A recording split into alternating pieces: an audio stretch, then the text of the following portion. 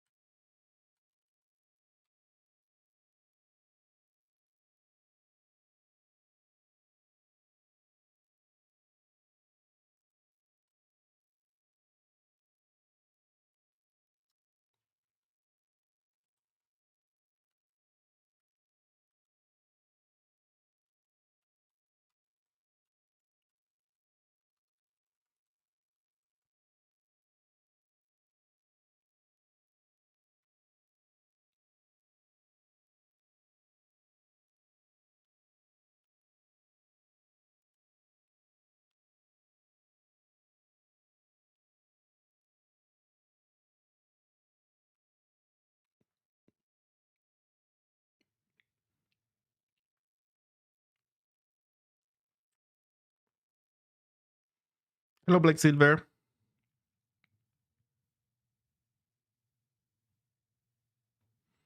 I'm going to wait 30 seconds and then I'm going to reply to you.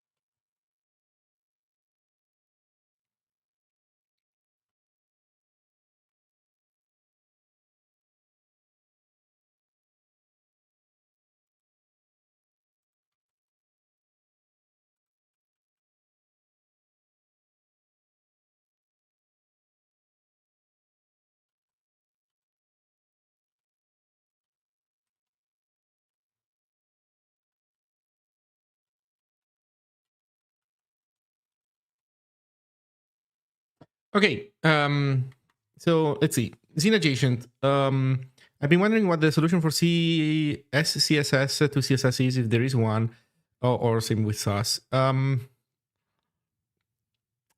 Right now, there is nothing built into Zine. I don't exclude that in the future I might try to add some built-in pre-processing pipeline. The general solution for now is that, which again, it's like the status quo, but not necessarily what's going to be like long term.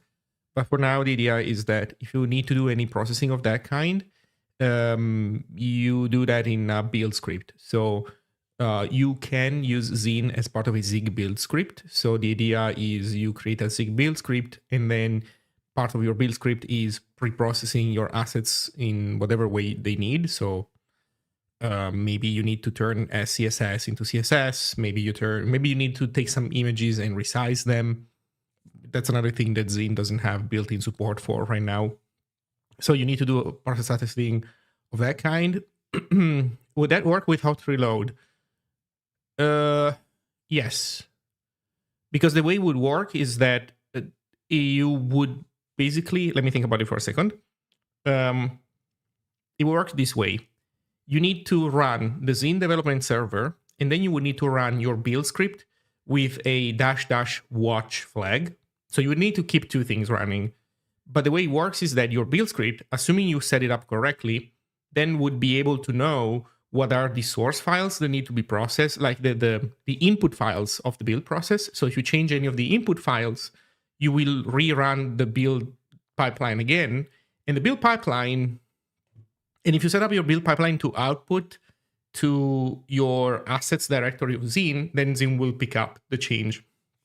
That said, it is definitely not yet a good developer experience. Like, this part has not been designed at the moment. So the reality is that I personally don't use any SCSS or SASS. So because of that, that's a part, if you will, of Zine that is underdeveloped. But I do acknowledge the need. I do acknowledge the general need of being able to set up pipelines, processing pipelines for assets. The problem is that it's work. Right now I'm working on the language server, so eventually I will circle back to Zine and look at this stuff. I cannot tell you exactly what my prioritization will be, but eventually I will get also to this. I would say that, for a static website where you don't need to do anything too insane, I feel like that, in plenty of cases, vanilla CSS is good enough, or you do a one SCSS, or like you do one pre-processing pass, and then you should be honestly good in plenty of situations. I guess my point is that I acknowledge that it's not great, but I think it's also not that terrible either for the majority of cases. So that's why I don't feel like it's, that this should be my next priority. But yeah, so that's kind of the state of things right now.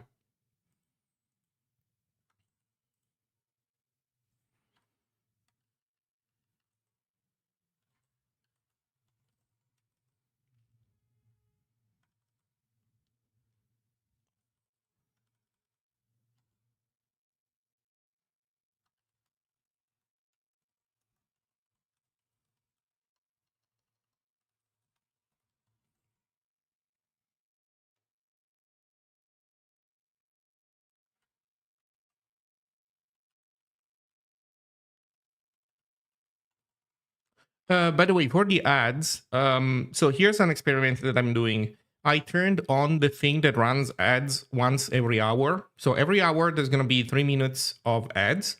But in exchange, when people open the stream for the first time, they will not get ads. At least that's the promise that Jeff Bezos makes. Whether we should trust him or not, that's a different story. But in theory, when you open the stream, you should never get ads. I don't know. I'm open for suggestions. Honestly, if I could run this thing without any ads ever whatsoever, I would do it. But I don't think there is a way for me to do that. So it's either ads when you open the stream or ads in the middle.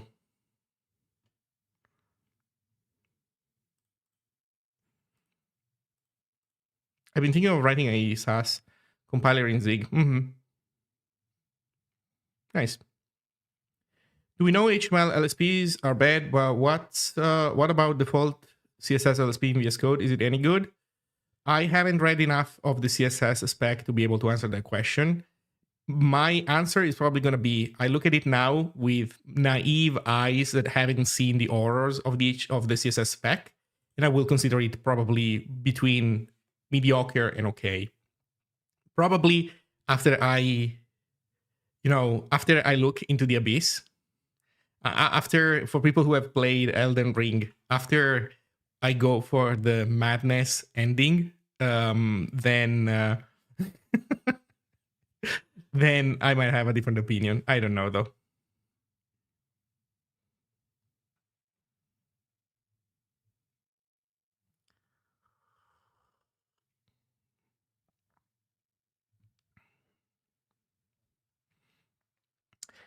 If I have to be honest, I I wouldn't. This is not something that I'm willing to commit to right now because I will really have to think more about it. But at, let's say, at first sight, I'm not entirely against the idea of saying import this as a SASS asset, and the implication is that it will get preprocessed and it will turn into a CSS file. That said, I know nothing about how these things work. Like, I know what they do in general, but I don't know, for example, is if, for example, I don't know if even what I just said makes sense. Like, is this, does one SAS file correspond to one CSS file? Maybe, maybe not. Is there like an entry point that makes sense? Is the build, do you have to set up a build in a more complicated manner in a way that would basically be incompatible with the concept of, yeah, import this one SAS or SCSS file and then just preprocess it before, before installing it or before inlining it in the HTML files. So it has includes. Yeah, that alone wouldn't be a problem. The question is whether there is like a well-defined entry point that would make sense. In any case, I'm not against this. I could see being able to support this. If I have to be honest, I would probably be more open to implementing these things than keeping Tricitter forever. As of late, I've been, inside of me, a rage has been building against Tricitter. I think in our future there's going to be a Tricitter replacement. Whether that replacement exists already out there or we make it ourselves, I don't know. But I think we will have to get rid of Tricitter. Hopefully, here's my hope. My hope is that we can maybe like keep the JavaScript part of Tricitter and then change and basically re-implement the other side ourselves, or take the original Tricitter code but like cut a bunch of things. Here's my point. Right now, Zine weighs, if you unzip it, or if you download the tarball and extract it, Zine will weigh about 100 megabytes. That is, and of those 100 megabytes, 96 are Tricitter grammars. 4 megabytes is Zine itself. Everything else is freaking Tricitter. And that's insane. And I get it that if you had support for a ton of languages, which we do have, then yeah, the size of your thing will blow up. I totally get that. But I am not convinced that you need 96 megabytes to implement the languages that we do implement. I am not sold on that idea whatsoever. So yeah, I don't know. I think that is a thing that I want to explore in the future. Zine should not weigh 100 megabytes, in my opinion.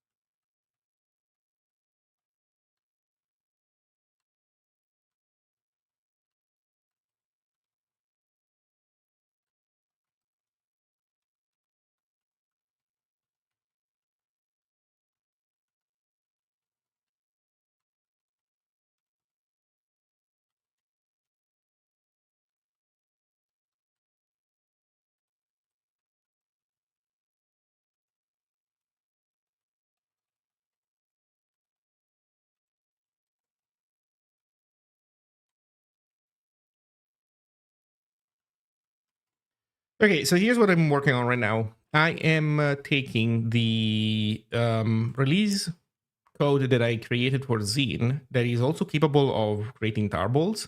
And I'm turning that into I'm turning that into, oh, you know what? Maybe we don't need this after all. I'm turning that into well, I'm adapting it to Super HTML so that we can have basically the same cool stuff in both cases. So let's see. Here I'm messing with all my dependencies. Do I need here to mess with my dependencies? Set up release step. We pass down some options. Why do we pass down options? What the heck is this? Oh, it's an options module. Okay.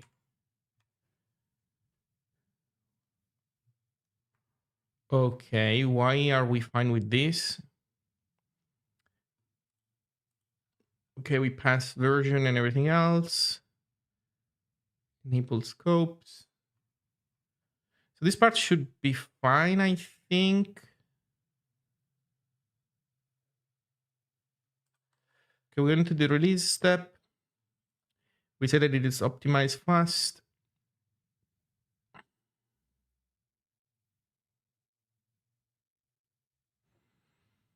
Add these things.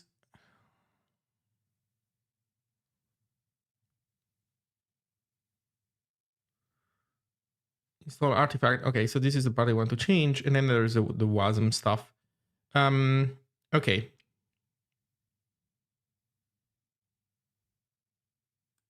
Let's see how this works in here.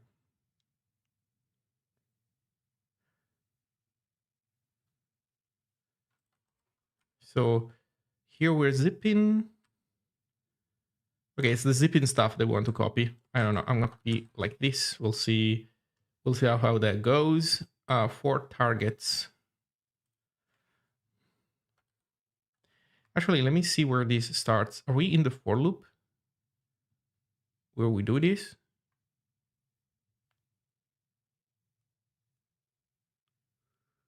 It has to, right? Yeah, it's just that the for loop starts very far. Okay.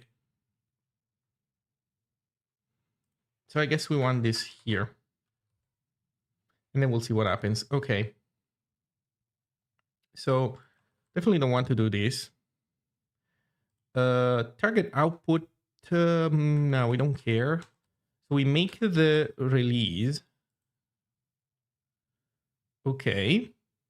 And then we look at the OS tag. And we say if it's Windows, we call zip, we make a zip file, or Mac OS, we make a zip file. And instead of zine exe, this is super exe release, get a emitted bin, perfect. We zip, otherwise with tar.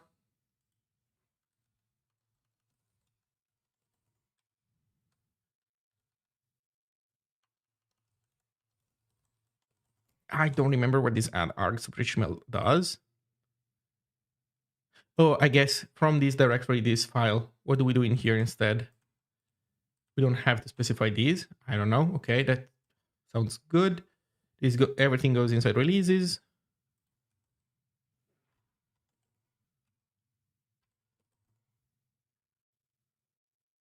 Are we happy now? How many?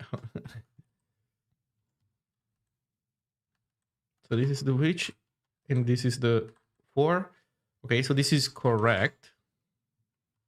And then for WASM,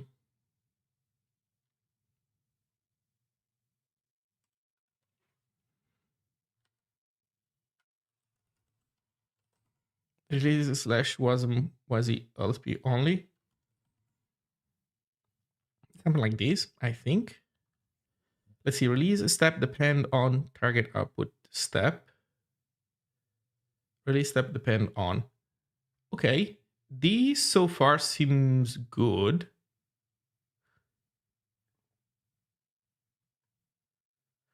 Okay, so far so good. So in theory, if I now try to do Zig build release, this should give me a error because we're not at a tag. The tag is not. Let's see, git tag missing cannot make release builds. Perfect. Okay, so git add dot you see build make tarballs in release step. Oh fuck. I also added fuzz and test.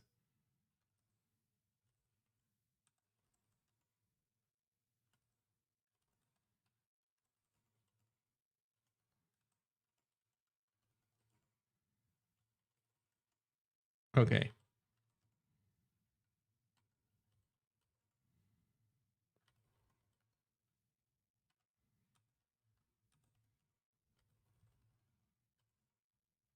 Dash t. Dash tags. Okay. Let's see, Zig 1 build. Let's use new Zig.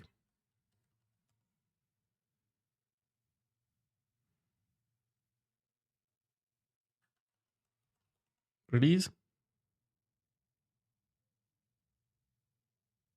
Oh, right, about this.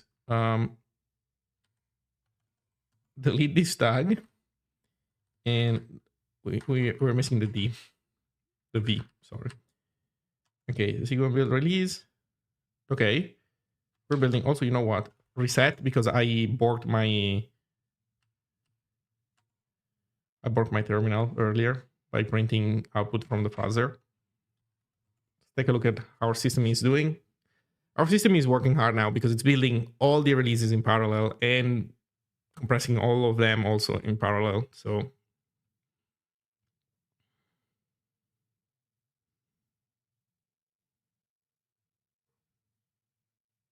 hey, Cat Optical, thank you for the raid. Hello everybody.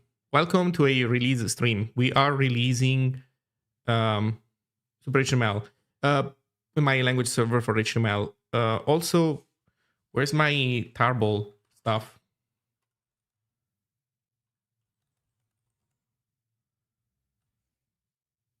Wait, what? That was way too easy. You know what? I guess that when your executable doesn't weigh 100 megabytes, then turns out that archiving it isn't that hard. Also, there's a directory called releasing here. Did I? Oh, this is the old one. Right? Yeah. Let's remove the old release directory. We don't need it anymore. We are in the future. Okay, so in theory, inside of releases, we have our releases. And in WASM, WASI LSP only, we have the WASM, but it's not compressed. I think we should compress also this guy, and it should become like a tarball. So let's change our release code to make that a tarball as well, like everything else. So here we make we're making the WASM thingy, and for that one, we basically want to copy this. Let's see. Instead of this install artifact, do the other one. Let's see. Archive name is gonna be WASM WASI LSP only. Do we make it a tar or do we make it a zip? I guess we can make it tar. It's fine.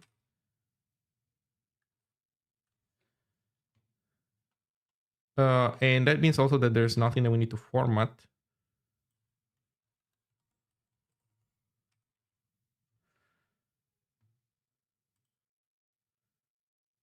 Might as well just put this here then.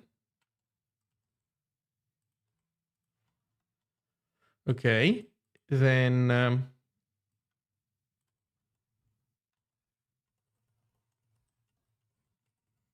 super WASM LSP, add argument super HTML, captures the out. Actually, is that I think it's operational.wasm. I think.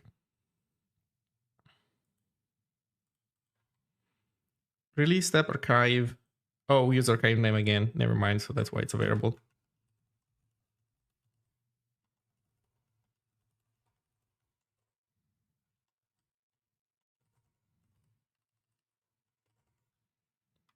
Okay. And then we put it in releases next to everything else. Okay. Let's see how this goes. rm-rf zigout/releases. So we remove all releases. Git status. Yeah, about that. Go up. We had build.zig. We also gc amend. We added there git tag -f. Can we force? Yeah, we can update it. Awesome. And now we zig build release. And let's see how this goes. Yeah, it makes sense for this to be pretty fast. Oops, cd zig out /releases. Oh shit, we still have this directory. So now we have the archive, but we also have the directory. That should not be there. What is going on? Did I fail to delete lines?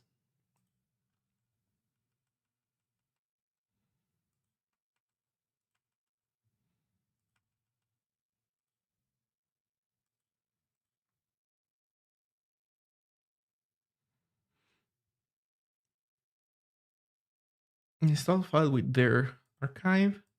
Archive name, custom releases, step. I think I failed to delete this directory somehow. Ads running in the top right corner of the window. Jesus Christ.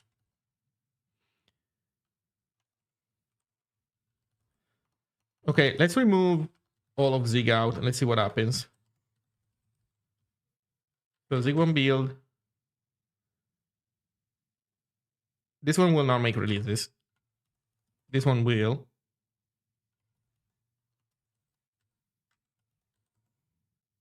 Okay, now there's no extra directory anymore. I failed the last time to delete this, I guess.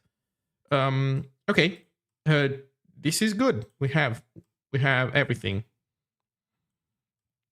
So what's next? Next is literally just making a release on GitHub. So we can git push tags force, git push force also. Everything else. And now we can go in here. Make a new release. Oh, this is going to be gigantic. This is going to be huge. So making p 0.6.0.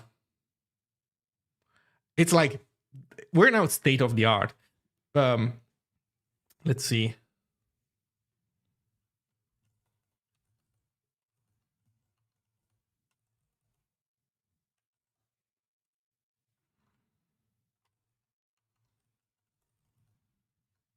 This release introduces two huge new features. Validation for HTML elements and attributes, including nesting, attribute values, and combinations, etc.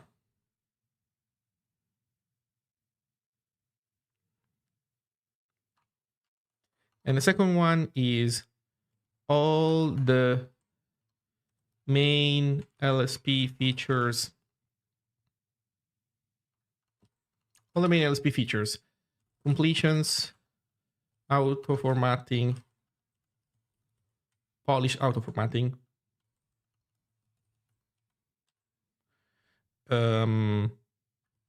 definitions. What else? Definitions, auto formatting, etc. etc.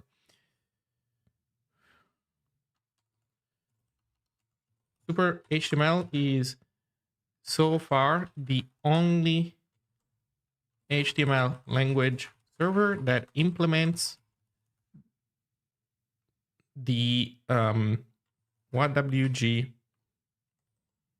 HTML living spec to this degree. See open issues for the last few bits.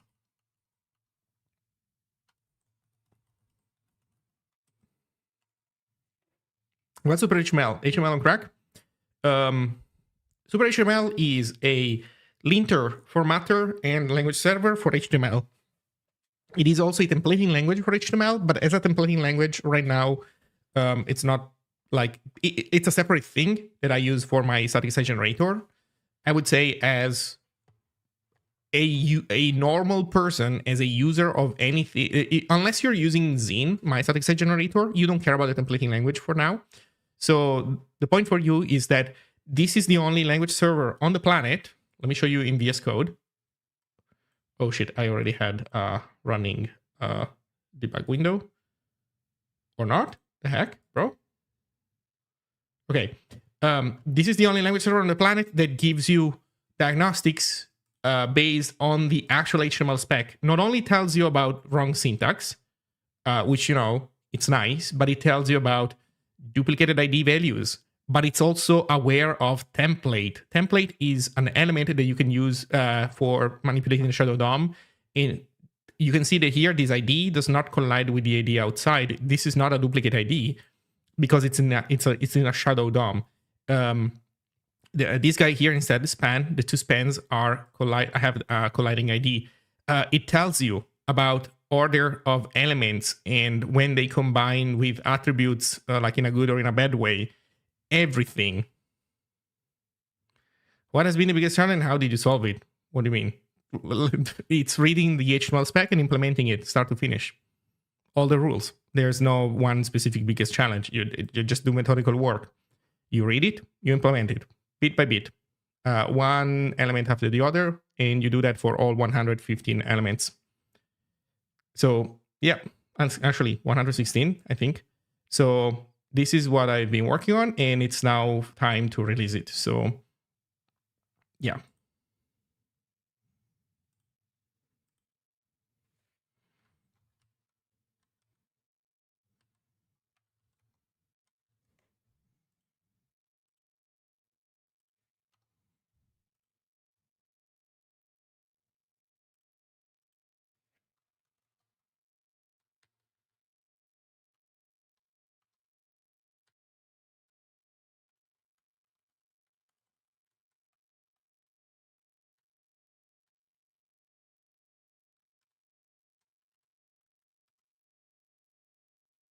Hello, Rocket Sammy.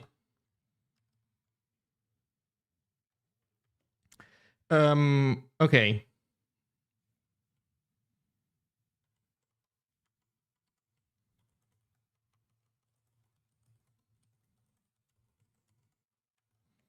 Detailed change list. So let's see. The big challenge is accepting UTF-16. I don't accept UTF-16 because HTML5 is UTF-8 only.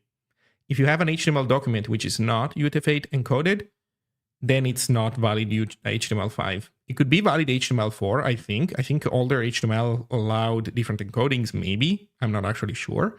But HTML5 100% does not accept any other any encoding other than UTF-8.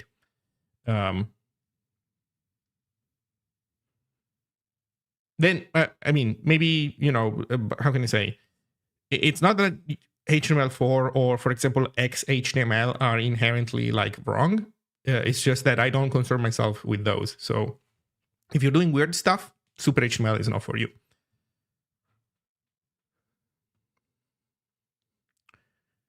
I know your team's developers are very transparent about the fact that it will be ready when it's ready. Newcomers think while there has been some projects Zig in production, the consensus in the wider developer community looks Zig is not yet fully mature. Given how you spent years on the Zig project, tell us honestly, how long do you think Zig will take stabilizing it? Current language features, additional 3, 4, 5 years?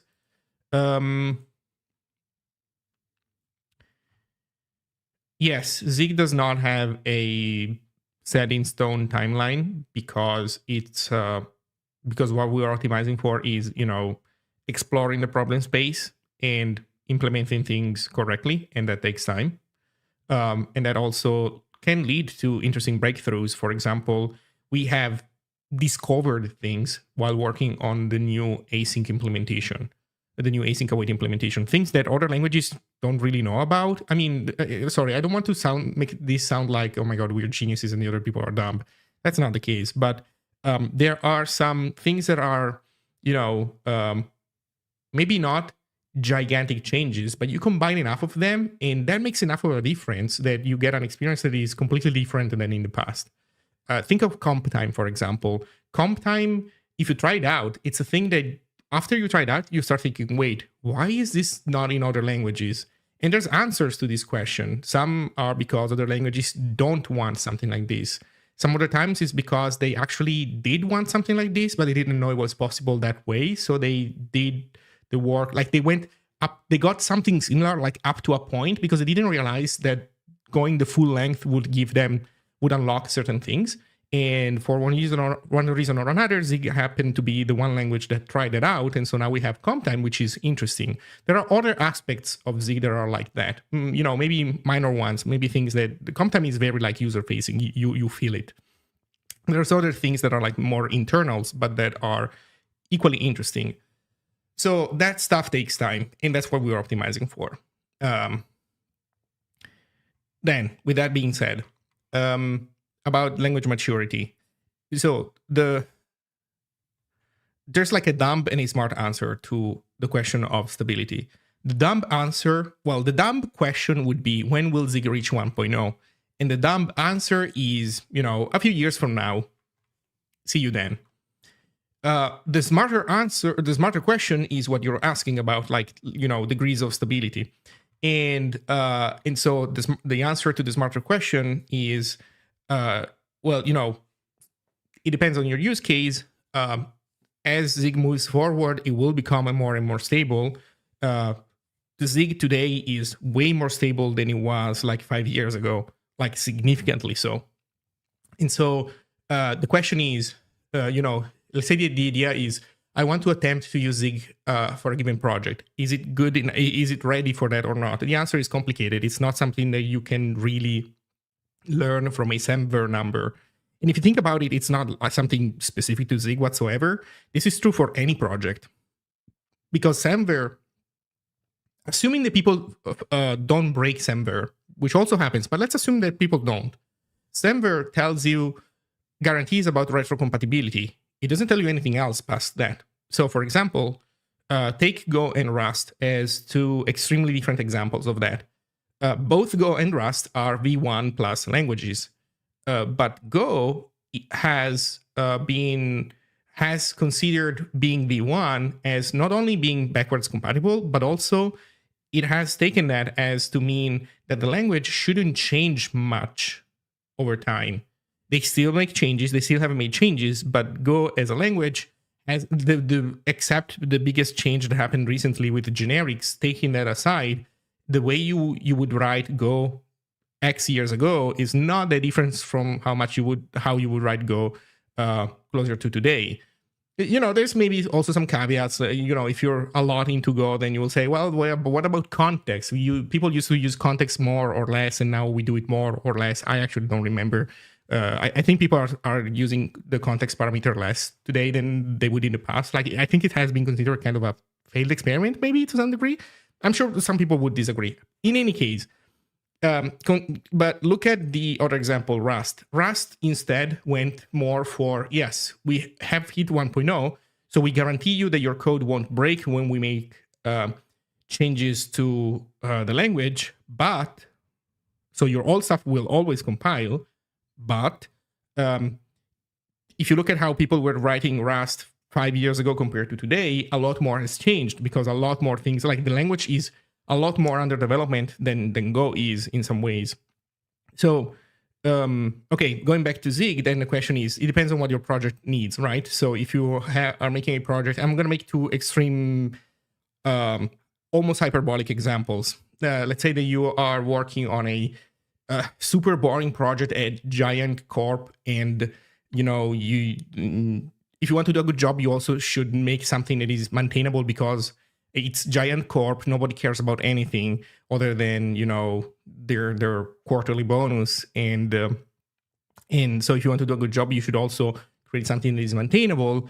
Maybe using Zig today is not the best choice, because 5 years from now, Zig will have changed enough. Then if somebody wants to maintain that stuff, they will have to basically update everything to a new version of Zig, which will force them to, since we don't promise backwards compatibility, they will probably have to fix their code if they want to, make it work with a new version of Zig. Opposite end of the spectrum, you are a startup or a smaller company. What you're doing matters more than what you would be doing at a giant corp, and you have the need to do maybe low-level stuff, or maybe optimize stuff, or you have a need to care about memory management and efficiency. So you have all these needs, and so for you there is still the cost of having to deal with the fact that Zig is not perfectly stable, but you have a lot to gain by using the tools that Zig gives you, because otherwise you would be forced to use something like C maybe, and you don't want to, because you don't want to deal with macros. You want an ecosystem that makes cross compilation less problematic, etc. So in that case, for you, Zig might be worth the extra pain of having to deal with its instability. I guess one example of that would be Tiger Beetle. Tiger Beetle is making a financial database. They want to do a good job with it, and so they want to make on top of everything, like a database that doesn't allocate memory after the initial startup sequence. So for them, dealing with the instability of Zig is still worth it at the end of the day. So the question is, where do you fall in that sense? Now, setting with this mental framework in mind, then how is the language stability going to be? I think that after the async await, after the introduction of async await, which is going to be big and breaking, because it already has been breaking, because the writer and reader interfaces have changed. I think that after this change, like after async IO, there will not be any big change for a while, for a long while probably. There will be minor ones. So occasionally you will need, something will be renamed, some API will be slightly changed, some other minor thing in the language will be changed, and usually those are the things that are like extremely trivial to fix. Sometimes even ZigFMT will fix them for you. Like when it comes to very simple stuff, you just run ZigFMT on your files, and it automatically updates them to the new syntax. Here's one probably that will happen. I'm gonna type it here as a temporary buffer. So there's one thing where now we can do this: var foo : foo equals dot bar equals true. So this is syntax right now for creating a struct, but you can also do this: var foo equals foo and then curly's dot bar equals true. This syntax probably is going to go away. When that happens, ZigFMT will automatically take this and turn it into the form up here. So so that's going to be the type of change that you should expect more of in the future. That shouldn't be too breaking. When it comes to IO, I think that it will be more breakages in the future, but it's going to be secondary stuff. Basically, it's going to be the fact that these new APIs that we have right now, they still have to settle. Like there's still some open questions, and people will discover probably better ways of doing things as they get used more, and that's normal. So there will be some more breakages around those, although nowhere near what people have experienced recently. As for core language features, I think that there isn't anything crazy in the future, honestly. There's going to be at some point restrictions about recursion. So if you're writing recursive code, then you will be forced to change the point where you do a recursive call and use extra, more explicit syntax where you have to manage the memory manually. would that be a big breaking change? I would consider not. So yeah. After that, so that means that basically the majority of breakages that you should expect in the future are in the standard library.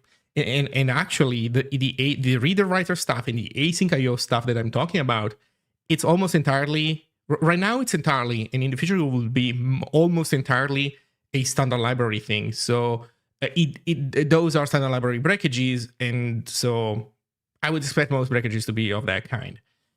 As for how many years before Zig becomes fully mature, again, right, it depends on the needs of your project. I would say that for, let's say, everything except Giant Corp, where everything is boring, probably 5 years from now, for a lot of people, Zig will make a lot of sense. That's my guess.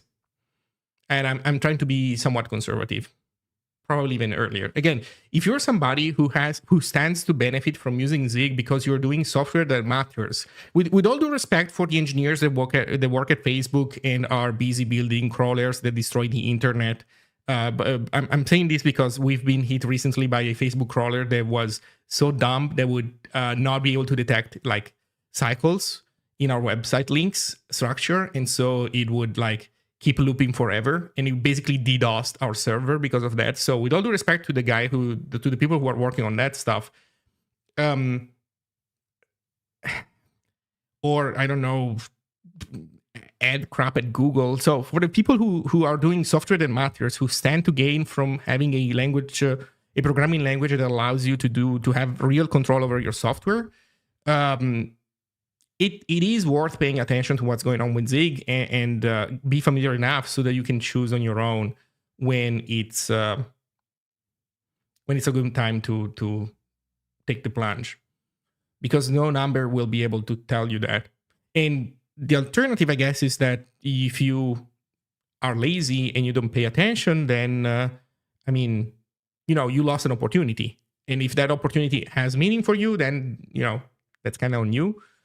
If instead you're somebody who doesn't do software that matters in that sense, yeah, wait more, because Zig is still a little bit rough on the edges. That's for sure.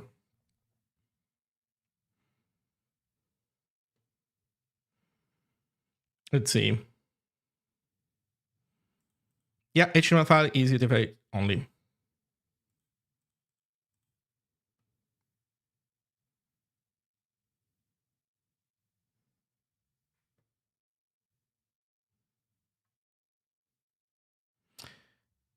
Even though we are dropping keywords in the language, the only keywords that changed in the language recently were the async and await keywords that were not used, that have been not used for ages because the corresponding features were not implemented.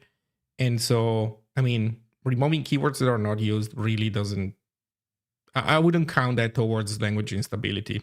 It doesn't matter. That doesn't mean that your point is necessarily wrong. I'm just saying that example, I feel like it's not particularly interesting. You forgot about using namespace. Well, fair, I guess. Yeah. It's true for most projects since they don't use all language features, but this is still very much breaking changes in the language itself. Let's see. I'm writing Go at work and I see context in more and more things. Oh, there we go. Everything that is cancelable. Understood. I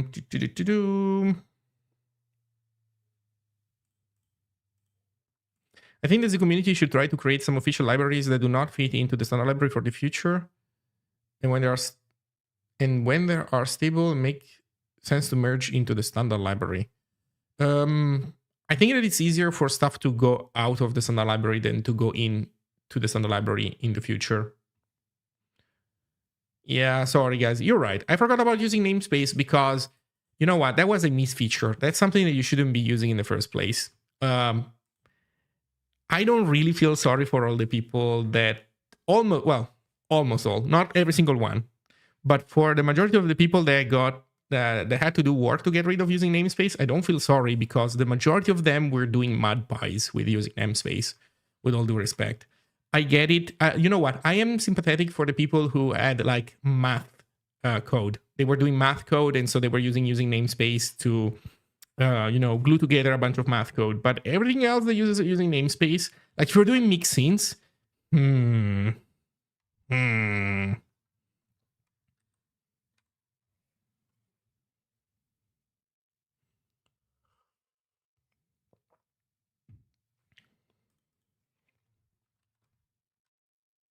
Yeah.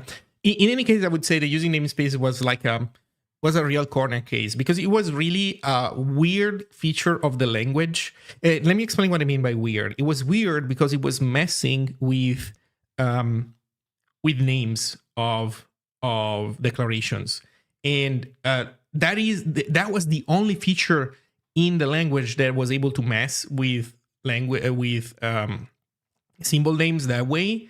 And so it was a, how can I say, that alone was a big source of complexity.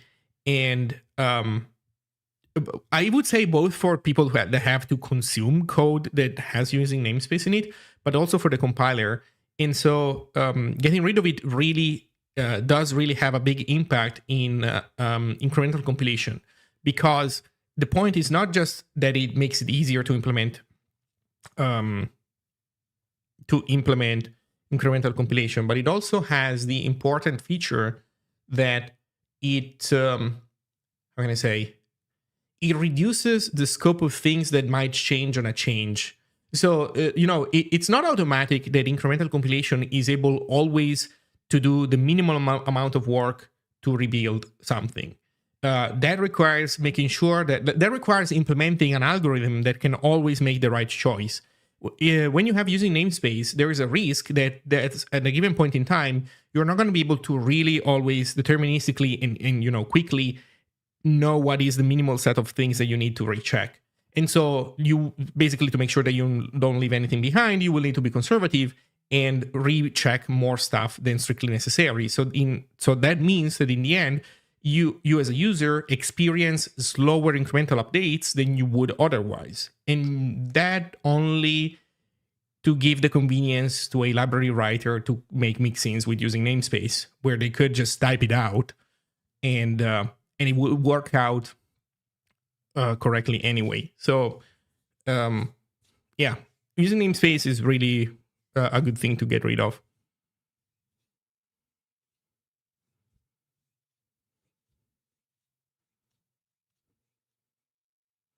Yeah, no, I think that with using namespace, I forgot about using namespace, and I agree with using namespace.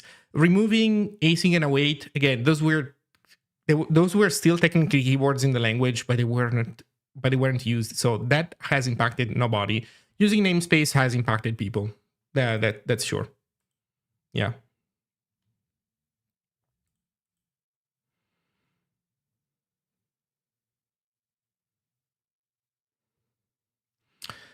I hope whatever is the stable Zig stage to make some serious alignment in this STD namespace. That's for sure. I mean, this is absolutely known. Part of the roadmap in the future is to focus on the standard library polish. This is not happening right now whatsoever, not at all. And sure, also new APIs that were just added make a mess of names, and it's normal. Give it some time, and it will improve. Give it a few releases, and it will improve. But in any case, in the future, for sure, there's going to be a big step of like a phase where we improve the standard library. That's for sure.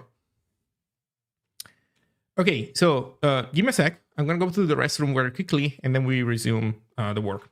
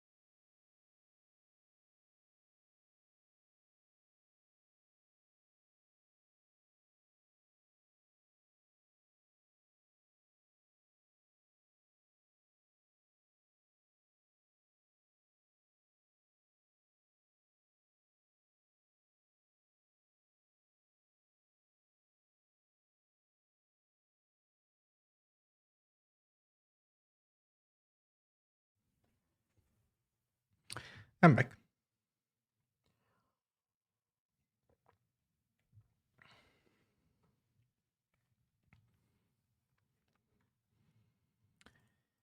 Okay, detailed change list. We have work to do.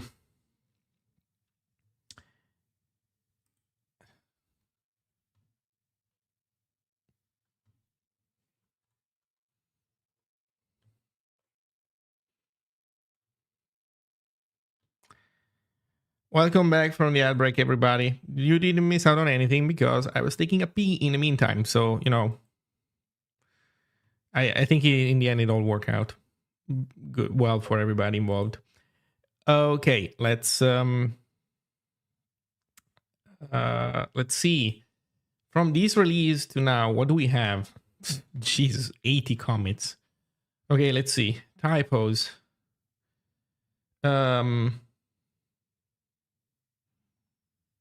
Merge this PR. Why can't I click on it? What is this one? Hey, I'm struggling with motivation to do anything these days. Any advice for me? Yeah. Don't get, if that's the state that you're in, do not attempt to do anything related to the HTML standard. Let me tell you, that will not help you with your lack of motivation. As a more serious answer, lack of motivation, huh? I think I personally leave.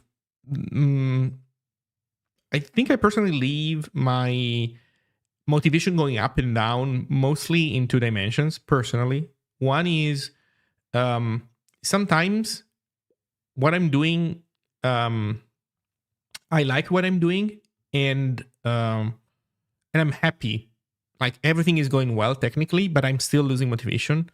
In that case, usually what I need is to take a break from what I'm doing because I'm doing too much of this thing. Even though everything is going well, I'm liking it, I'm making progress, but it's still annoying, and so I'm losing energy over time. Things that help me personally is picking up a game and like putting in some effort into playing a game. For example, a while ago now, I think at some point I was losing motivation doing stuff, and I picked up Noita, and then I played Noita to the point of having, you know, a few god runs, doing some achievements, doing some side quests, and that was nice. More recently, Silk Song was nice, doing some Silk Song. I'm in Act 3 now, and it's, I don't know, I'm starting now to lose motivation playing Silk Song because everything is too tedious. I'm still doing it though. So there's that. I don't know if you're somebody who likes to hear this or not, but also going to the gym helps. Like physical activity, like the thing that you do to break away from programming all the time, if that is a physical activity, that is also good. Go to the gym. Go to the gym and do some bodybuilding. I don't know, like learn how to move weights around, and I don't know, eat protein, get big. That also can be fun. Then there's another dimension. Sometimes the problem is that what you're doing, you're convinced that it's not a good idea. As in, maybe you know you have to do it because your boss wants you to do it at your work, but you know what you're doing is complete bullshit. It's useless. It's not gonna go anywhere. And to be fair, it's not necessarily that you're right about it. You know, again, that's another thing that we don't like to hear. The software developers don't like to hear this. I think in general, technical people don't like to think that they might be wrong about this kind of stuff. You might, but regardless, whether you're, you know, I would say there are probably more chances that you're right than you're wrong. And in any case, if you're convinced that something is useless and it's annoying and it requires effort and it's like wrong in all ways, that's also a gigantic black hole for energy. So that is actually the thing that if you keep up for too long, you burn out completely. So be aware of that. The solution for this, do good programming. So in the first case, the idea was you're doing good programming, but you need something else. You need some variety. You need to also take a break occasionally from programming. in this case, instead, the solution is more programming. The solution is good programming that isn't shit. So my suggestion is, I don't know, leech some hours from your workplace. You know, depending on what the work you do, depending on your job. There are jobs maybe where you can't really do this, but there's plenty of jobs where whatever they ask you to do, you can, like, basically what you sell to your boss as a full work day, it's actually you putting in medium effort for like an hour and a half, 2 hours maybe, and then you can basically, and then you do nothing the rest of the day. Let's be real. In that case, spend the time to do something that you actually care about, something that actually matters. Also, try to attend social events where you can do this kind of stuff with other people in a social manner. So, for example, I was a couple days ago, last Saturday, at a Zig Day, and these events are awesome.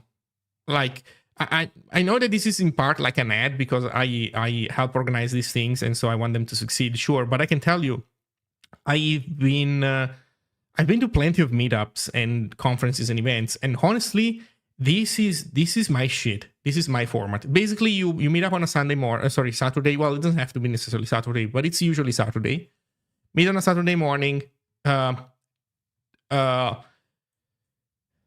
Introduce yourself. Everybody introduces themselves. Work on something that you want to work on in Zig, and chat with other people. Show them what you made. Watch what they made. At the Zig Day that I was in, one person was working on a JSON parser, their first ever parser. Another person was starting the operative system in 1,000 lines of code, basically just like I did. They were doing it as well. Somebody else was working on a chip 8 emulator in Zig. Somebody else was working on a JSON schema validator in Zig. And all of these projects were interesting. Every single thing that they were doing was cool, and it was nice to, get to know what they were working on, help them. I usually at those events, I don't get to work on my stuff ever, but it's fine because I get to work on my stuff, the rest of the time. So I don't mind.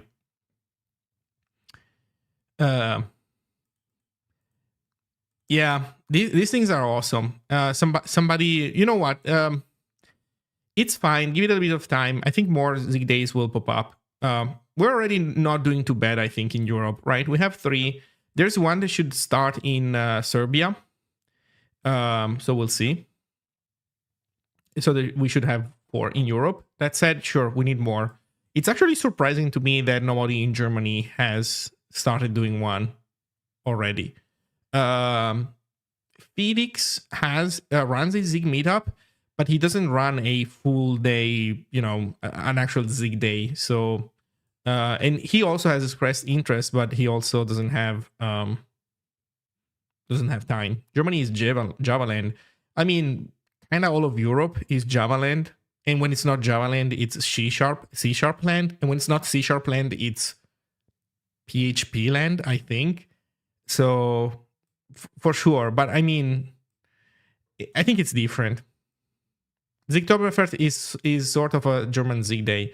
It is certainly a relevant Zig event in Germany, and that you know what, that definitely plays has a meaning, has a weight when it comes to Germany's contribution to the Zig community or something. But it's not a Zig day. It's not the same thing. You don't. It's not a hackathon type thing, right? So, yeah. No Zig events less than 8,000 kilometers from me. Sad. Though there is a Zig festival here, but it's a music festival. Oh, I see. You have Gleam meetups. Where is this? I know that Gleam is going to have a conference in wait, is this it? In Bristol? I think so, yeah. I think, well, so Gleam is going to have a conference in Bristol, but we have a Zig Day in Bristol. So we have nothing to be envious of in that sense. That said, yeah, there might be other presences that we don't have. So one is to do one between the current ones in the US. So like Dallas. Where is it? Where is Dallas? Fuck. I know a little bit of American geography, but not enough to know where Dallas is. It's in Texas. Oh, wait. There's nothing in... You know what? That actually surprises me because now that I think about it, I think there's iguanas in either Austin or Houston. I think Austin has a bunch of iguanas. It surprises me that nobody has picked up the torch yet. I don't know what to tell you. I think that the West Coasters,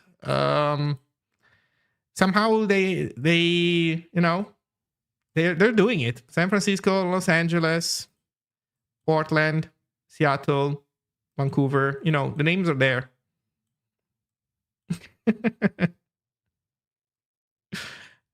In any case, you know what? You guys shouldn't complain. You already have a ton of Zig days. We don't have as many in Europe. It's actually us in Europe that should wake up. Anyway, let's see. Sao Paulo. Oh, I see. That's cool. Community organized meetup at a bar to talk about Gleam. That's nice. I was once on a Fedora meetup in Germany and it was no fun or informative, and I think that is representative of stuff like that. Well, if I have to be honest, I do think that most meetups are not interesting, nor they're not fun nor informative. Let me put it this way. This is my take. This is my opinion. I don't mean for this to be a universal truth, but I don't want to go to meetups usually because they are short at the end of the day, which I understand. People have jobs, so they can't be there in the middle of a working day. Totally understand.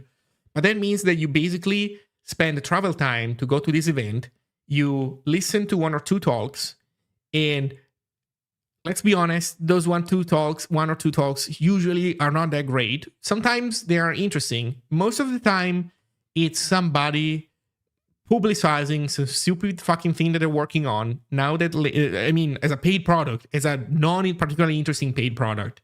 And then lately, it's AI everywhere. So everybody's showing you their fucking agent integration with your editor and all the proxying and weirdo pre-processing or post-processing that they're doing for the AI input or output. And, and how that will definitely make you the ultimate 100x developer for sure, guaranteed. And that's another, kind of thing that I personally find boring. And so you do this, and then you move to a bar, and now you want to talk with people. So you can't talk with people during the talks because that's rude. And then afterwards you move to a bar, and you can't talk with people there not easily because there's noise, everything is cramped, and then people have to go home, and then you're hungry, and then the only thing that you can eat is like some, shitty pizza or like some other finger food type of thing that's kind of crappy. And so it's a lot of stress. You don't get to have really meaningful interactions, in my opinion, and you don't get to eat well. So that's another hit that you take on your health, and not because health as in long-term health, but I don't know, if you're used to being really productive, your meals do participate in you being very productive. So if you ever achieve that level of efficiency of your day to day, you will not want to have shitty meals for no reason. You can have shitty meals if they give you enough back. But I don't know, I feel like that basically for me at meetups, that usually doesn't pan out. I'm happy to have a shitty meal at the end of a Zig day. I got so much out of it already. Fuck it, let's invest a shitty meal. Actually, it doesn't even have to be a shitty meal because it's a weekend, so you have time actually to think it through. If you want to, you can plan for having a non-shitty meal if you want to, but even then, if that was the case, fine, let's do it. But for meetups, I don't know if it's worth it. For me, I feel like it's not. Let's see, what was Jim saying? I wrote my first real fuzz test this morning. Nice. A Rasp parser in Go. Wait, why are you writing a Rasp parser in Go? Are you doing a Redis client? What's going on? I went to a Haskell meetup in Darmstadt regularly for a few years. It was good fun, but it was too theoretical. I would expect a Zig day to be way more practical. Oh yeah, for sure. 100%. The Zig day that we were doing here, you're doing a ready server. Okay, never mind. You're doing inverse. I see.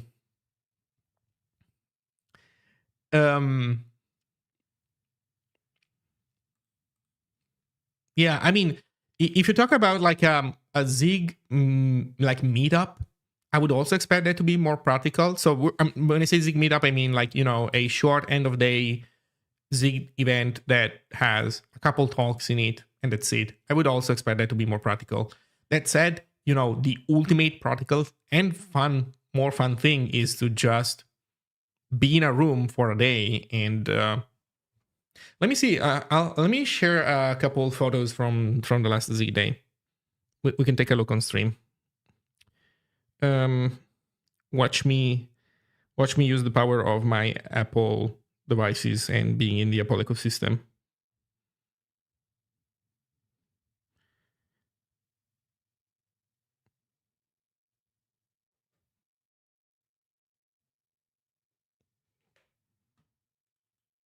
Amazing.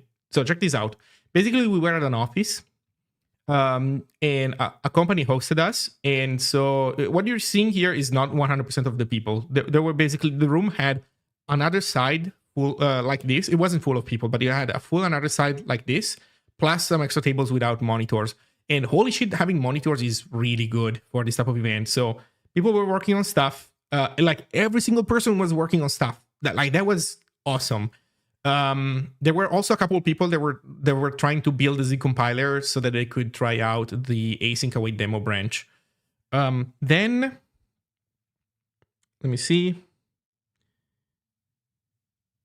Well, okay, mandatory food photos, I guess. Oh wait, I don't know if I did this right. No, I did not do this right. Sorry.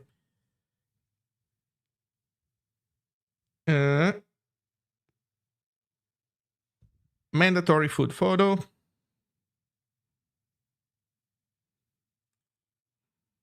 So this was breakfast. They even offered croissants, water, sodas. It was really good, actually. Okay, this was lunch.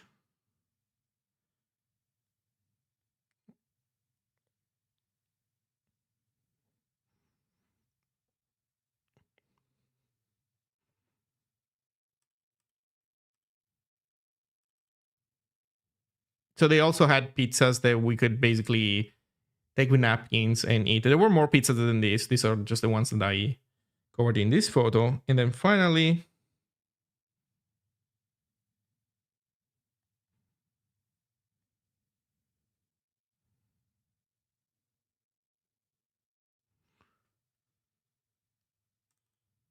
no, I opened the wrong one. Open. There we go. And finally, basically, this was the end of day where people were showing off what they worked on during the day. So that was pretty good. And some people were complaining about that they couldn't find how to do stuff with the new reader and writer interfaces. So that also happened. That was great. That was absolutely great. Like I would take this kind of event every day of the week, every week of the month, every month of the year, every year of whatever of the decade over meetups. So that was great. At the same time, they were running also the one in Bristol, and I'm not going to share photos because I didn't take them, so I don't know if it's appropriate. But there was also the Bristol meetup. That one also was really good. At least, you know, it looked. Amlag had positive things to say about it, but it also looked cool in photos. So yeah, I highly recommend this type of event. That really helps you recharge your batteries. If what you need is this kind of stuff, as I said, sometimes fun programming is the solution to lack of motivation.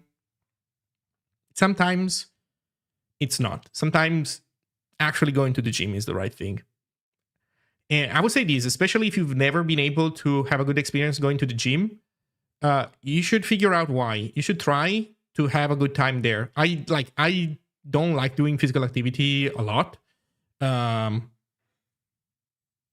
even I have found a way to make the gym like genuinely good for my life balance and make me a more productive programmer at the end of the day. So if you've never been able to figure it out, work on it, figure it out. You will 100% not regret it. Or let me put it this way. It's a skill thing. Don't make your personality your skill issue. If you haven't figured out the gym, it took me a while to figure it out. So I can sympathize, and I know it's not obvious and immediately trivial for everybody. But if you can't figure it out, work on it, figure it out. It's like a puzzle. You can figure it out. Don't make it your personality to, not like it or not like physical activity more in general. Okay, so what were we doing? Yeah, nothing particularly interesting in here. Update stuff, CI, update scripty.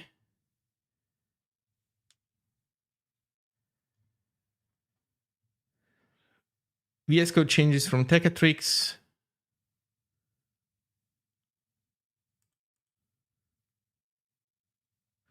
VS Code language client uses the given setting for each register language server to enable message tracing.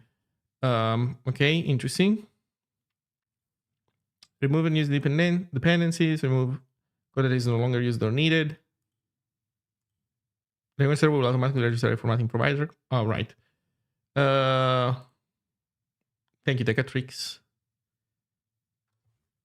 WriterGate.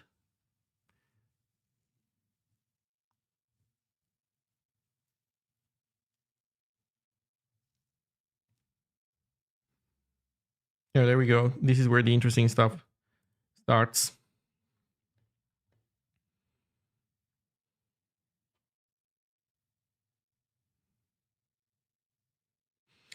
You know what, though? I think we might want to basically copy what I wrote for the VS Code changelog. So there's a changelog for the VS Code extension. And I think we can do this. He's making a hair LSP. Hey, you know what? He probably wants like an easy challenge. I'm guessing that after like all the funky stuff that you have to do to make Zig work, like he's now enjoying a language server that is probably fairly trivial to write, because I don't think that hair has anything complicated to implement.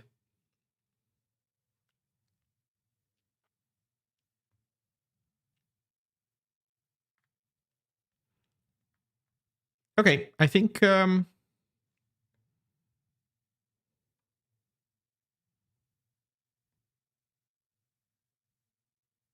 good. I think this is what we want.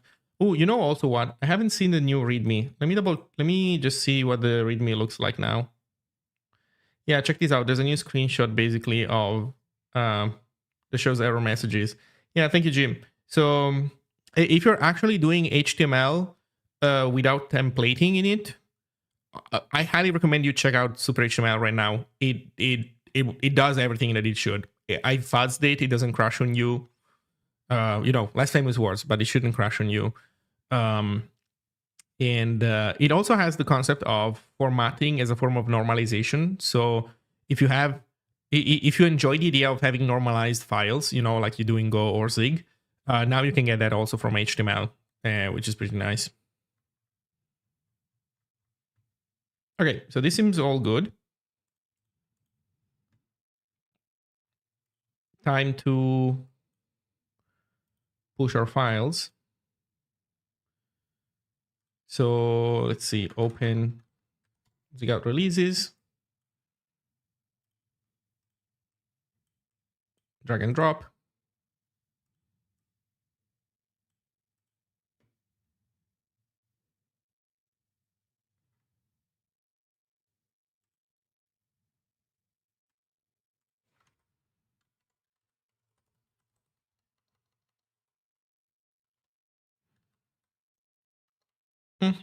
I think we can leave it as is. Okay. Publish. Oh, what am I missing? This one.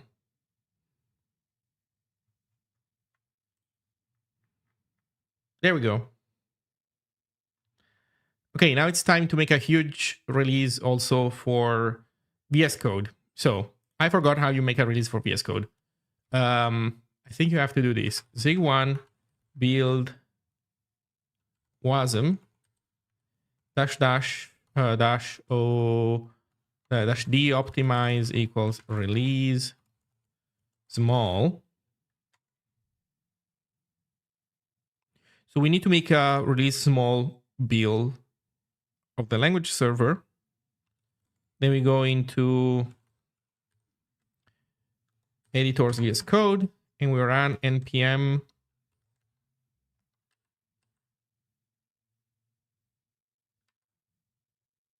I think we run npm run list. You know what? Let's take a look at what's in our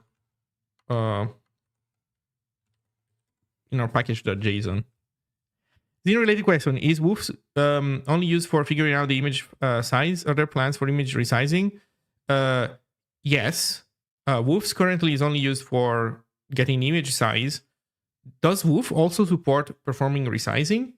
I didn't know it also supported that. In any case, it's added only for that. We only have support for that right now. As for plans for resizing,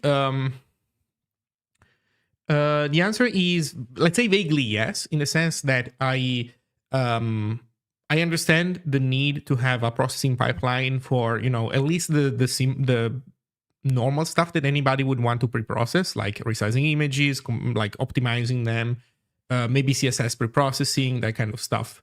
So I understand the need for that. It's not implemented yet. I will definitely implement it in the future. I don't know exactly what that will look like.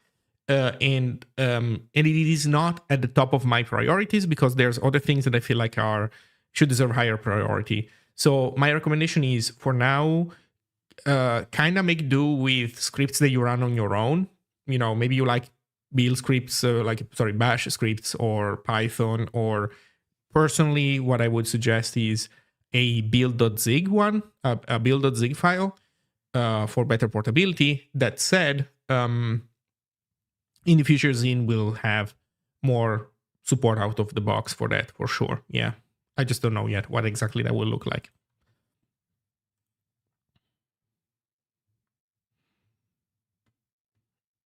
Okay, let's see what we have here. Pre-publish. So we have a pre-publish step. Oh, we have a build step, which runs build base.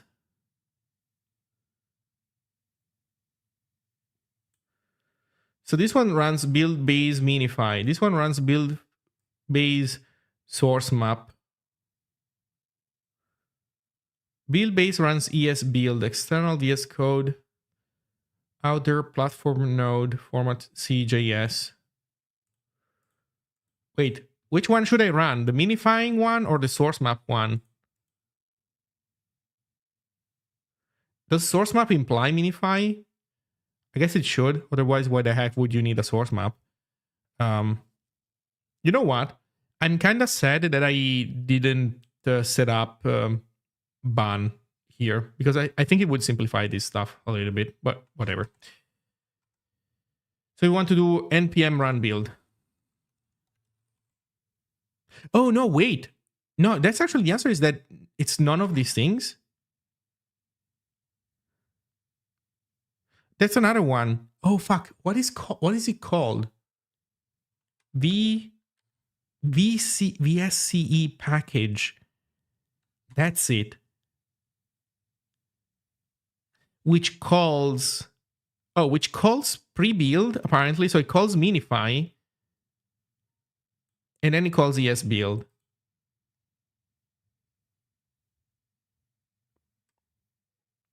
And it has created super 06 VS IX. Okay, well, you know what? I just don't know. And I don't care, as long as it works. So VS Code marketplace. No, that's not it.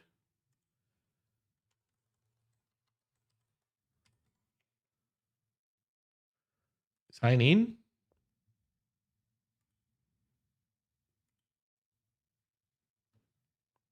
Give me a sec. I'll try to figure out this stuff. Oh, maybe I'm signing in with GitHub.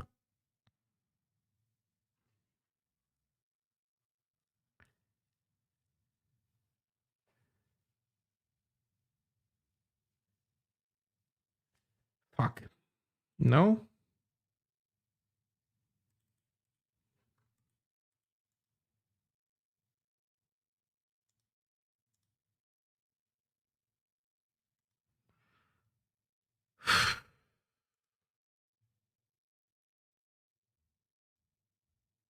Oh, it logged. Wait.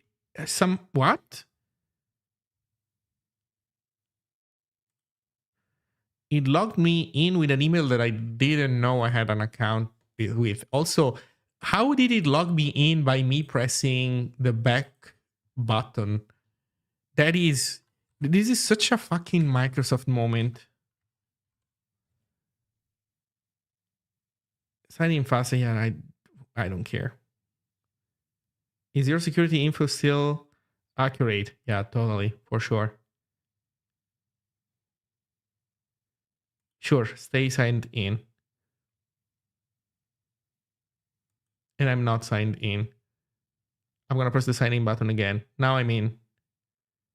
Now publish extensions. Is this actually my account for real? Okay, I'm in my account for real.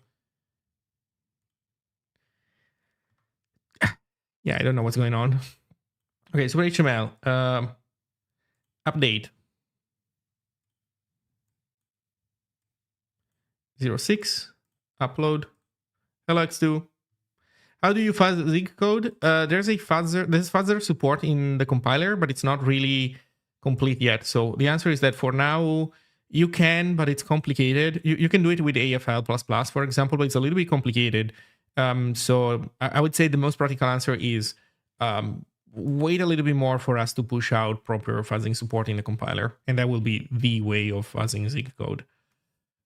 What's the name of the OpenVSX? There we go. Got it. Am I logged in?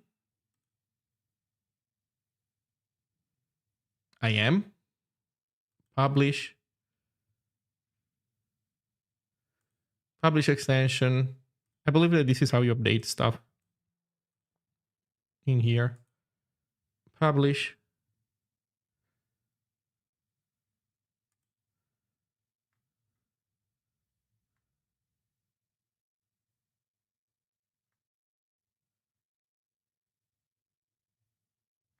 This is not updated though.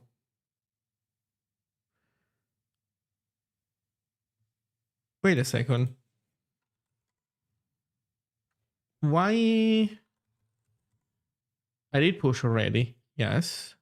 Why is this not updated? Maybe they just need to update it a little bit. It takes a moment for them to update. AFL++ black box mode with QEMU? No, you can do better than that. You can do better than that because you can basically you can take the Zig code, compile it to LLVM bit code, and then link everything with Clang basically through AFL Clang. So you can have the best setup possible with I forget the name of that thing, but basically the one where you don't fork processes, but instead you have like a while loop that keeps running the thing. Yeah, you can do instrumentation and you can run it in the fast mode and everything else. While libfuzzer is not supported. You know what? I actually don't know exactly what the full answer to this question is. So libfuzzer is supported in the sense that I think that we use LLVM to do some instrumentation. Some instrumentation we manage ourselves. Some instrumentation is provided by LLVM. But I believe that if you just use libfuzzer, if I remember correctly, if you just use libfuzzer for instrumenting your executables, then that won't necessarily work with AFL. I think that AFL wants the trace PCs stuff that is actually deprecated in LLVM. So in any case, I remember also that there was a version of LLVM that regressed some of these instrumentation, at least the ones that AFL cares about. And the result was that basically AFL would run, but it would just be worse. at detecting that you made progress. So, long story short, it's not that Zig needs to do something. It's not that Zig needs fully bespoke stuff necessarily. And for example, I had this had AFL kit. I mean, it's still there. But basically, Zig AFL kit is, it's basically a set of pre-made stuff for the build system that integrates with AFL, builds everything as it should, and then basically on your end, you have to create a couple functions so that they can be, they can integrate with AFL. But this stuff keeps bit rotting at the speed of light. Like every time there's a new release of LLVM, something starts pooping itself, something doesn't work as it did before. It's so annoying. So long story short, we want to have our own stuff, not to not be compliant with what the standard is. It's just that the standard is so annoying to use.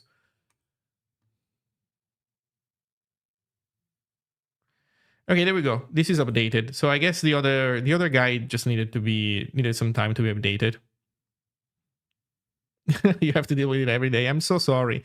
Look, the moment that LLVM 19 came out, and I don't remember if it was 19 or 20, but one of the two regressed AFL. Like I had a simple test program that they would run every single time to know, if the fuzzer was working or not. Like it was basically a program that had a password. Like it's like, if this fairly long string comparison succeeds, then we panic.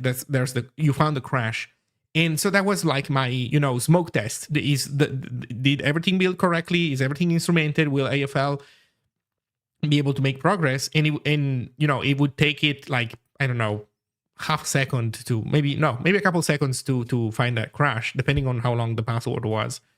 And then it stopped working. It's like fuck it. Yeah. Let's see. So we have it. Super HTML is out. So, kind people in chat, if you're dealing with vanilla HTML and you're using VS Code, my recommendation is to go on the marketplace, open VS Code, go to extensions, search Super HTML, and install it. One thing that you will see is that it will prompt you to disable a built-in extension. While we're here, let me show you. So here's the problem. No, thank you. So here's the problem. Whew. Let me first undo what I did. So here is the problem. The problem is you have some HTML. Actually, you know what? I wonder where is this file now? Where does this file live?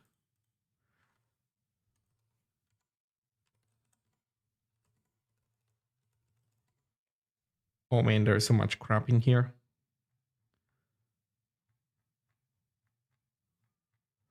Okay, never mind. Jesus Christ. Okay. So here's the idea. It would be nice for the compiler to be able to expose instrumentation callbacks. I mean, you can do this, again, this stuff is not ready yet, but you go and change lib/fuzzer, and this is actually the fuzzer main function with all the callbacks and everything else. So you could, in theory, gut out everything that it does. You can implement however you want to react to the, to the trace reports when loading from the reports when loading from our data. Whenever we're hitting a switch or whatever. So you could totally implement your own. Yeah, it's not like entirely plug and play. Which, you know what, it might not be necessarily a horrible idea to make it more plug and play in the future. But the point is that you can do this change. And here's the thing: if you change that file, you are those weak symbols you can link against? No, I don't think so. But you can if you change that file in your Zig installation, you don't need to rebuild the compiler, because that fuzzer runtime is what gets compiled into your test executable by the build system every single time. So you just change that file, you save it, and the moment you run again zig build test -- fuzz, it will pick up changes from that file and rebuild it. So like my point is that you won't even need to delete the cache to pick up changes. You don't need to rebuild the compiler. You don't need to delete cache. Every change that you made in there will be immediately reflected into your newly built executables. That said, be aware that this stuff is not complete yet. There's like flags that are missing. For example, limited fuzzing is not implemented. So right now it's, I'm going to say, right now it's very, fuzzing is really in flux. There's also issues with debug info on certain platforms. Like if you're on macOS, you need a specific branch, otherwise you loading debug symbols on macOS will fail. So being aware of this, let's say, let me put it this way, give it a couple months where this stuff will be fixed, and then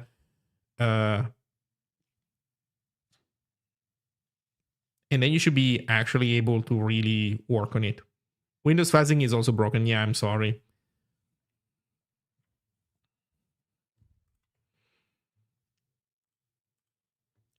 I fuzzed Super HTML a lot in any case with the Zig fuzzer. And holy shit, it was nice. Windows fuzzing in general is very bad. Oh my god, I can imagine. But at the same time, you know, in our case, once loading debug, I'm confident that if there's any issue on our end with Windows, it has to do with loading debug info. That's my guess. It's either that or maybe something missing in the linker, but we control the linker, so... Oh, you know what, actually? I'm not sure about this. I don't know if it's us controlling the linker on macOS, on Windows, sorry. Are we using LDD? Oh, sorry, LLD. Well, either way, in any case, this is all solvable. My point is that while this stuff is still work in progress, so it's not complete yet, once it will, there will be no difference between Windows, macOS, or Linux.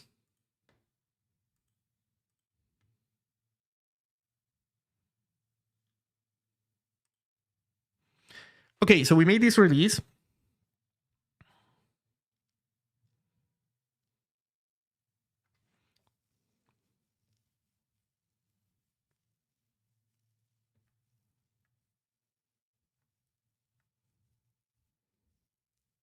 I should have put in the release note, sorry, in the README also how to turn on syntax only mode for people that use templating languages, but oh well.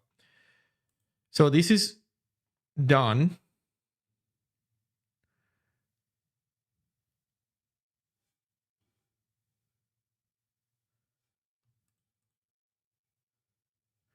We tried to use it to fuzz the hair tokenizer, but found like 3 bugs.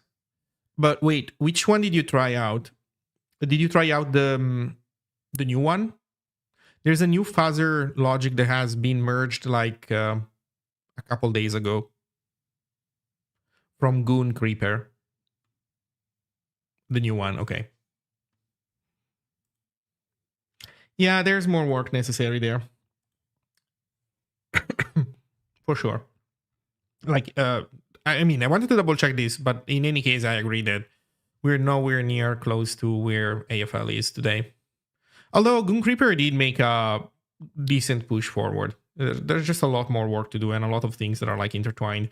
So what do we want to do next? I think that we want to make sure, we want to look at packages for Super HTML. So here's the thing that I was kind of bummed out to discover, that somebody was complaining that they got a bad experience with Super HTML. And then it wasn't exactly my fault, unfortunately.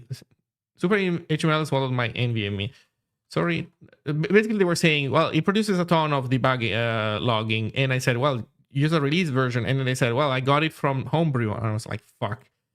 Sorry to hear that. I didn't know. Well, what did he say? Whoever made the Homebrew package forgot to make a release build of Super HTML, which aside from swallowing your NVMe, it also gives you abysmal performance on non-trivial HTML files. I'm making a huge release and will track. We'll make sure to notify the author of that package.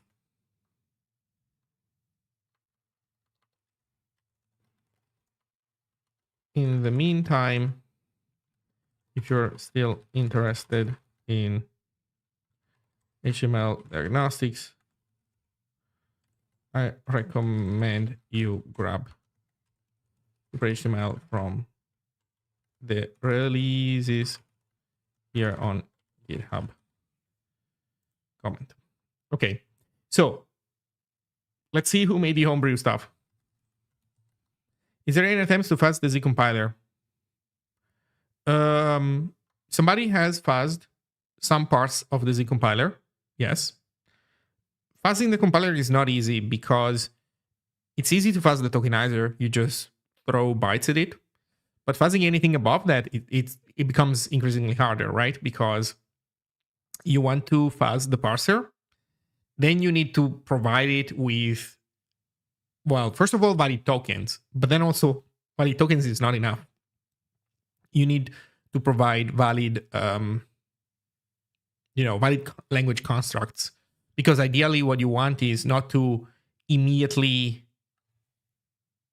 splatter on a very early semantic error, right? So generating this kind of inputs gets increasingly complicated because you also need to have the expressiveness of generating interesting inputs. So it's hard. Like for HTML is easy. In my case, here's what I'm doing. I have this generator. And this generator has basically takes in input from the tokenizer, uses from the fuzzer. It uses the fuzzer as a source of entropy, basically. And every operation says at the new line, go up. Like, well, basically you can push an element to the tree. And whenever you push an element, you are inside the body of that element. And so up gets you out of that element. So the fuzzer using this is able to fuzz pretty decently the HTML parser. But because this guy doesn't have to be too complicated for it to be very expressive. Okay, doing the same with Zig is, well, not as easy. So there have been some attempts. Some things have been discovered by fuzzing, but like there haven't been yet any, like super serious, super heavy fuzzing. I think that once we have native fuzzing support in Zig itself, then it will become more interesting. I would say that for sure, one of the reasons why Zig hasn't been fuzzed a ton for now is because, well, you just need a bespoke setup every single time. Like you need to,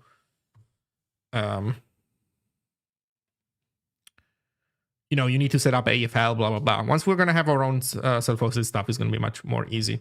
It's going to be easier even to just have a CI job that just runs some fuzzing on the compiler over time. Looking for feature suggestions? Sure. Make Zine auto-format its output with Super HTML. Yeah. Well, first of all, here's one problem. Zine sometimes outputs non-conformant HTML at the moment. Whoops. More specifically, if you put an image with captions inside of a p element, then you basically put a figure element instead of a p element, which is invalid nesting. Oops.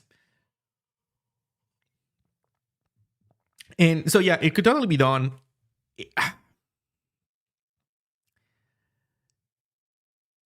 It could totally be done. Yeah. But for now, I'm not going to do it. We'll see.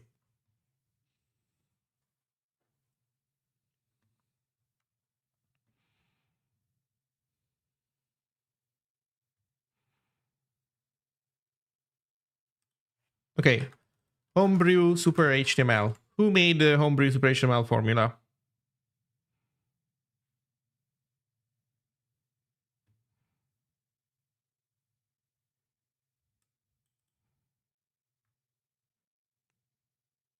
Wait, there's a link to my repo. That's awesome.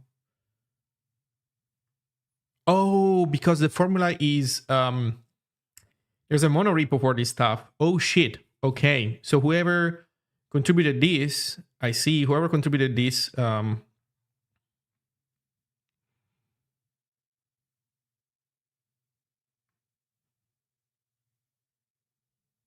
They're even backporting commits. Holy shit.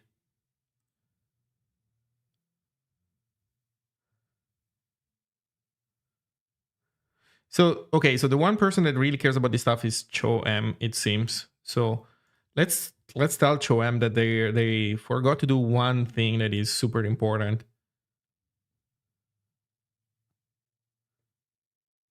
Yeah, Zig build, where's the release stuff? Oh, they're using force version. Fuck, they're using force version, and I took it out. I guess I should leave it.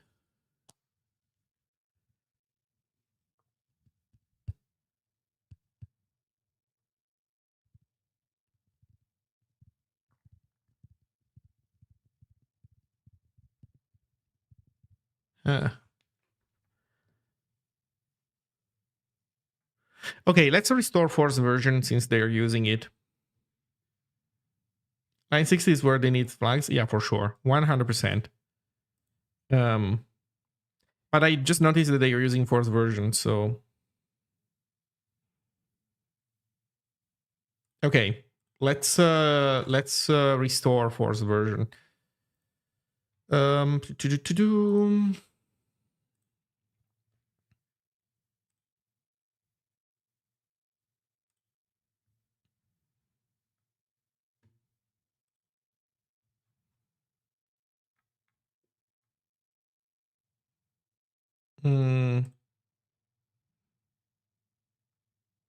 hello.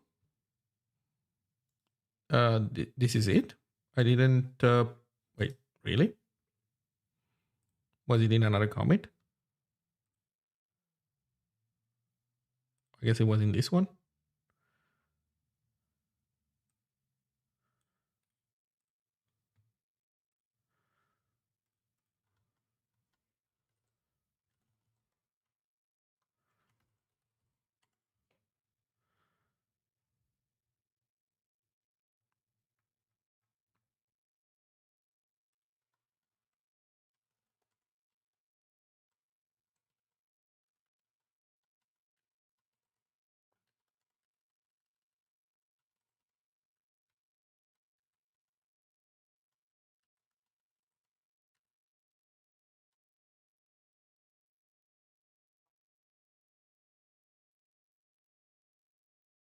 Okay.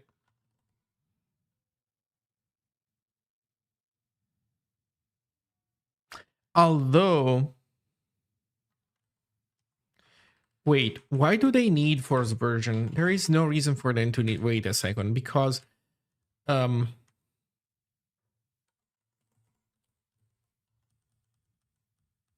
wait a second, because even without force version, it's not like it's not gonna build. You need force. Wait, you need force version.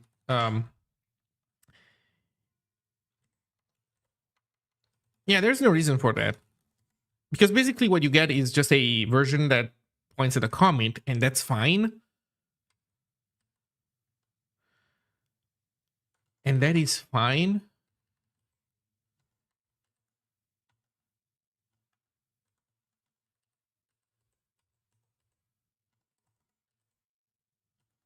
Wait, how do I fix this line with that change? Oh no. It only shows me a change. Oh, so like this. Oh, but I still see, okay, so this got stuck in the editor. Okay. Because the way it works is that let's say that I do something else, like var foo equals, I don't know, undefined and I do it like this. Oh, god damn it. So if I do Zig build,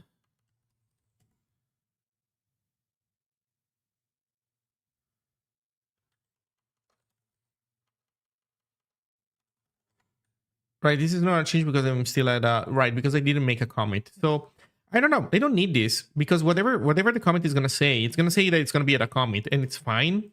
Who cares? Okay, so I'm convinced that they don't really need this. So how do I talk with this person? I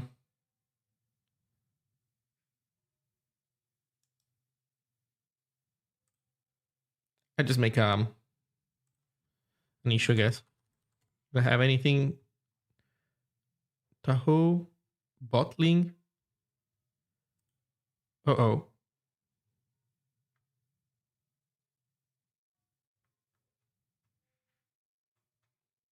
I guess they try to build also Super HTML at some point. Okay, new issue. For a reproducible bug, security vulnerability, change to a formula. Yeah, this one.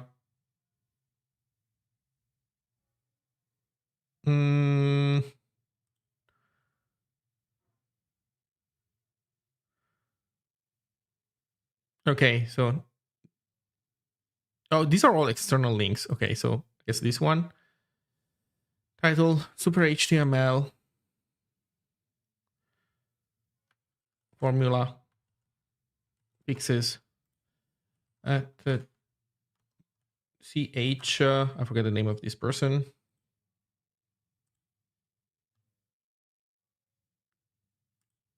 Cho M.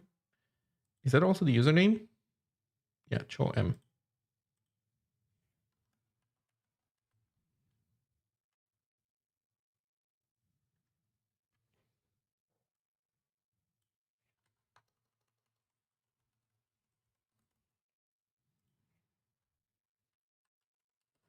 Currently, the Super HTML formula does not pass.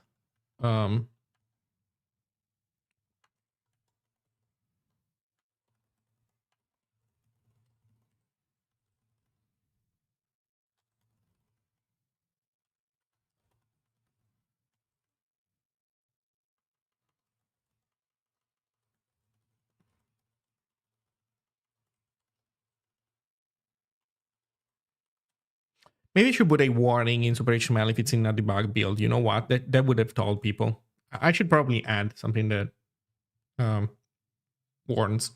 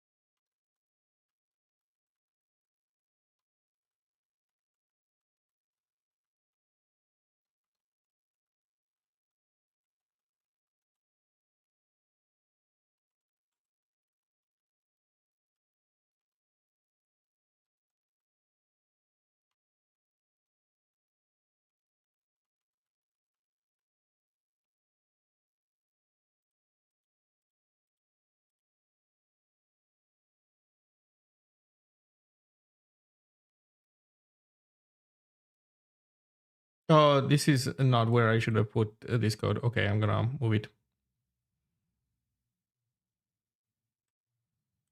Also, you know what? Cut.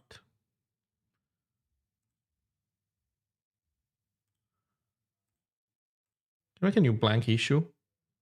Wait, they removed blank issues entirely?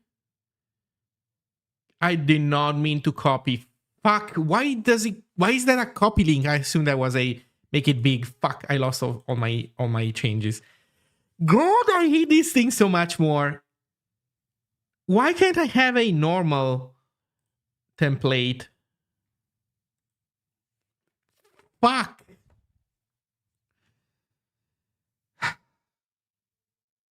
You know what? We're doing it on my turf. No pace history. Yeah. Cringe, huh?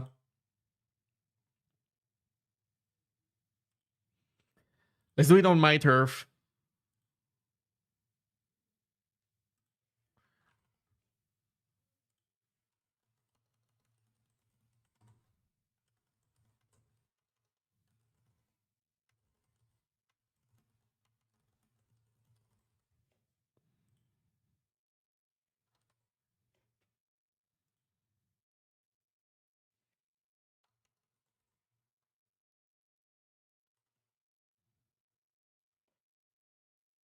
Well, can't I make a new label? No, I can't. Okay, fine.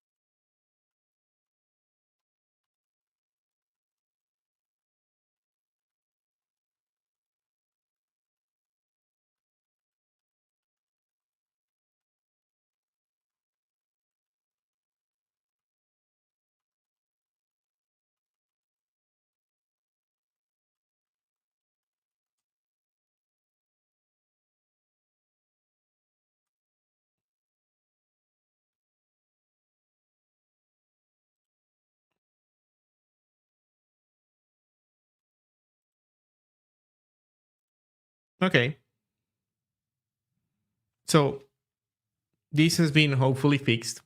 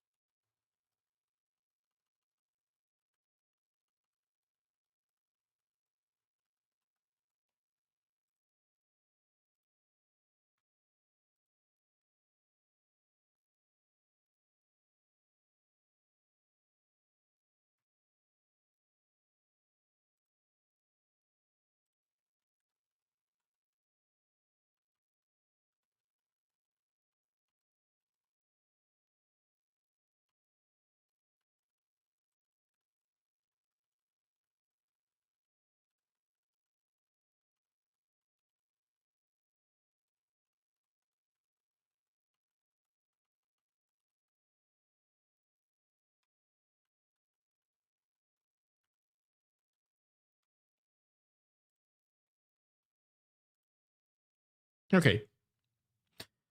I think we're done with the Super HTML work, like all the Super HTML release work, except maybe, I don't know, you know what, we should post probably somewhere else. Then we made a release. So let's go yap about it a little bit more, and then we can start looking into implementing fuzz.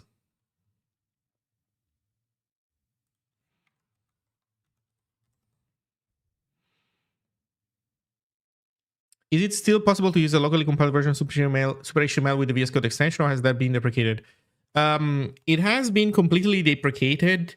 I would say mainly out of maybe laziness, in the sense that if you were to send me a PR that allows a non-intrusive way of switching between the two options, I would support it.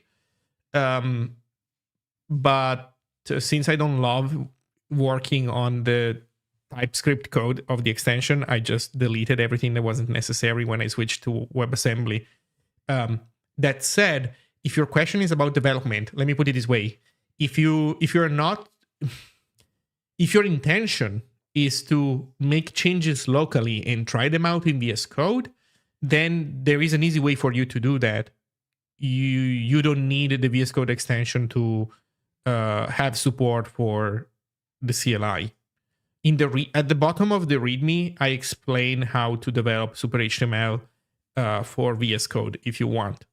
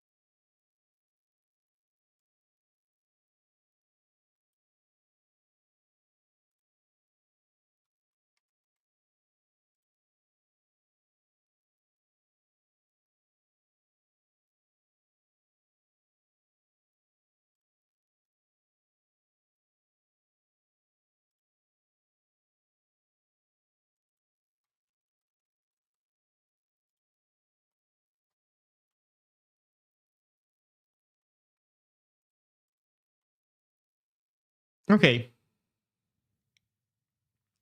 In any case, baseball. Did you have a specific reason why you wanted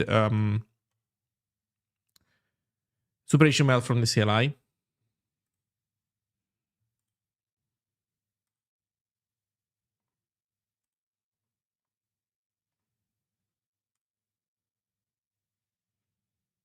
Okay, so we posted there. Surely also post in Discord.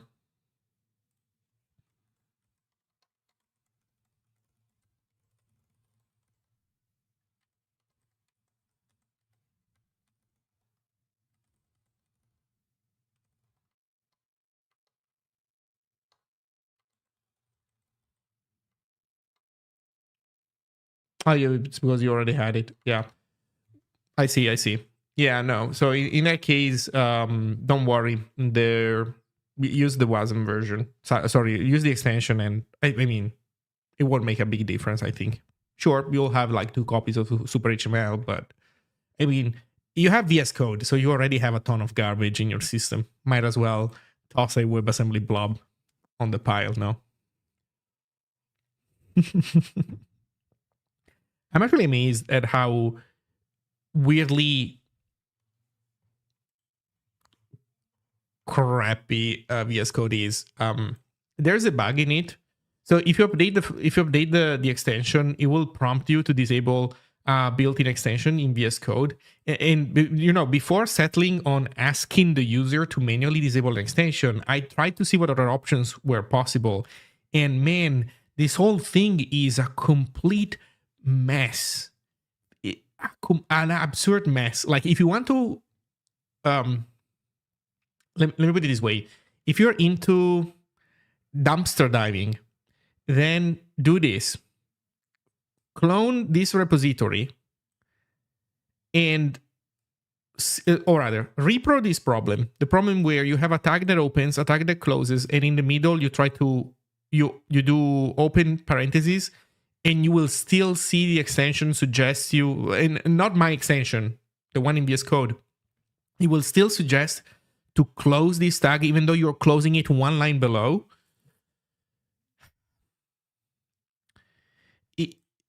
This is the project that contains the code that does that. Testing it inside of VS Code is a little bit complicated, but you don't have to. You can just clone this repository and then do npm install and then npm test or npm run test. No, I think npm test. In any case, you can run tests and you can add easily one line in the test suite to basically repro this situation.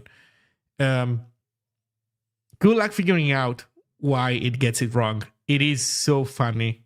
It is so funny. And by the way, I even considered, like, can I fix this?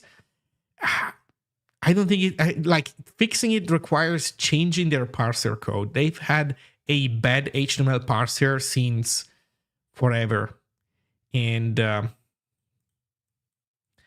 honestly, I would consider it outside of my pay grade, even if I was a Microsoft employee. As an open source contributor, there's just no way I'm going to embark on that adventure. Like, fuck that. So, I don't know. Such is life with VS Code, I guess.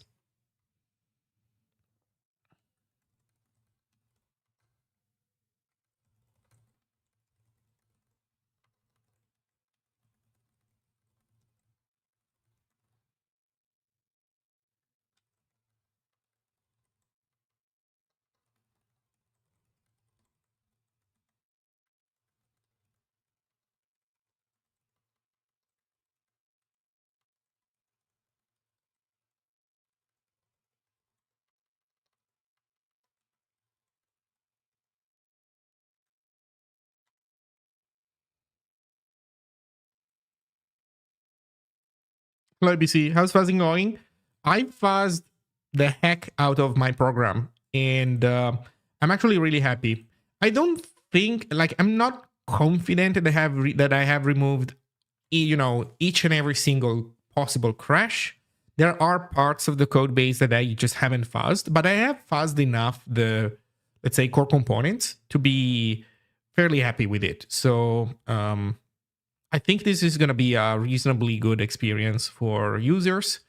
And now I made a release for it. So it's on the Visual Studio Marketplace. It's also everywhere else.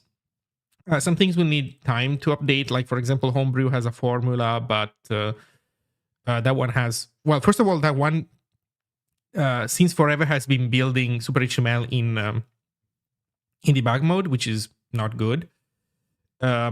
But also that one needs updating. So, I don't know about the state of everything in the world. There are some things probably that still need to be updated. I'm thinking about, like, also editors. Oh, you know what? Actually, that is probably something that I should look into. Maybe not now, but eventually I should look into, I don't know, like any potential Z or Vim package. I don't know. Hopefully they don't make a debug build of Super HTML. God damn it. In any case, this should be fine. I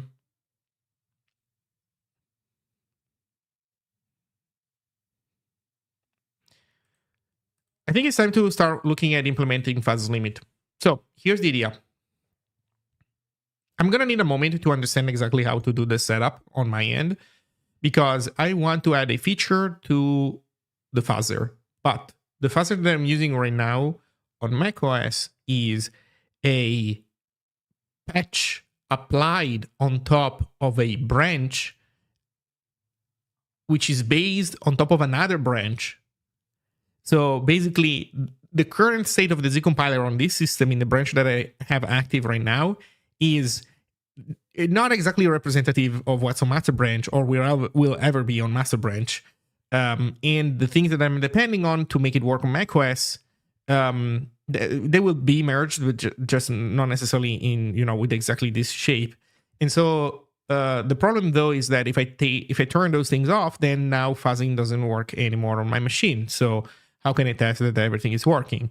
So here's my plan. I think that what I want to do is see if I can get Zig to work on Zig fuzzing to work on my ARM Linux machine. See how things go there, and hopefully everything goes well. And so that means that we basically just develop on Linux.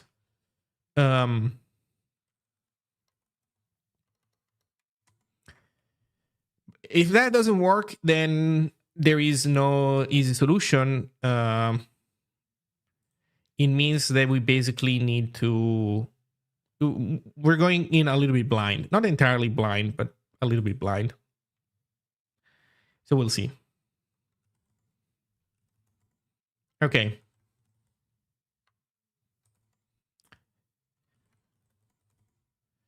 So here we have Zig.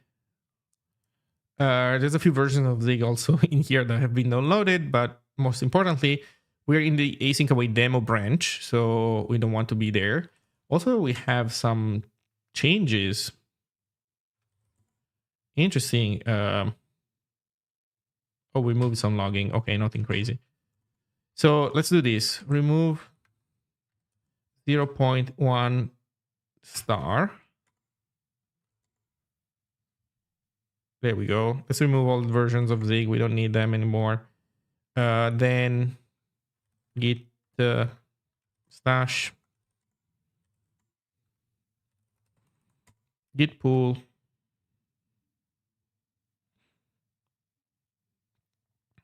okay, git switch master, git pull. There we go. Oh, you know what we're missing? Oh, I know what we're missing. We have LLVM project 20, but guess what we need to have? We need to have LLVM project 21. We need to remove LLVM project 20. And in local, we need to remove LLVM 20 assert.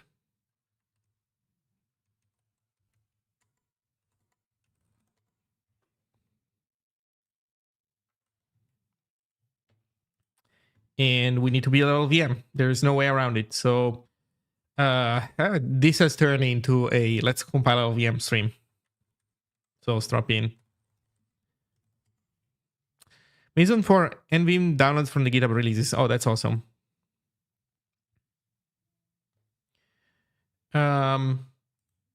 Yeah, that's nice. So building Zig from source, building Zig on Windows. No, actually we want how to build LLVM and company. So on the POSIX one. Oh man, why hasn't this been updated to LLVM 21? I guess it's my turn to be the hero, huh? Wait, where's the edit page button? New page, edit. Okay, because usually the edit button at the top is only concerns the title. That's why it was throwing me off. Oh man, you have to update everything to 21, don't you? Okay, you know what? Maybe I won't be the hero. I don't want to fuck it up. Oh god.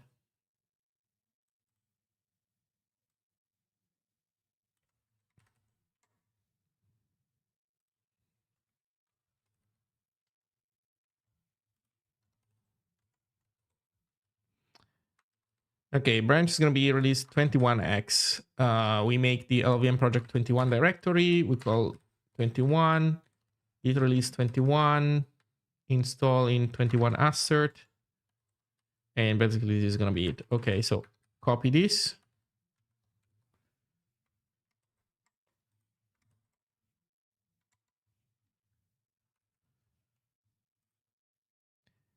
I'm going to need some stuff that I don't think I have. I'm going to need Ninja, for example.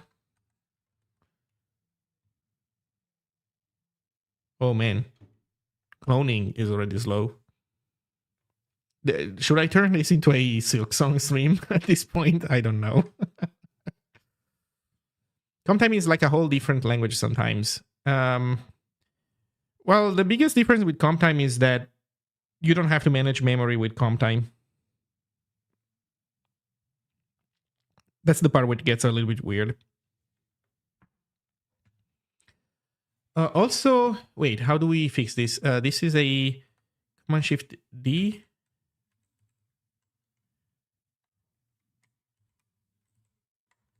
Command N. No. Command D.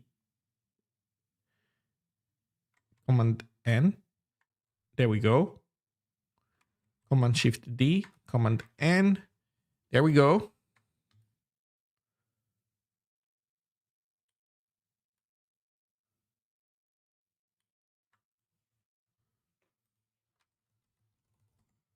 Let's see how old this Bork is. Turbo old.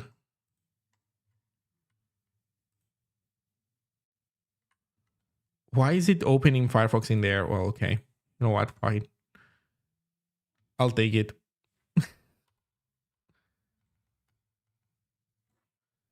Okay, so hopefully we have Bork working.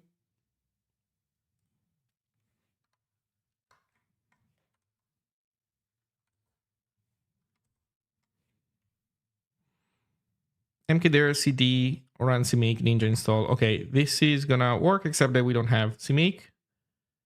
So this got us, we don't even have cmake. Okay, so ns nix shell -p ninja -p python 3 cmake. Hopefully these are the ones that we need.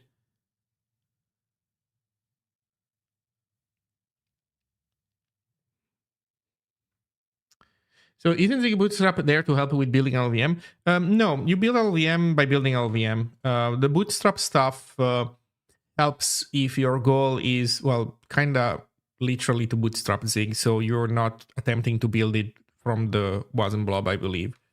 For building LVM, just clone LVM and build LVM. And there's like, these are the commands. So we failed the cmake command as well. So we need to start from here.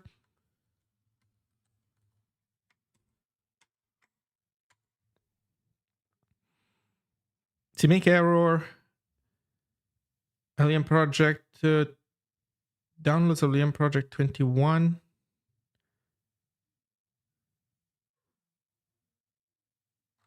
Wait, where the fuck am I? Oh, the command did not run. So that's interesting. So I thought some of it ran and some of it didn't. Instead, nothing ran. Oh, god damn it. Space. Wait. Where's the first two commands? What the fuck?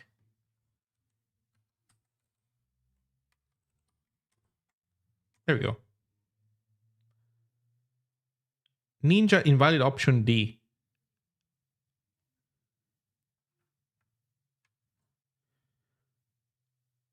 Oh shit.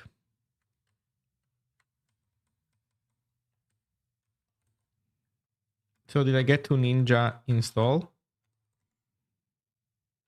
Okay.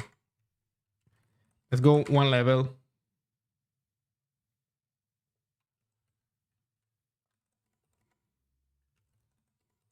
Oh god. Yeah, I definitely messed up a bunch. And so no, the commands did run. They just also CD'd me in there as well. Okay, we're finally running it right.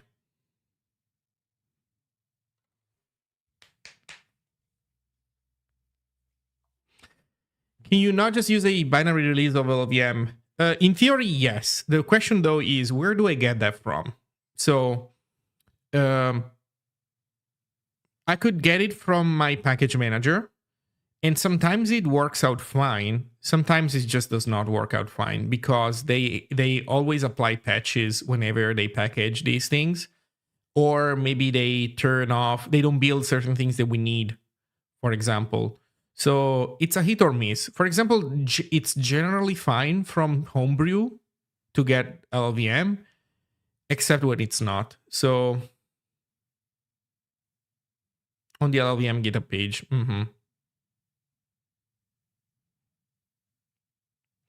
Hey Loris, how is the book? How is the book coming along? What book?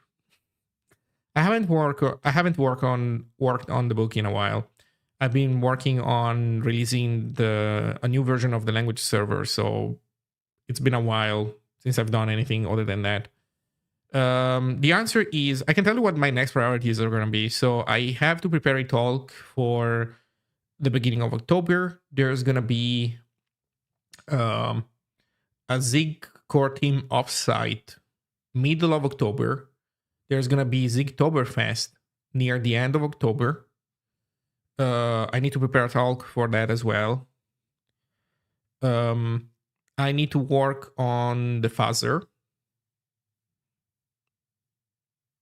and implement some of the fuzzer stuff. So long story short, for now, the book is not at the top of my priority heap. But it's going to come back to it. Just going to need a little bit more time. Sorry.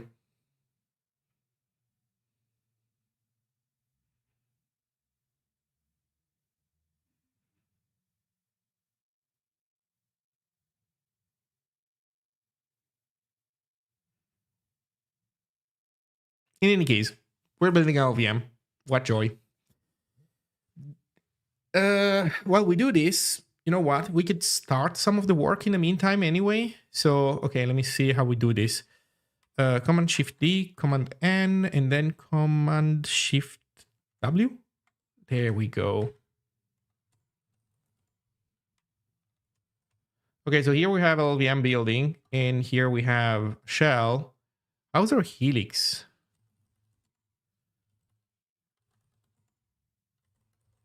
Git pull. Auto stash.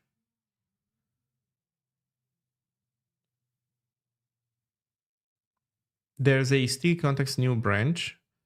Interesting, but I guess we stay on new daily driver anyway. So, okay, nothing to change, it seems, here. So we're good. So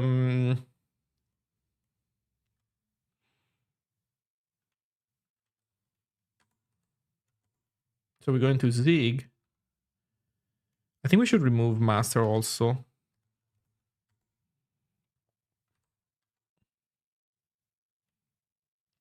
And you know what? I think we should also update Zig up. Which Zig up? User bin Zig up. Okay, cool. Let me fetch a new Zig up.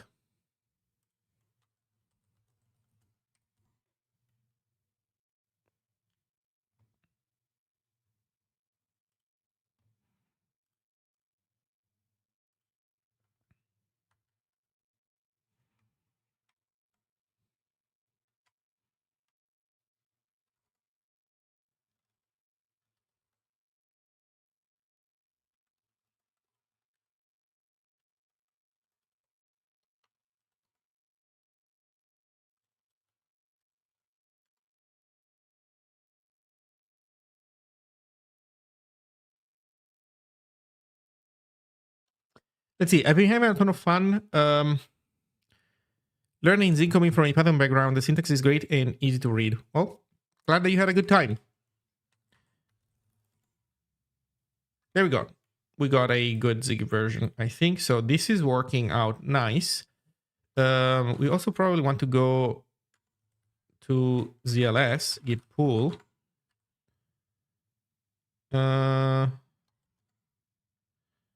So we're on master, but we made some changes to it. Okay, that sounds good. How do we do this? Git checkout server.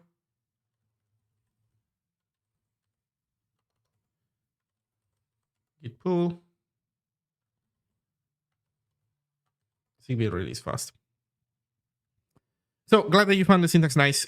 Be aware though that there are a lot of differences between Zig and Python, and you will have to learn, quite a new set of things that you can do or that you are forced to worry about in a lower level programming language than you normally would in Python. That said, it can also be liberating. I have to be honest, lately, every time I have to open a Python or JavaScript script, like a source code, it's stressful. It's stressful because I know all the things. I know all the things that might happen that I don't see in the source code in Python and JavaScript. I know all the unknowns. Yeah, the traps are everywhere. Yes, there can be traps that, I don't know. I have a list of items that should in theory be the same item, but will each and every one of them have the same properties defined, or will one of them just not have it, for example, for some reason? That's a possibility. Who knows? This looks like a property. Is it though a property, or is it calling a function secretly whenever you try to read or write it or whatever, etc., etc. So it's scary. Now that I'm aware of the things that could be, it's very dangerous. When you open a Zig script, the number of traps that could be there for you is so much lower. I'm not saying that there isn't any. There's classes of bugs that are annoying in Zig, so you have to keep in mind that that's something that could happen. But holy cow, it is stressful to go back to JavaScript.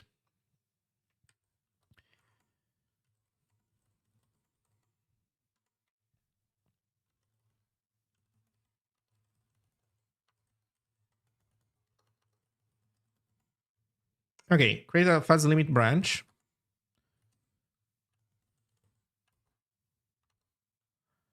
Let's see where we mention fuzz.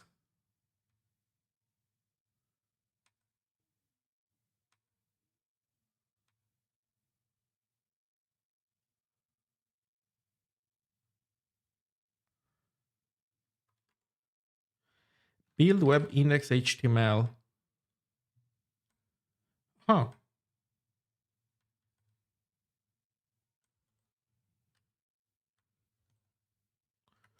Okay, good to know. Build runner is the one that we talk about. Okay, so what are we looking at specifically? We are looking at this. So to tie this back to our proposal,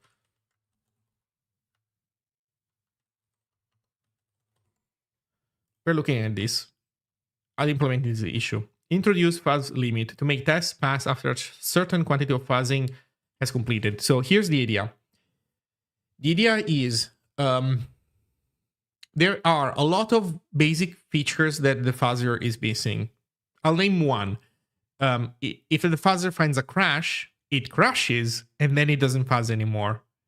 Usually what you would want is for the fuzzer, to keep fuzzing even after it finds a crash. So that's important to have. Related to this, there's also the necessity of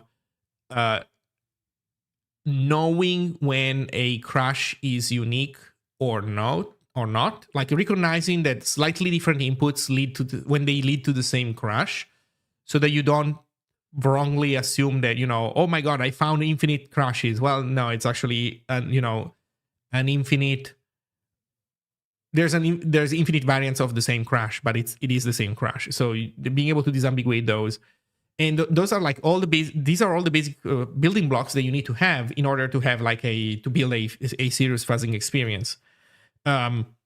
This should culminate in creating a project that we use as a fuzzing benchmark, meaning a project that has well-known bugs in it, gated by things that need to happen, And so that we can basically benchmark changes in the fuzzer. This is not going to be, it's one benchmark, so it's not necessarily, the ultimate truth, and you don't want to overfit the one specific benchmark.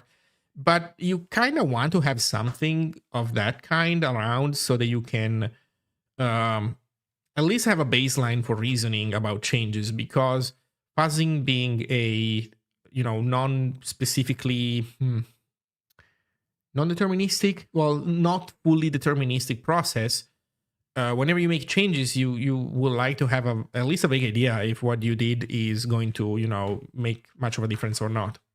Again, knowing full well that a single benchmark is not the ultimate truth.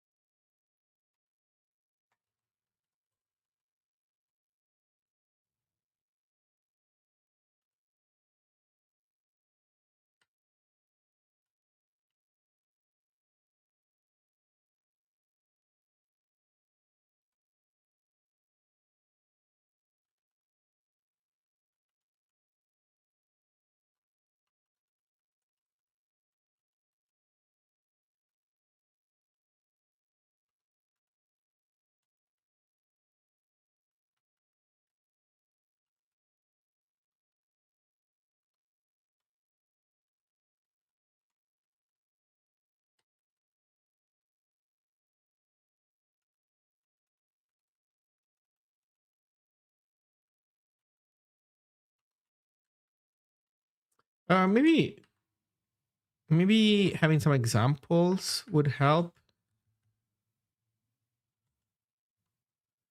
So yeah, we can say, like, for example, 100 seconds. And this is like fuzz. Sorry, let me put these guys.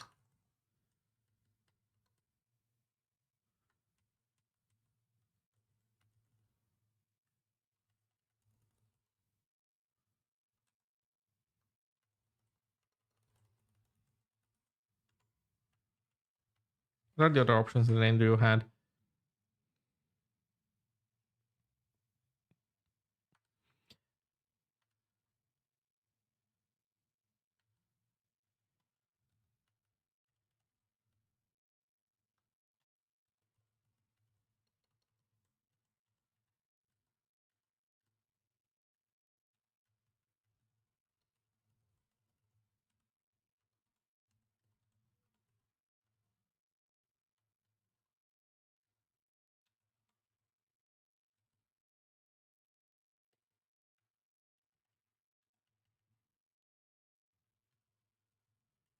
Fuzz for 100,000 iterations, then exit. Also supports no suffix, M and G.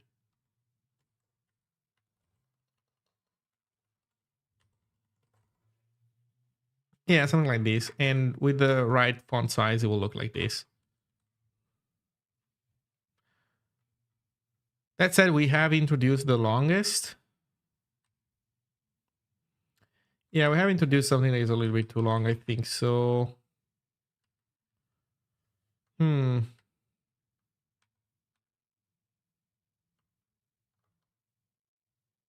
you know what? We do the example with just 100. So we say fuzz for 100 iterations, then exit. Also supports uppercase K, M, and G.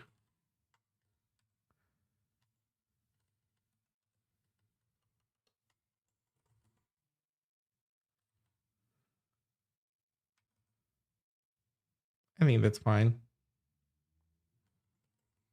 Okay.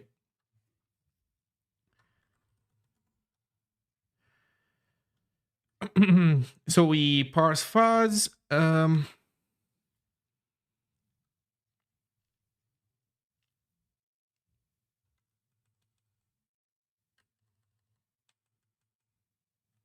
I guess we need fuzz equal.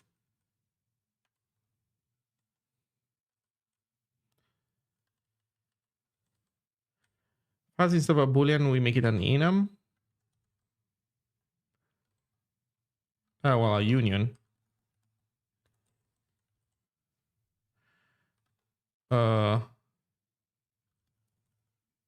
Forever limit, and limit is gonna be what? Oh, do we make it an nested union?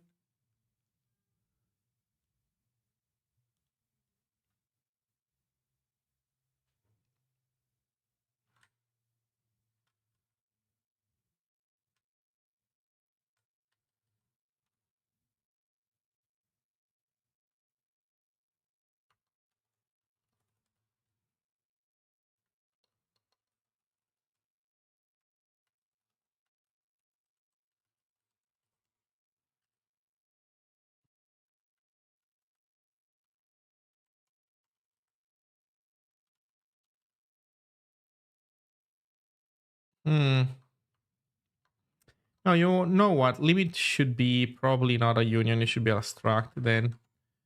Like amount, usize, and then unit. And,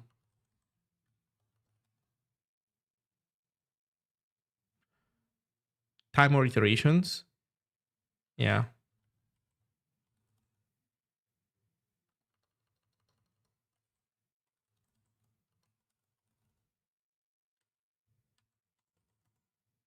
Like this. So you either fuzz never or you fuzz forever or you fuzz to a limit with a given amount and a given unit.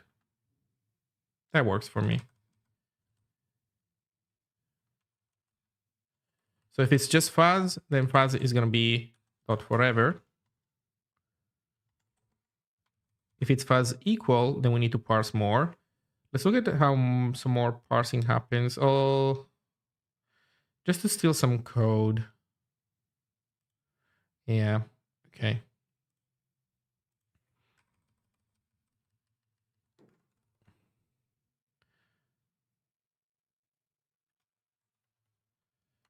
So value is going to be arg slash square bracket fuzz equal dot dot.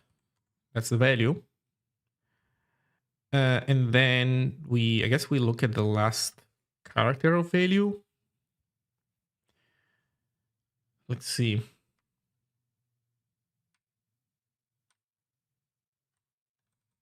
I guess the alternative is that we don't parse it here and we parse it downstream. Is there any error reporting that happens in here because of parsing? Yeah, there's some fatal going on. Yeah, let's fatal.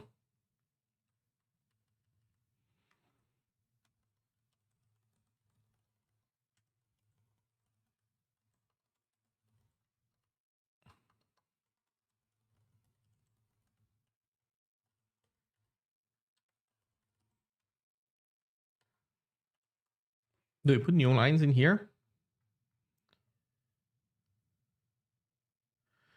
Yeah, seems that we do. Cool.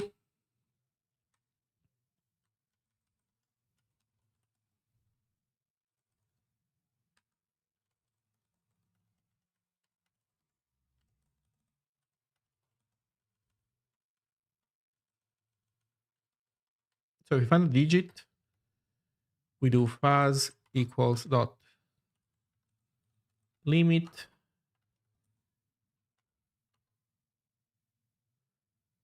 Oh, I guess first we parse the amount and then the unit at this point.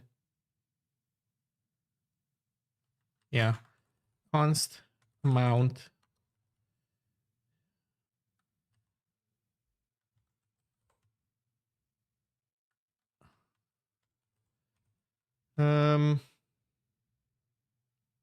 Actually, we can't look at amount unless we know what's at the end. Let's see, is LVM required for fuzzing right now? No. The fuzzer crashes on my machine unless I specify use LVM equals true. Oh, in that sense. Yes, you need to use the LLVM backend to fuzz. 100% correct. You do not need to have a build of LLVM like the one that I'm doing. And the reason why I was thinking that that's what you were asking is because you need to have a build of LLVM like the one that I'm doing with AFL. But you don't need that with Zig. But you do need to use the LLVM backend, yes.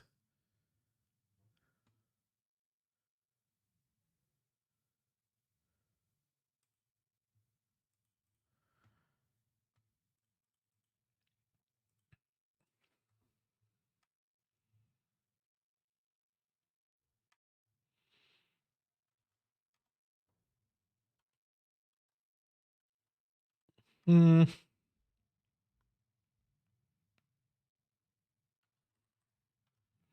I think we should do it like this. Const digits equals this. Okay, you know what? Yeah,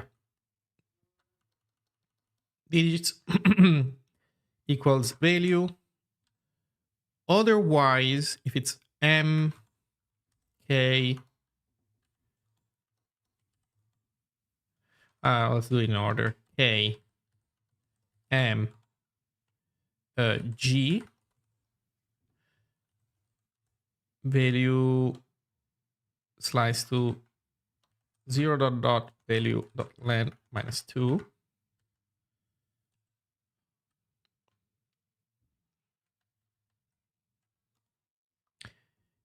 Um, Same with second minutes. Actually, were they lowercase? Oh, they were lowercase.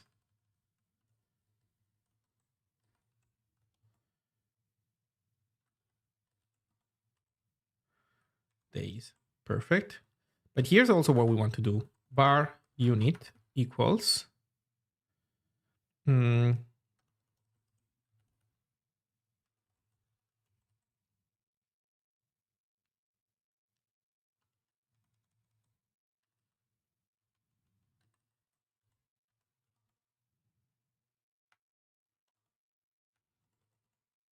make it a space. Oh god, why do I have autofix going on? Bro, please. Why did ZLS enable autofix? Oh, you know what? No, that's on me. I did this.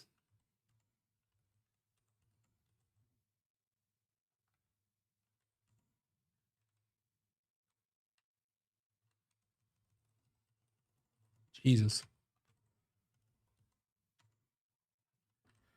Okay.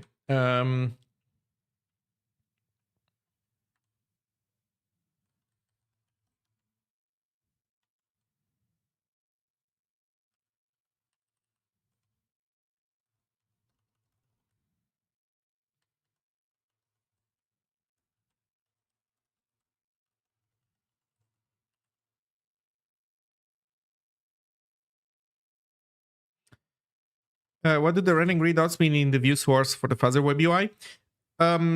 So they should be placed next to branching points, for example, where an if statement is or a switch is, and they are red when the fuzzer has not hit them yet, and they should become green when the fuzzer has hit them. So they should show you coverage. They should show you basically which paths the fuzzer was able to take. But there's one problem. Those dots right now don't get generated correctly, or well, more precisely, the dot really corresponds to an if or a switch, that kind of stuff. But the source location, like where that dot, the dot is actually an instruction in your program. But the mapping from that instruction to where in the source code that instruction corresponds to, it's not done perfectly. So you will see dots sometimes in wrong places, in things that don't look like branching. They are correct, like they always refer to branching, but they will be placed in the wrong spot in the source code sometimes. So that's one of the improvements that are necessary for the fuzzer.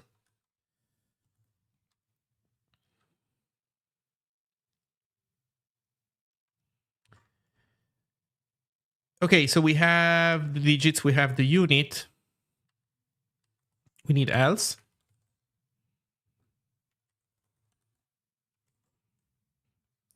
wrong unit. Wrong unit for fuzz limit. Expected.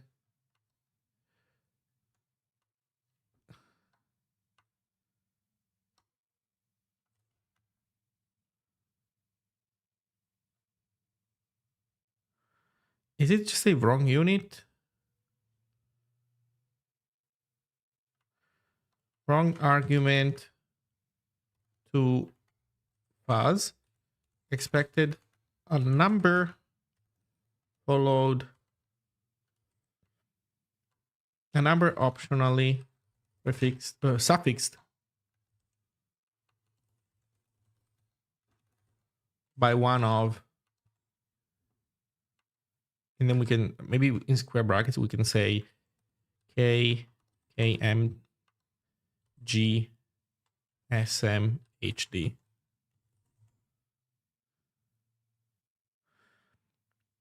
Okay.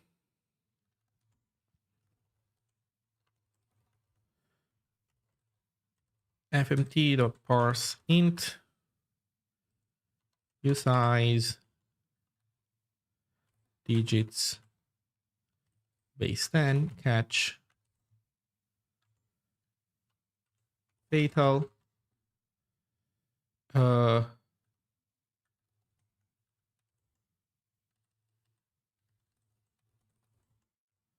guess it's pretty much the same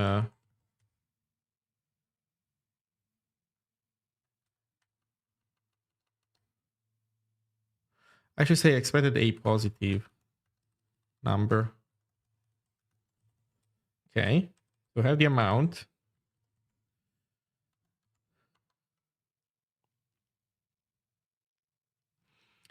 And next we have to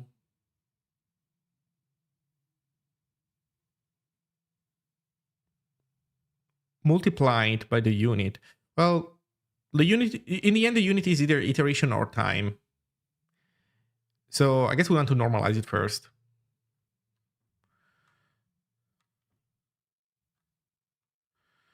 So we say,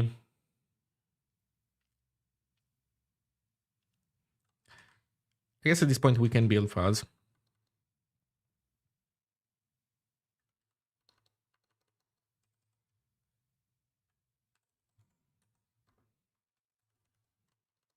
Is limit amount equals, well, okay, you can also do this const normalized amount is based on switching over unit.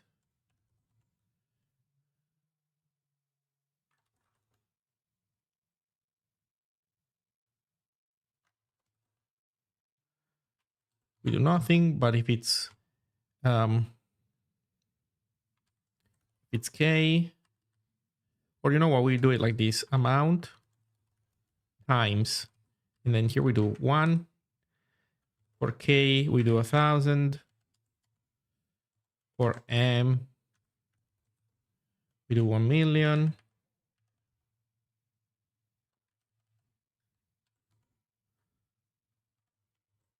For Giga,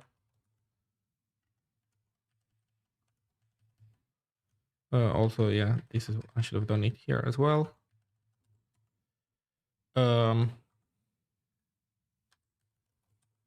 M, we multiply it by 60. Hour, we multiply it by 60. Times 60. Day, 24 times 60 times 60. I think we have it all.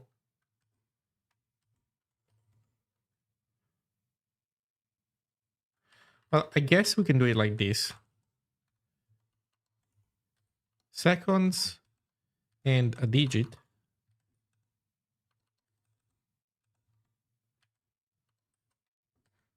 It's 1, else is unreachable. That's more correct to say.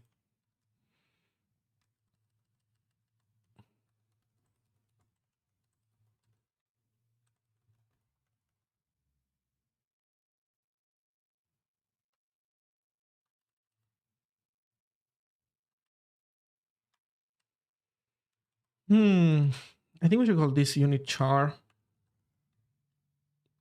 or unit byte, I guess.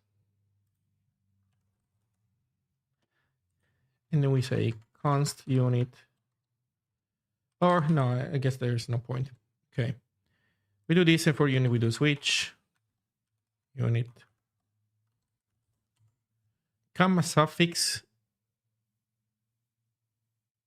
in amount assignment. Thank you. Oh, we're also missing the empty tuple argument. Okay, in any case, I'm getting there. So when we switch unit, we say S M H D seconds, and then 0 9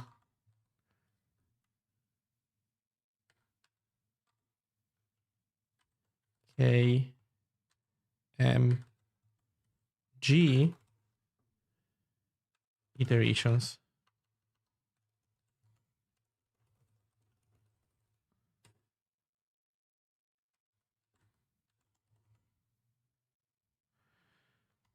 What is the problem, man? Oh, we're missing an equal sign. Okay. By the way, the machine feels really laggy because we're building freaking LLVM in the meantime. But it's okay. Okay, so I think we have it.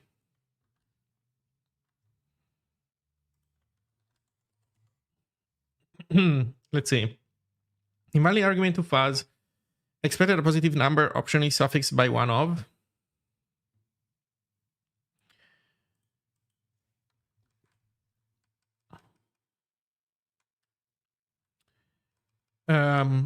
Okay, so with this we have seconds and iterations. So with this we have set up fuzz correctly. So now let's see where else we're consulting fuzz, because now we changed its type. Now it's complicated. Instead of unit, we should call this kind, I think. It's the kind of limit. It's not exactly the unit. This is the unit, but this is the kind. Okay, next. Next, we pass fuzz to the web server, which sounds good. Also, we can't go to definition on finish build. Okay.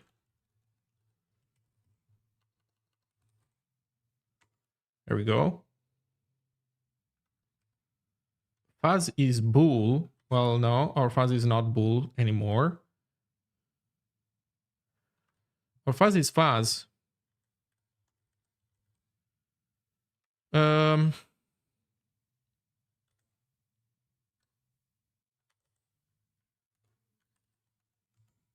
I think we should define here the type, I guess, then. Fuzz options.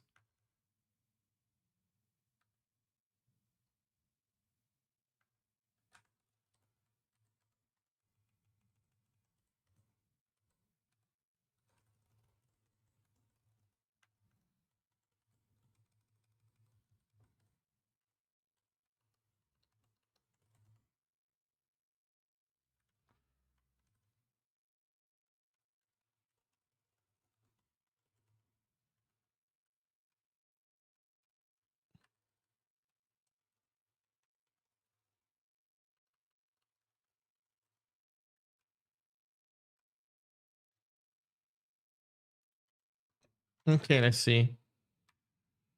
If option.fuzz is different than .never, then do this. Build status store fuzz init monotonic. Notify update. Fuzz is fuzz.init catch blah blah blah fuzz.start. But guess what? Now it's more complicated than this. So this is the build fuzz.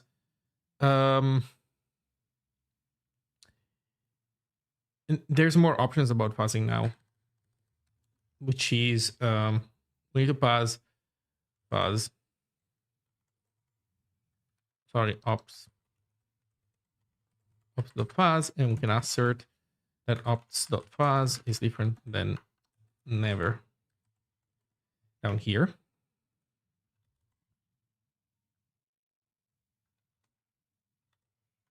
Or you know what? Maybe this is not the right place to do this because we're already inside of this.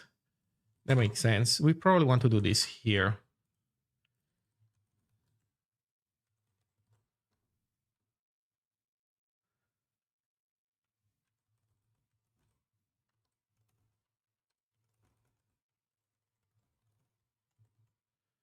There we go. Fuzz options. Actually, maybe fuzz options belongs to this guy. I don't know. That would make more sense probably, but it's fine. Fuzz. Here we assert the fuzz is different than .never.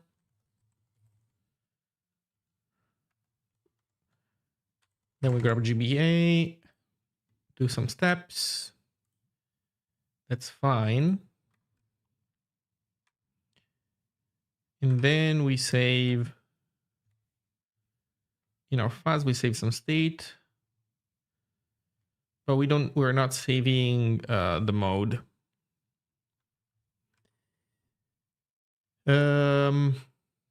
Prog node, query code, blah, blah, blah. Yeah, let's do it like this, dot fuzz mode, or just mode.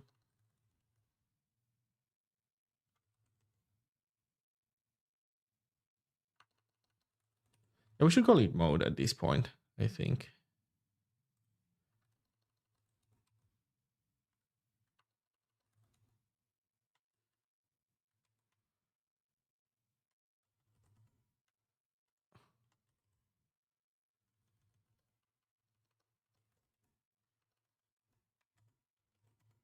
Fuzz mode.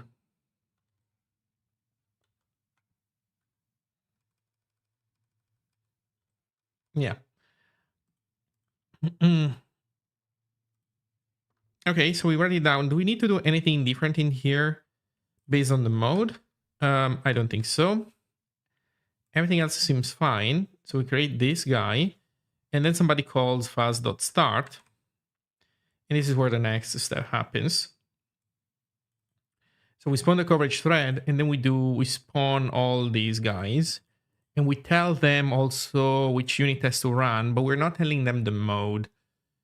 So we should also do the mode stuff. And now that I think about it, you know what?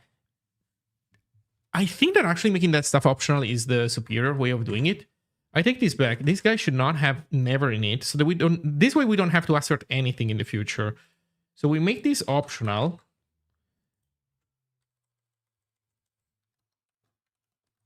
And we do it like this. We grab mode from it being optional, and then we pass it down here. There we go. And now we go in main, in the build runner. We make it optional, and it's optional fuzz mode. And it's not never, it's null.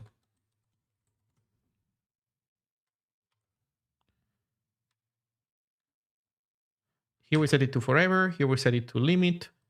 And these are the only two modes. Okay, that makes sense.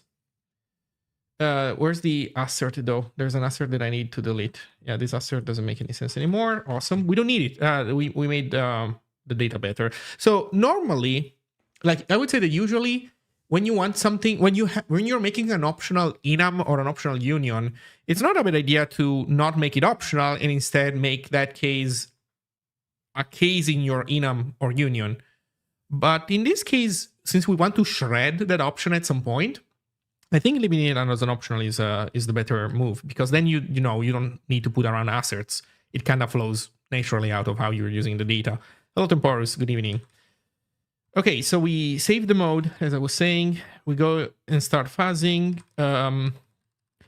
So how does this work? Well, basically we need to pass down the mode. And we're passing down all of fuzz. Okay, so fuzz worker run gets all of fuzz. So that's good. So we have all of fuzz in here. And then here we're calling so we're doing rerun in fuzz mode and we pass down fuzz. Okay, so we're going deep. And then at some point we are running the command.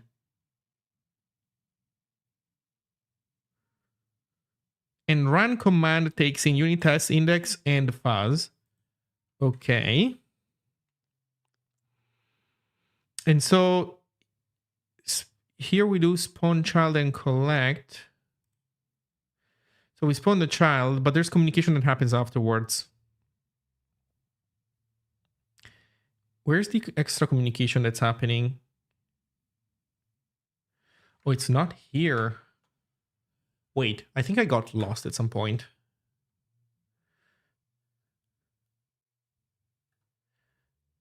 So the problem is that here we spawn these guys.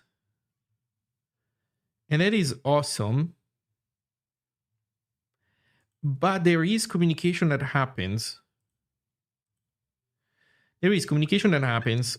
And I thought it was in there, but it's not.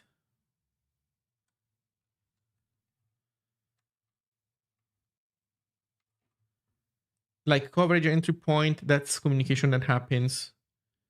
Prepare tables. That's another kind of communication. That's not where I want to hook into. Okay, I think I failed while navigating at some point. So let's look at fuzz worker run. And let's make sure we really understand what's going on in here. So rerunning fuzz mode. Argument list is empty. A bunch of arguments get added, but we don't care about those. And then we call run command. And as you can see, run command still has some other extra arguments about fuzzing and whatnot. They're not fully set up. So we're still modifying the CLI arguments and still doing more stuff. But then here we do run child. Oh, you know what? That's on me. Because I then looked into here, but then I forgot we navigate into this as well, of course. So we didn't go deep enough. There we go. Now we are deep. So here we're still reasoning about the fuzz stuff.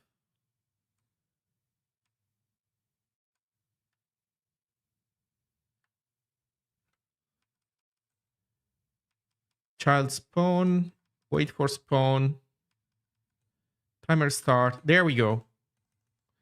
And then there's eval zig test and eval generic. I think eval zig test is the one that we care about. And coincidentally, it already pulls around the fuzz context, which is good. And there we go. This is where the communication happens. It's in step run. So in eval zig test, we know if we are fuzzing or not.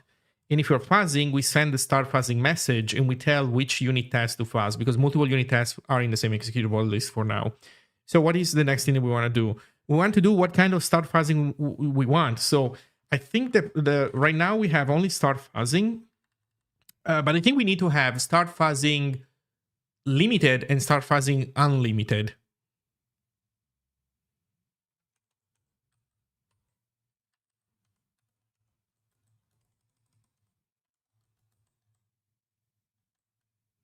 Or forever.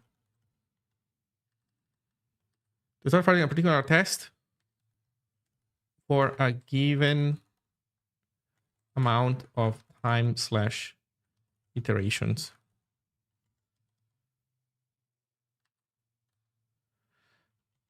The message body is a 32-bit test index, a 32. Oh, we're making max of view size. I think we should make that max of U32, although a max of U32 stops at 4 billion. Is 4 billion tests too much? Could somebody want to run more than 4 billion tests? Maybe.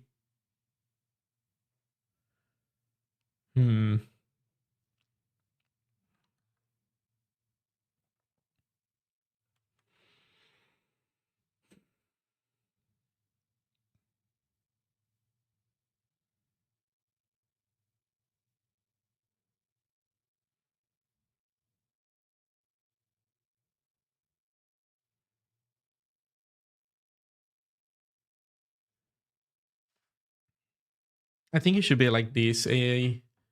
Huh.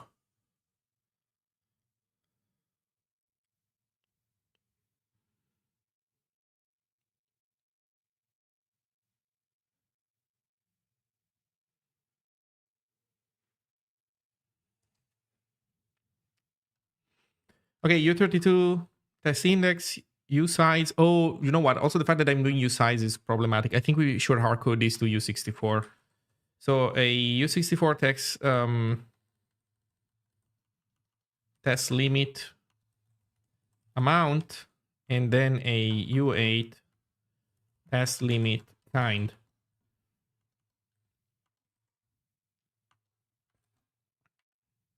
Zero for iterations. Well, let's say 0 for time, 1 for iterations.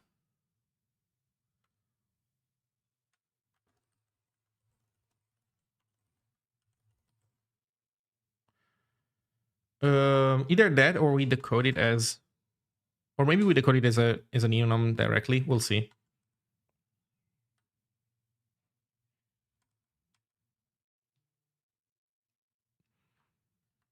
Okay, so we need to worry about start fuzzing limited and start fuzzing forever. So here we need to do it like this. Switch.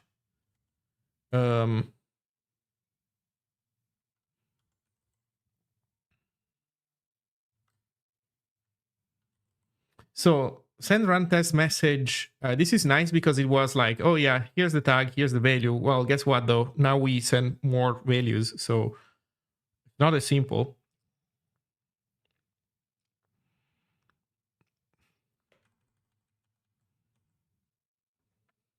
Not as simple at all.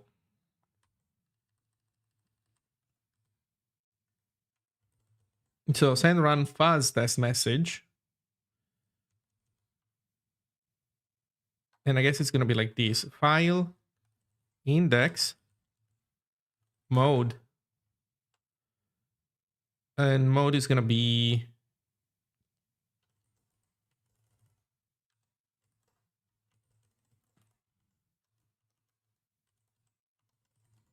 web server.fuzz mode maybe.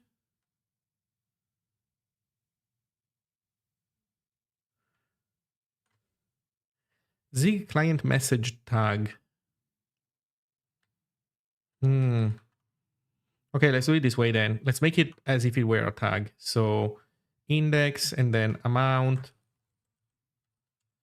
and then kind sed zig.client message.fuzz kind. Oh, well, limit kind. Fuzz limit kind.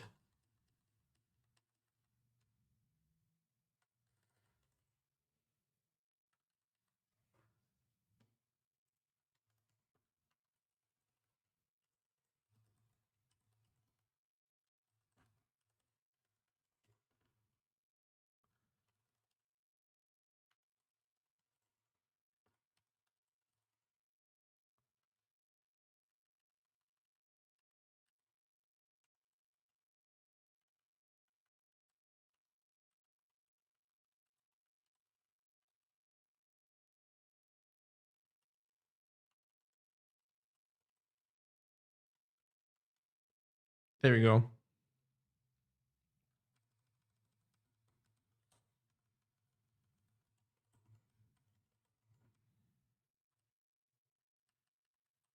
So tag is going to be start fuzzing limited.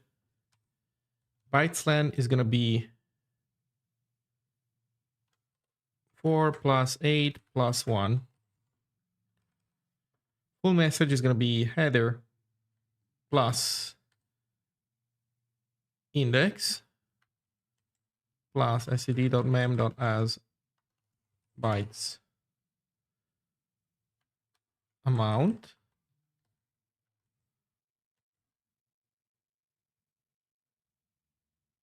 plus sed.mem.as bytes kind.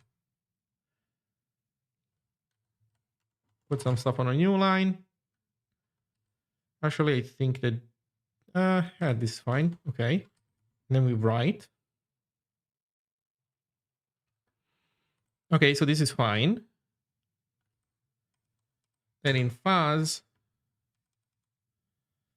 wait, was it in fuzz? No, we were in step run, so we're sending this. We were switching at some point. Where's the switching code? Oh, well, I haven't written it, but we were about to, so. Switch fuzz.mode. Forever.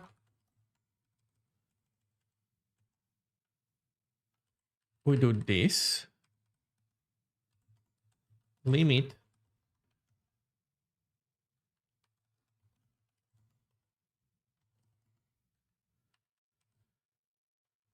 Run fuzz. Also.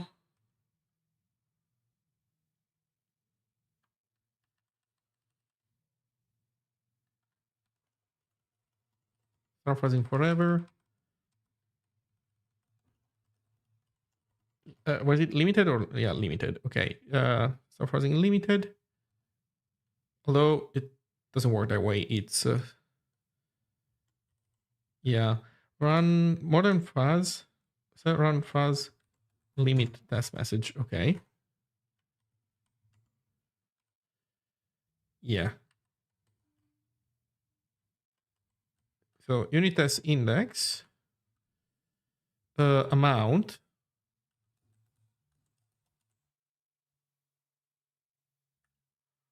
And then the kind.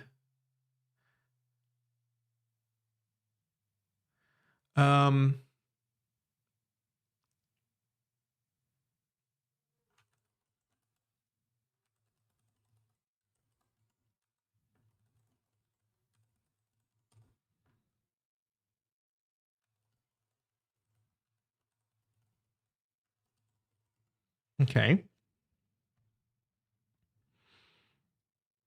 So in theory, this part is done. We have some U sizes to turn into U64s though up above here. U64.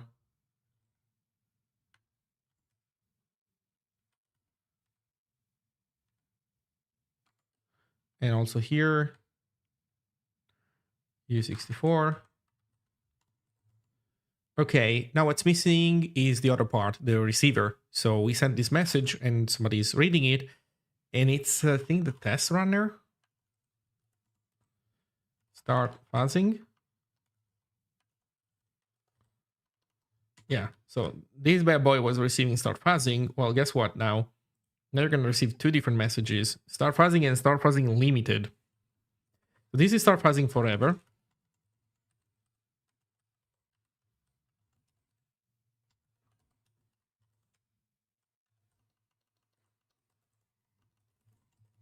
This is start fuzzing limited. So how does this work? How does this work? Let's see. This ensures that this code won't be analyzed. Okay, we could collapse both cases and kind of rebuild a tagged union out of all these things.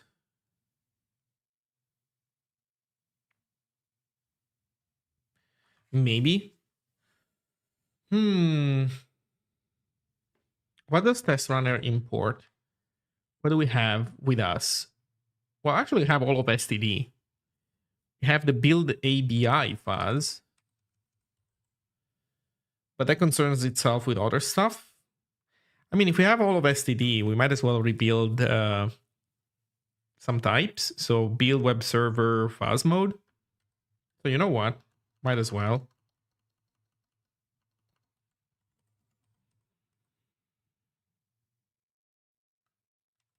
Okay, first receive body U32.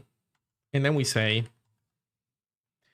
const mode is a std build.webserver.fuzz mode and is equal to switch of what is it tag, the message tag, what's it called, hdr.tag.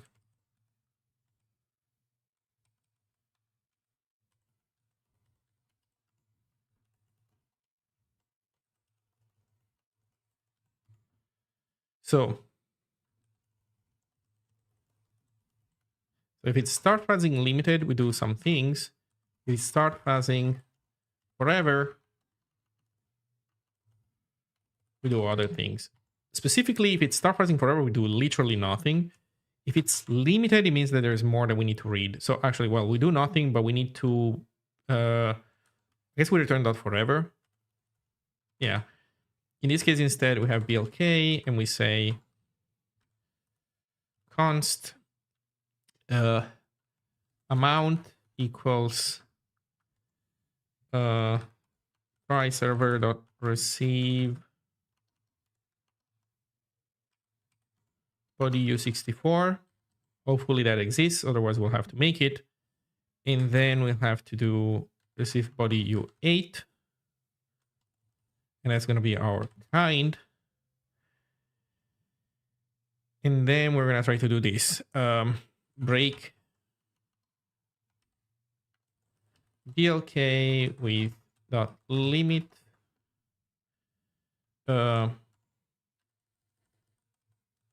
amount equals amount, kind equals std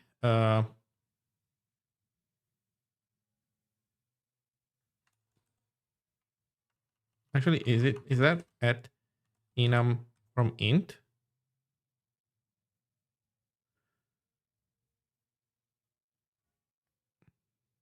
Or a bitcast? No, I can't do a bitcast, I think. I think this should be it.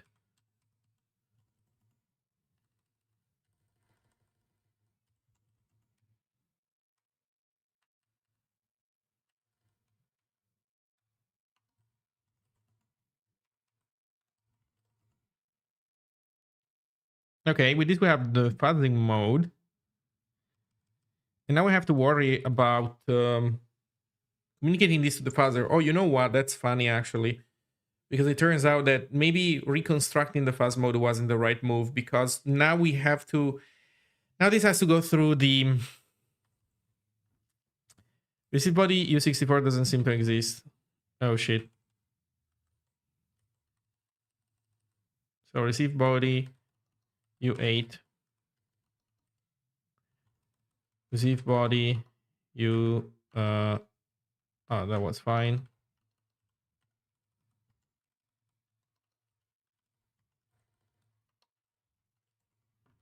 There we go.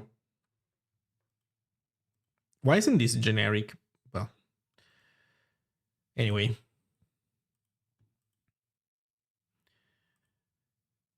So, yeah, the limit information, that needs to reach the fuzz runner. Actually, you know what? No, I take it back. Should it? That's... should it? Does it? We are the test runner. Yeah, it definitely needs to reach the fuzzer. Okay, so yeah, we are in a different process right now. We're not in the process that does the fuzzing. By the way, a small aside for people watching who are following along. What's going on here? Why is there like this whole pyramid of processes? Well, you have the build runner, which is the thing that is orchestrating a variety of things going on in your build at the same time. You know, compiling, linking, I don't know, downloading, doing stuff, running tests. The test runner is the thing that orchestrates running tests. And that has to be a different process. So it's a different process than the build runner, because the test runner is just one thing that out of many that you can do with the build runner. So it's a separate thing. And the fact that it is a separate process, I guess it doesn't have to be a separate process, but like strictly necessarily, but it's okay that it is. And I think in the future, it will be a mandatory thing. Like it's going to be part of more explicitly of the design, because you want the build runner to be sandboxed, I think. Let me think about it for a second. No, it's not really the build runner that you want sandboxed. It's a first phase. Well, in any case, here's what is important though. The test runner is separate from the fuzzing process, because the fuzzing process is the one that is trying hard to crash. So you want something to survive in the event of a crash. You don't want everything to just poop itself and then, that's the end of it. So that's why the fuzzer is a separate process. And that's why we have to do this process communication stuff. So rebuilding this mode was not a great idea. Maybe not. We'll see. Okay, so here we are communicating stuff. The fuzzer is starting.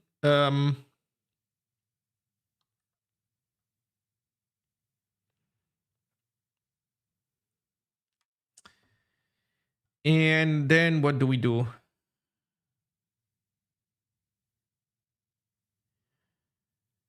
Let me think. Oh, wait, is there the function fuzz? The function fuzz is in here. Wait a second. Maybe I'm saying something stupid. No, you know what? The test runner and the fuzzer are in the same executable. I think I'm being dumb. I think I'm just being dumb. It's the build runner that survives. Oh, yeah, it's the build runner that survives. The test runner dies alongside the fuzzer.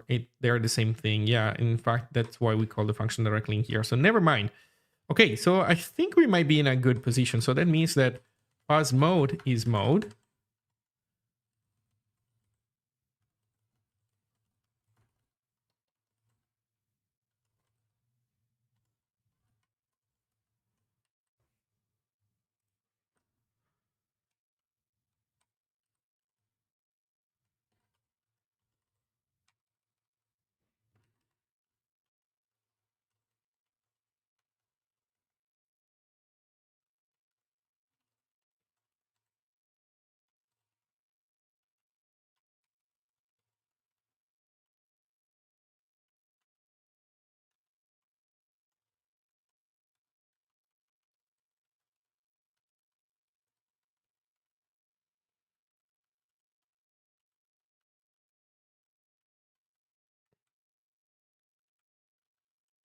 Okay, so when we enter the fuzzing function, then we do this.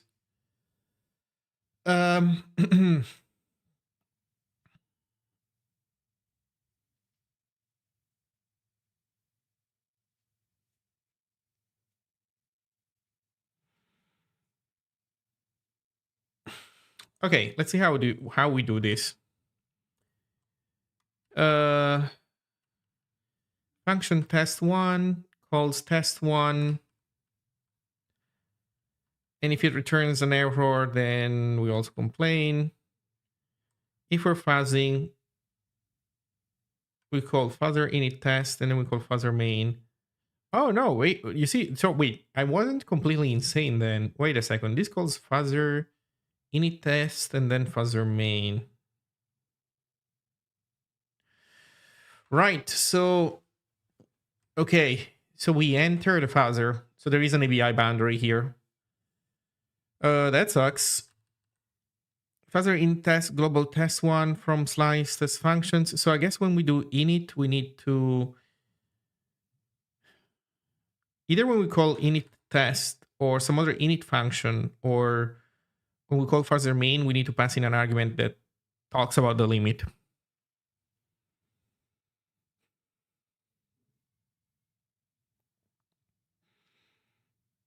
And then we need to implement that behavior. So how would that look like? So fuzzer init test. So this is in lib/fuzzer. There's fuzzer init, then there's fuzzer init test, which sets the current test name and calls init on the fuzzer. Okay. And then there's fuzzer main, while true fuzzer cycle. Well, this looks like a good point to inject behavior. How would this work when fuzzing after crash will be implemented? The build runner already know how long my fuzzer was running and send the next start with smaller limit, or is this a future problem? Yeah, that is a good point. I would say for now it's a future problem. For time is easy, right? Because the processes can agree on a global timer. For number of iterations, yeah, that part basically the fuzzer needs to communicate progress to the build script, and there's the problem where you either do very granular reports where you say um no, actually I know how this should look like. So the problem is that you don't want to do super granular reports because it's going to slow down the fuzzer. But then if you don't do granular reports, let's say that you report once every, 1,000 iterations, just as a general idea. Obviously, whatever arbitrary number I pick, it would be problematic for other practical reasons. But let's say that 1,000 works.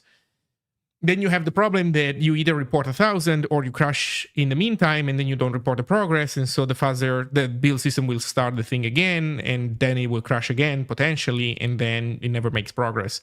So the answer is that we need to write the number of iterations in the memory mapped input file.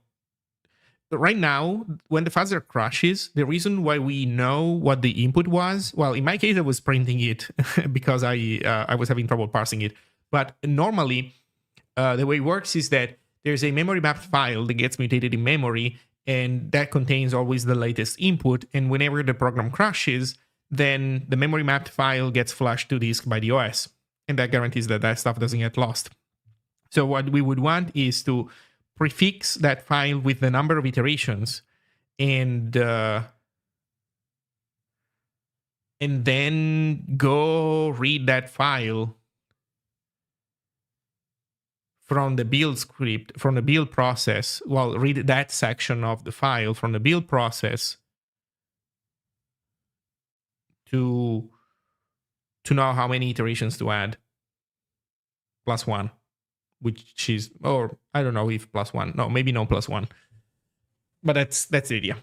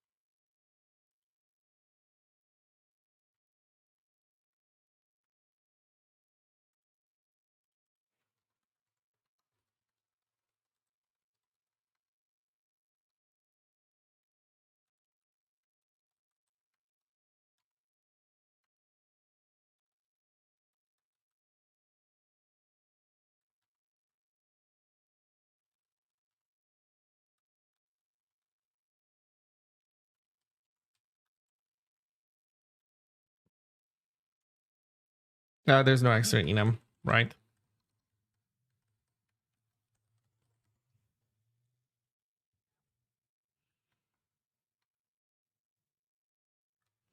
Although I don't know if it makes sense to do this here. Maybe.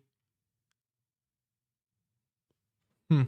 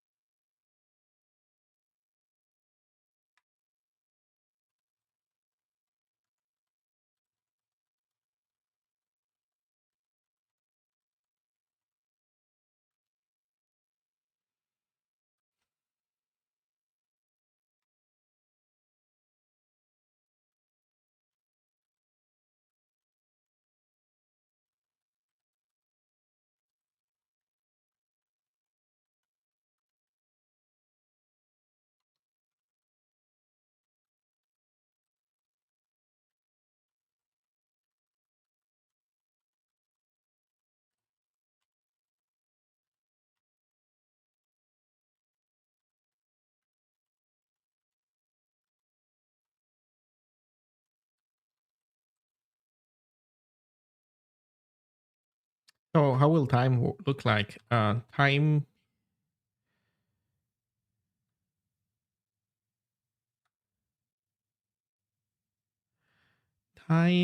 is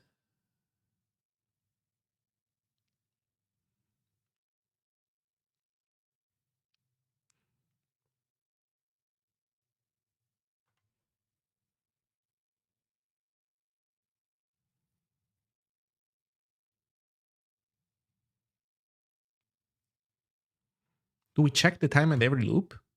You know what? I'm actually not sure how to do time. I'm gonna put a while true for. Oh, you know what? For now, let's do it this way. I'm actually not sure what the strategy for time should be precisely. In any case, so we now have the problem that somebody's calling fuzzer main and they need to put they need to give it information. So here we're calling fuzzer main and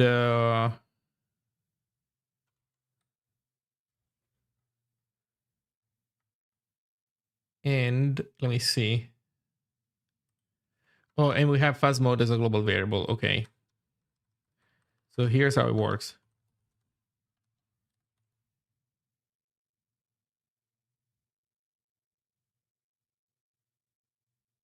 You know what? I'm actually realizing now that that's problematic because fuzz mode necessarily contains that information, but it's missing the, well, there is no limit case. So how does this work? Oh, right, there is the forever case, right? So fuzz mode also has the forever case. Okay, I got confused for a moment. Okay, so fuzz mode.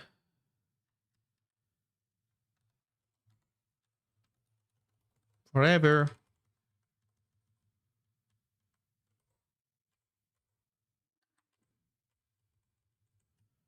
Fuzzer main. Forever. Undefined.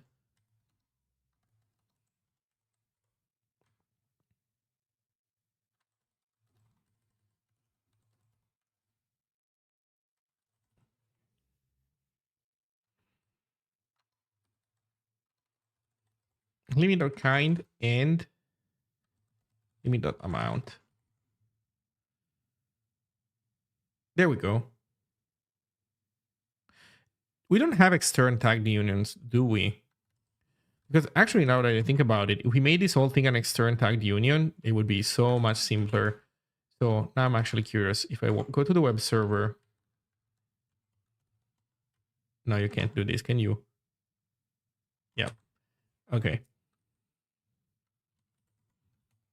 That's fine.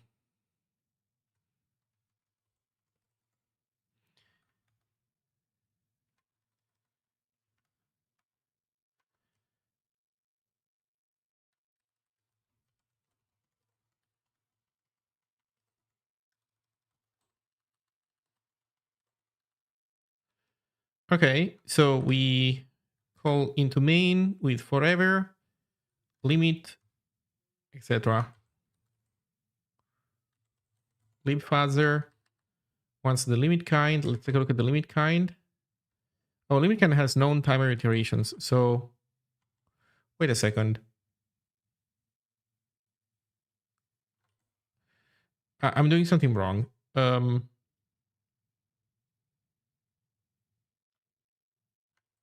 Yeah, because this guy says non. Yeah, there's something that doesn't match. Let's take a look again. So more than forever. Yeah, that non. I think I want to call that non forever basically in ABI.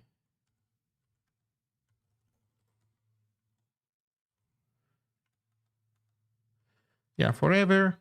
Otherwise, but I can't pass the limit.kind, so I have to switch on it.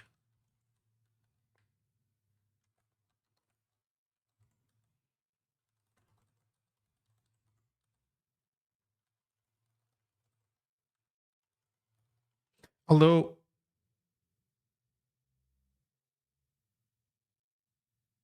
yeah, I think it's fine. Okay.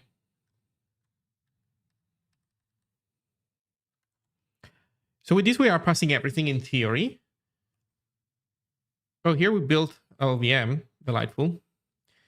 So our next problem is that we want to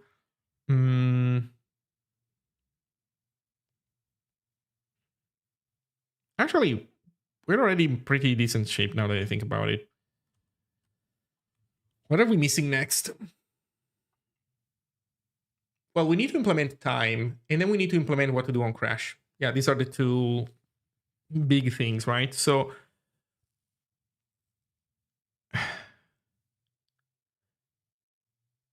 like with time, I think we kind of want to we want to create a deadline, and we want to check if we hit the deadline. Although I don't know what is the efficient way of checking time that way. I think I'm gonna ask people before I implement that. So the next thing is I think it's just trying this out and see if we can run like 1,000 iterations or something like that and see what happens. So git status. Okay, so we're done with LVM. Awesome. It's eating a ton of space on my freaking disk. Oh wait, it got put in downloads? Okay.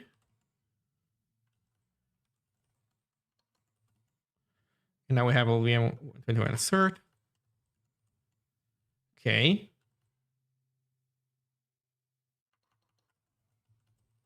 Remove build.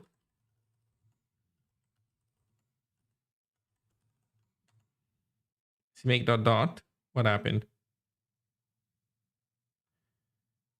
We're missing LVM config. Right. Wait. How do we do this? Dash d cmake prefix equals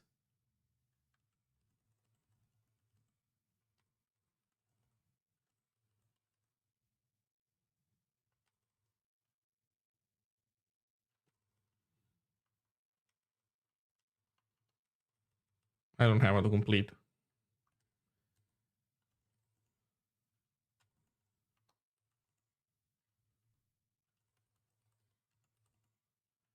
LVM 21 assert.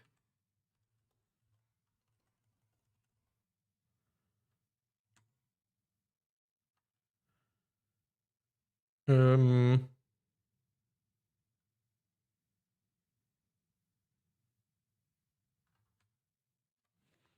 I miss something about this process? I think we're good with this. This is something like this make prefix path.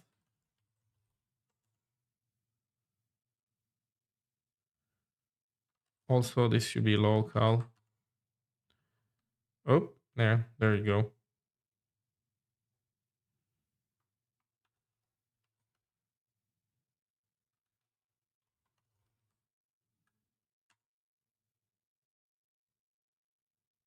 Engine install? No.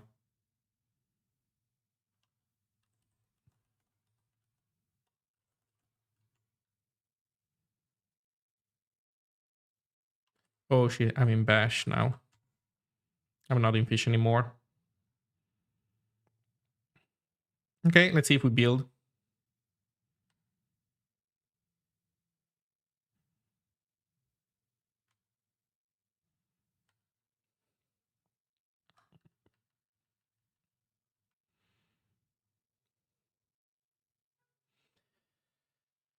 Yeah.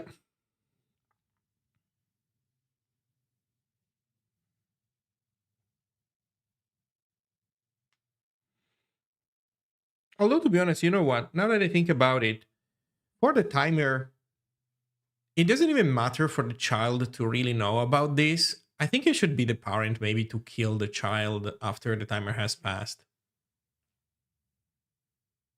Maybe. Huh.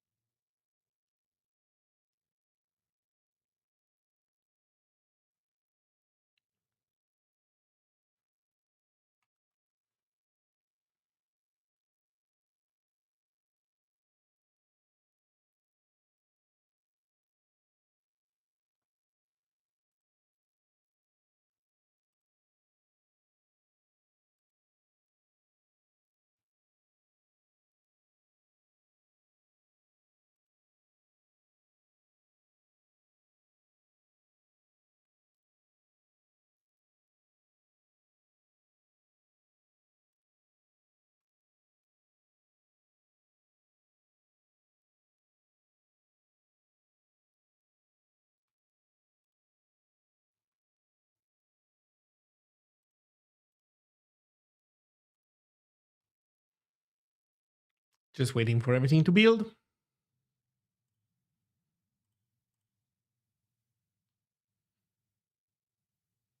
You know what?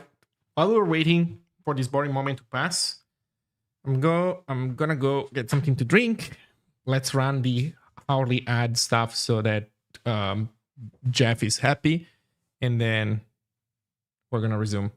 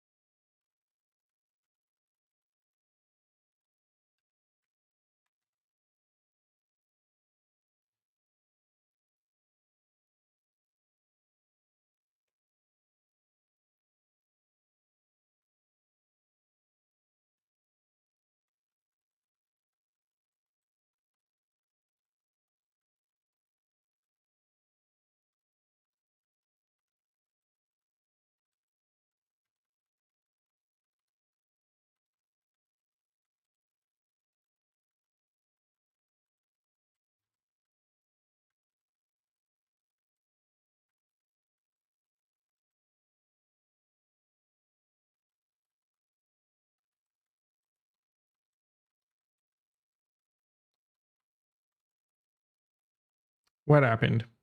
Extended type size found this. Oh, snap. We almost got it right, huh? But not quite.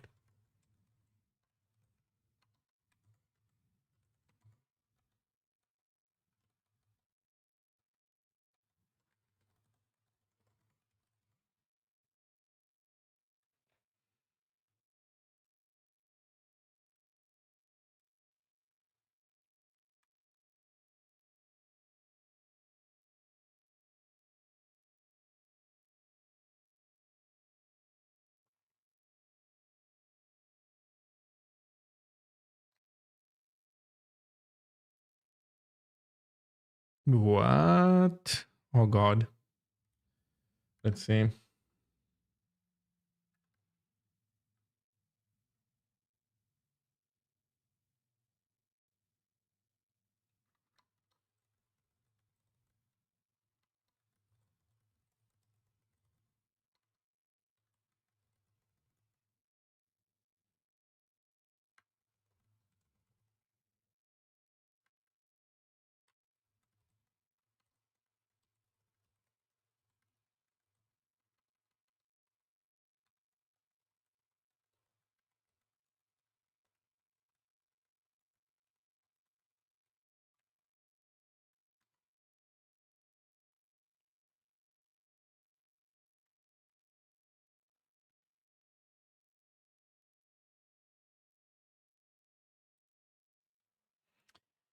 Okay, what is going on here? This is not good.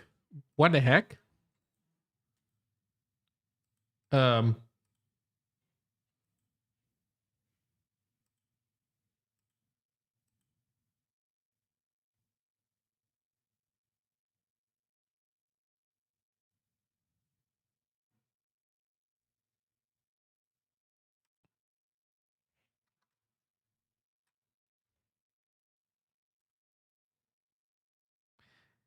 value with comp time only comp time int. Oh, okay. So we're thinking that this guy is comp time int. No, I think that's fine. The problem is that this is a node. The error is this switch that is pooping itself. So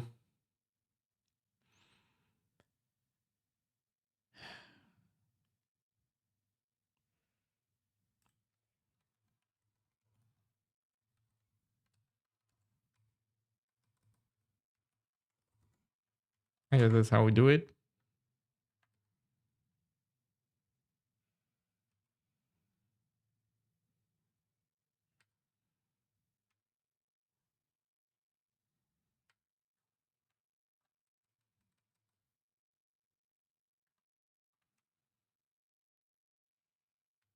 Oh yeah, fine. Man, I made so many silly mistakes.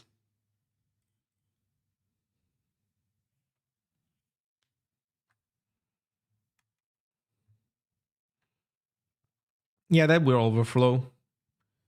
That's a good point. That will overflow. So what do we do about this? I think we should catch it, shouldn't we? So we should do like we should do mal.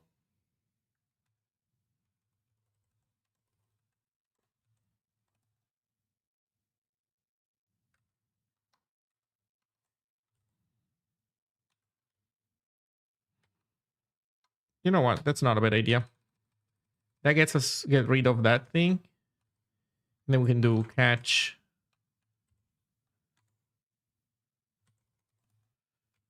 fatal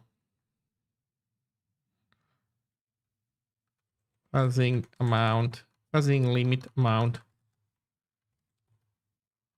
overflows U64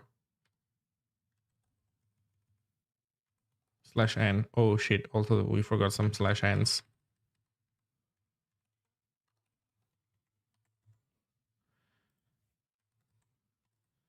You know what? Might as well get rid of that.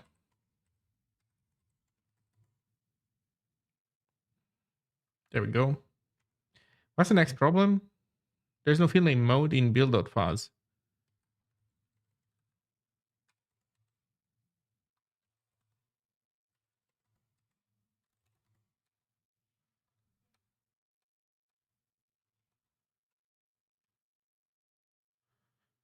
I never changed the definition of fuzz. Really?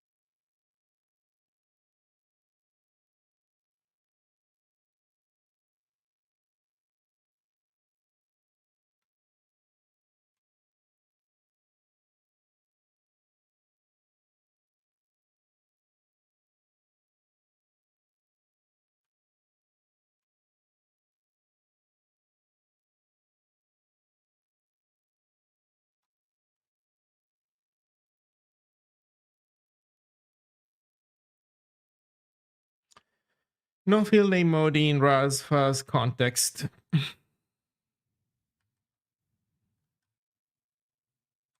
Wait a second.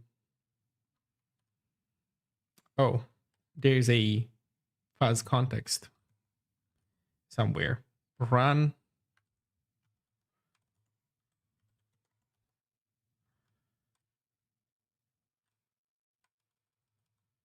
Oh, we're receiving a fuzz context. Oh, because it's fuzz context,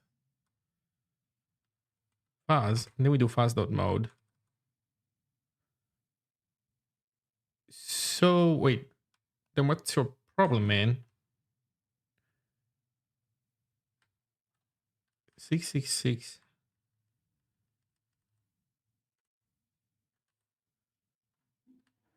Oh, oh, oh. That's an unfortunate name, I guess.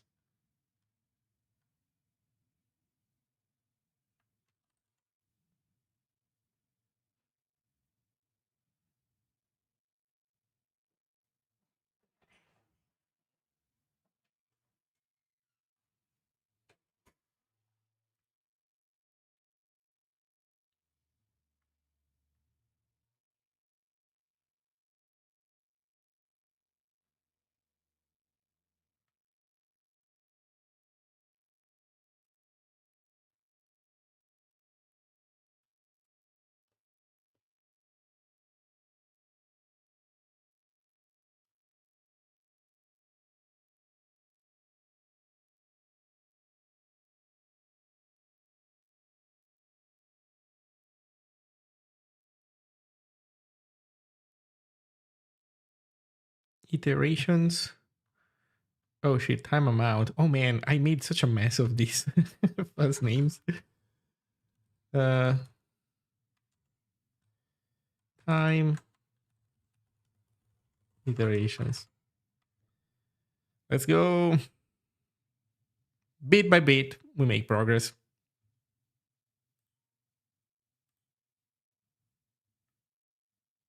Unfortunately, I'm doing the bootstrap process still. So if I had been a good boy, I would have first done the bootstrap, then made the changes, and so that would allow me to use a already built Zig compiler to do the to do incremental updates. So I could run this under watch. I still could actually because I'm not forced to go through CMake to do this. I could just invoke. For example, the Zig that I downloaded from ZigUp and use that, but it's fine. How many more silly mistakes could I have squished in? I don't know, like 20 lines that I changed, right? Right?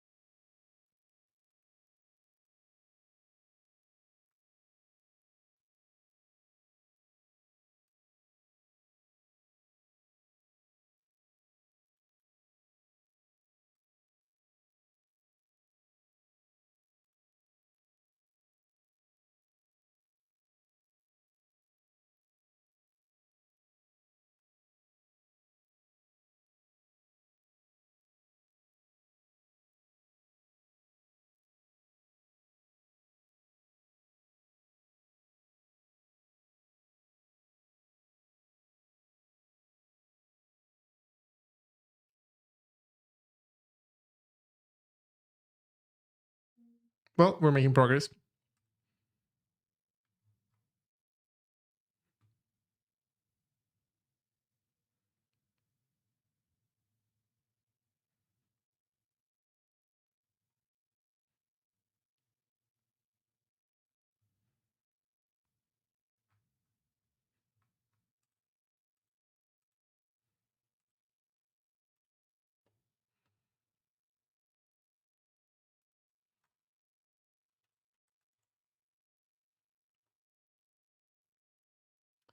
Let's go.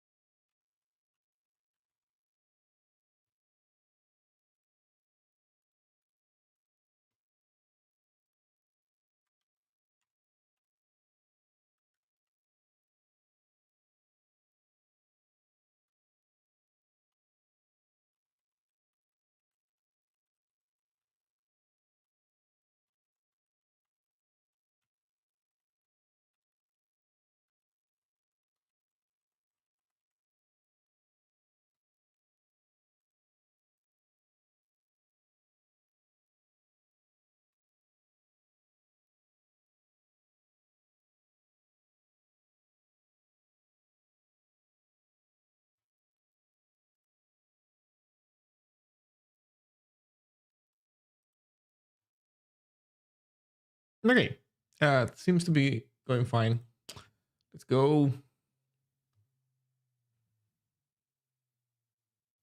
Oh, you know what? I'm an idiot. I'm building a debug build of Zig. Fuck.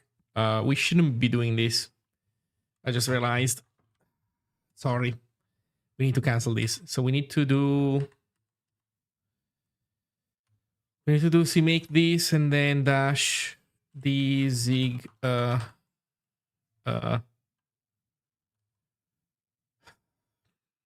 there's a couple options also that we need to get right.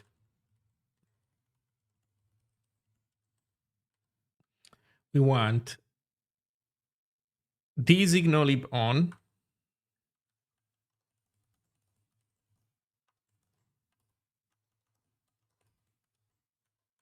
Then the CMake build type release.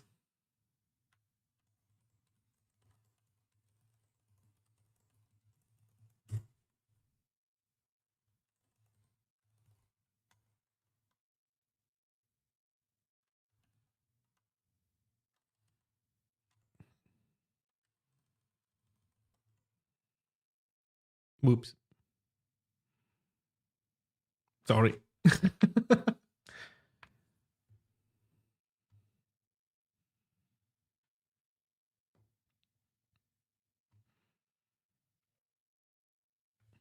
Any other option? Just to double check. This. The static stuff is not important. Okay. Eh.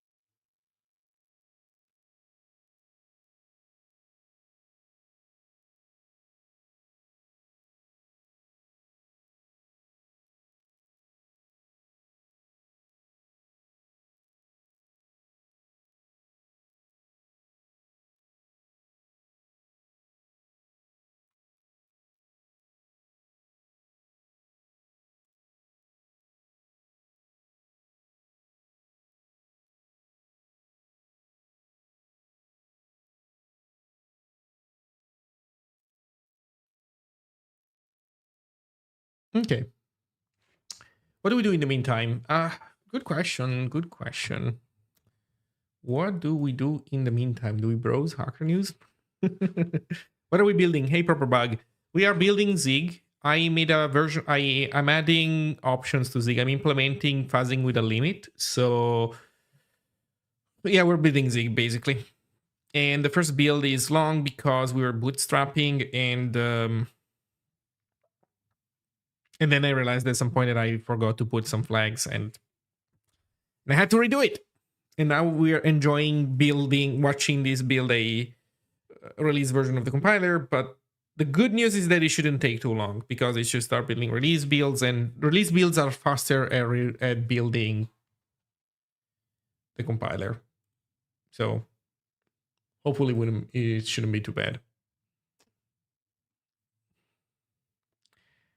Zig CPP. Yeah.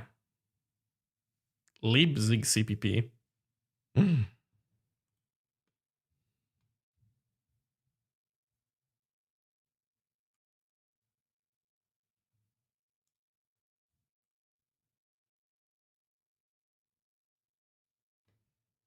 Oh shit.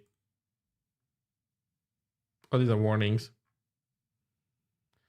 Infile included from blah blah blah. BBC at the start. Fortify source requires complying with optimizations. Okay. We should be fine.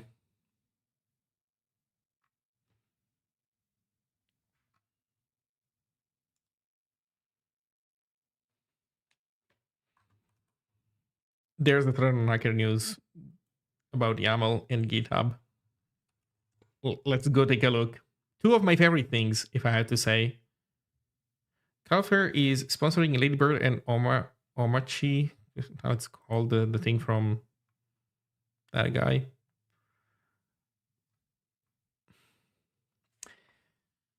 Okay. Calfair is sponsoring Ladybird. How much? How much are they sponsoring?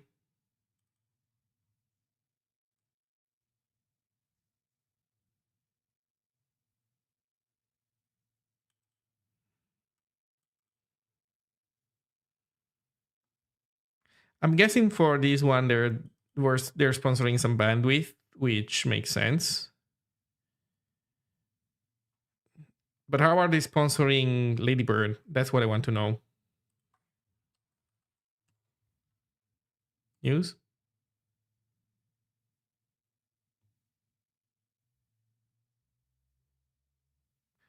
Mike Shaver, Tim Flynn. So no more recent news. I guess this stuff is on Twitter, maybe. Man, hopefully nothing too terrible shows up. You can never trust. Man, Twitter has become a disaster. Let us clean. Any announcement on this stuff? Cloudflare is sponsoring $100,000. Jesus Christ. Okay, that's a serious donation. That is good. Okay.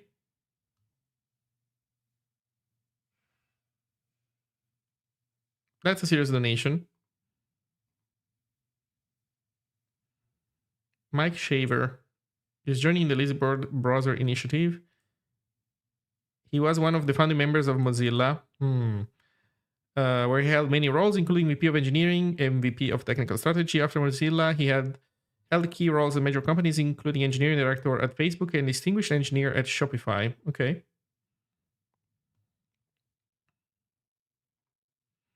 Tim Flynn.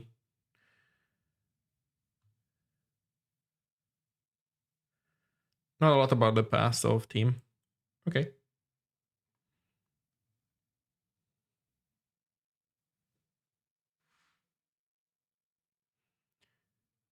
Where's the YAML stuff?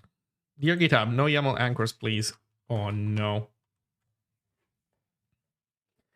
For a really long time, GitHub Actions lacked support for YAML anchors. Thank God. that was a good thing. Agreed. YAML anchors in GitHub Actions are 1, redundant with existing functionality. True. Introduce a complication to the data model that makes CI/CD human and machine comprehension harder. True. And 3, are not even uniquely useful because GitHub has chosen not to support the one feature, merge keys, that lacks a semantic equivalent in GitHub Actions.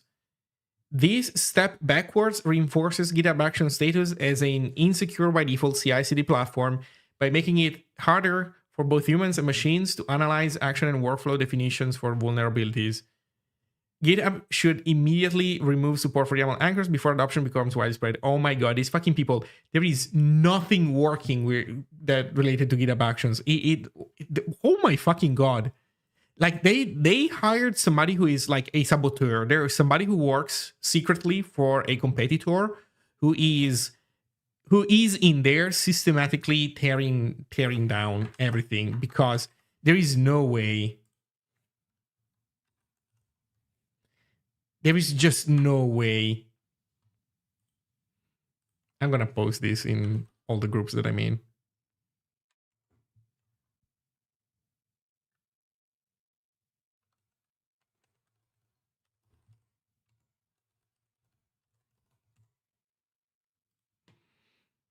Crazy. So let's look. No. No. No. Oh no. Oh no.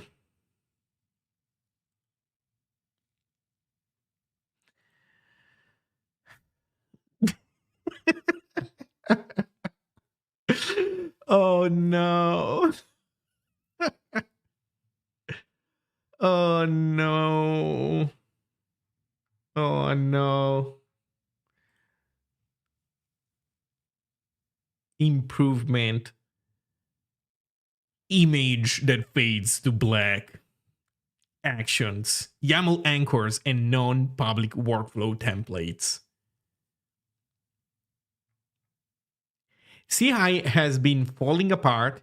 They have ridiculous concurrency bugs that have been reported since 2018 that have not been fixed yet. Everything is a fucking joke. We keep having self-hosted runners that poop themselves, but man, get ready for YAML anchors. Let's have a fancy announcement about this. Like, who made this their project? I don't get it. Like, who would make this their project? Like, who would say, which engineer would say, man, you know what? I'm gonna get my quarterly bonus. Holy shit, I'm aiming for the next level, next compensation level, and my big contribution that I'm gonna land in production is gonna be YAML anchors. And then there's gonna be a manager who's there saying, holy shit, we need to show that, you know, I need to show that I need more headcount below me, that people below me get things done. We move the needle. We make a difference. We you know, we're doing what needs to be done for success, even greater success, right? It's an American company, so until it has basically turned the universe into paper clips, it's not going to stop. But the way they go at it is like, yes, and the answer is going to be YAML anchors in GitHub Actions. Let's go. And so these two guys, it's like, man, what are the names? Like Pinky and the Brain. And so these two guys, like Pinky and the Brain, they start scheming how to get YAML anchors in GitHub Actions.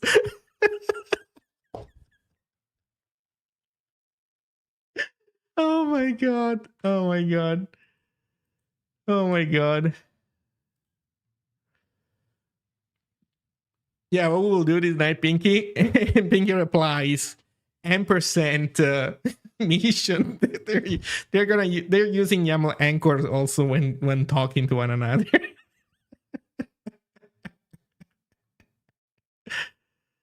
Ampersand every night.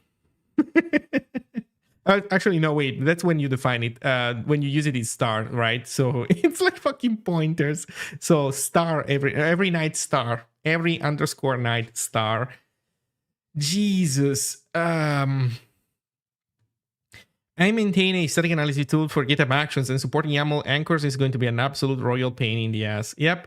You know what? This is a perspective that people are not sympathetic enough towards.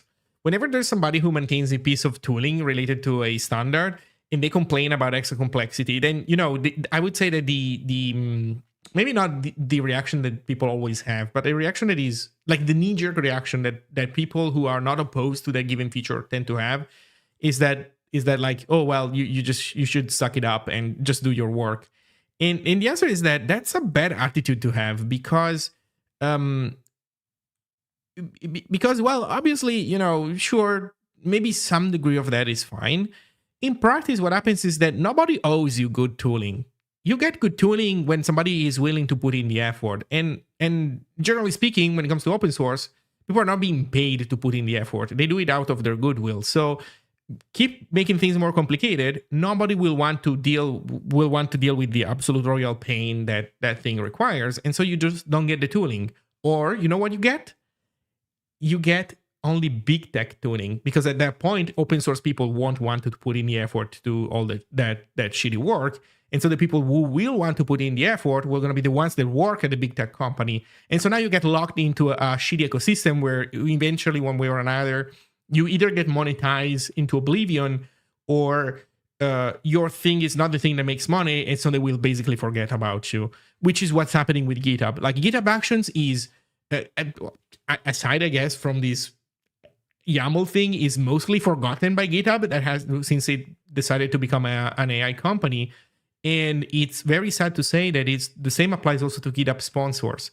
GitHub sponsors, when it was announced, if you think about it, was a insanely good idea. That was GitHub actually doing some good for the ecosystem, for real. But then the person who spearhead the GitHub Action stuff, the GitHub sponsors stuff, when she went away, they never touched it. They never added a single feature. By the way, the GitHub Actions, when it came out, was like, maybe not exactly POC, maybe a little bit better than POC, but there were clearly some big pieces missing, especially on the backend side of things. Nothing changed. They didn't add anything.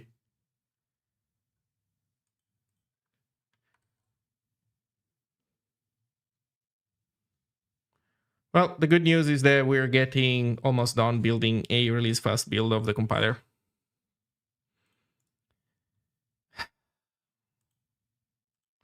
I'm curious to see what people have to say on Hacker News. Can YAML go away entirely? Yeah, it would be nice.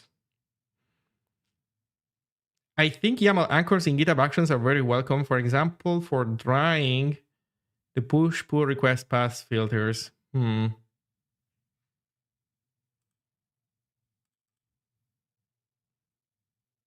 a dry after GitHub Actions YAML generated from DAL or Q or Python or some other language that supports actual abstractions. Yeah. Oh, man. Wrote a new YAML graphing tool this past weekend and just realized, thanks to this, I have a whole new kind of worms to keep in mind. Yep. YAML anchors are a welcome feature. But what? How? Oh my God. You know what? Don't yuck other people's yum. Still at the same time, man, I don't know. People definitely like to eat stuff that I don't find appealing. We support anchors in our CI/CD syntax at RWX, but only in a specific Alice's section. I think this is a nice compromise. YAML anchors may be a sharp tool, but no one is forced to use them, right? You're not forced to use it, so why not add it, right? I mean, it's like, I would call it this like the soup fallacy. I mean, let me just throw this in the soup. I'm gonna eat it. You don't have to worry about it. Plop. Plop. What do you mean? I'm gonna fish it out and I'm gonna eat myself. And you won't even have to know about it. Plop.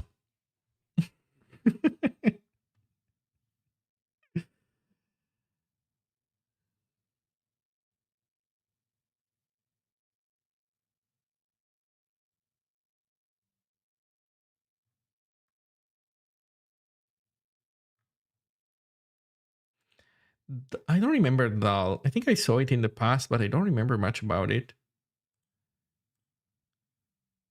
Oh, it's okay, I see. I see. Let's see what Lobsters has to say about this.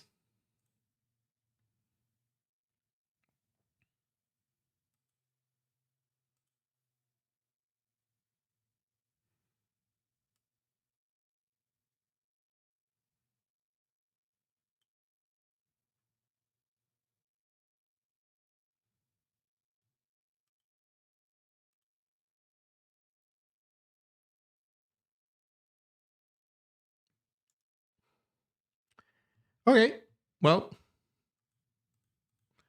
the people that wanted YAML got YAML, I guess. Also, I just noticed that for the poor people on YouTube, that Borg doesn't seem to be picking up YouTube comments at the moment, I think. So I just restarted Borg. It should pick up YouTube now. This Borg here will not pick up YouTube, but this one should. But there's a bug in it, so after a while it poops itself, and I'm waiting for async IO before I fix it. Let's see what people say on YouTube.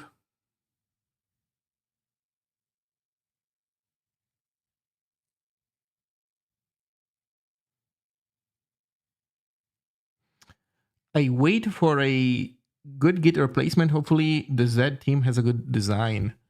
Oh, right. They wanted to do a different, they did want to do a different source control thingy, huh? Yeah, we'll see where that goes.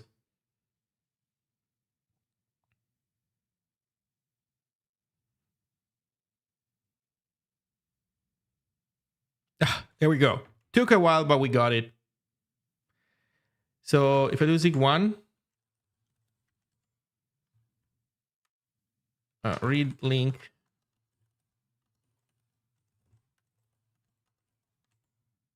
Yeah, there we go. So we got Zig 1. And we can even do Zig 1 help. Maybe Zig 1 test help.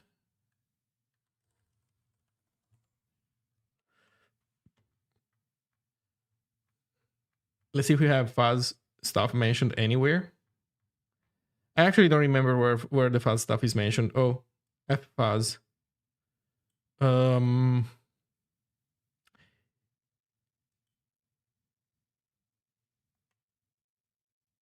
F fuzz. So it's Zig, right? It's in the test. It's in the build runner, so it's Zig build. It's Zig build that has the fuzz flag.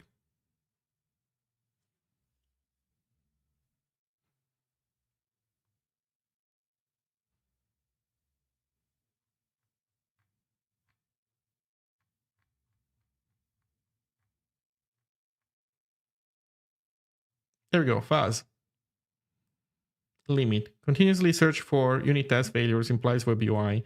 100s. Fuzz for 100 seconds, then exit. Also supports MHD. Fuzz for 100 iterations, then exit. Also supports KMG. Okay, we should probably flip these two. Also, I see that they put dots. Nothing else has dots. Let's go fix these tiny things.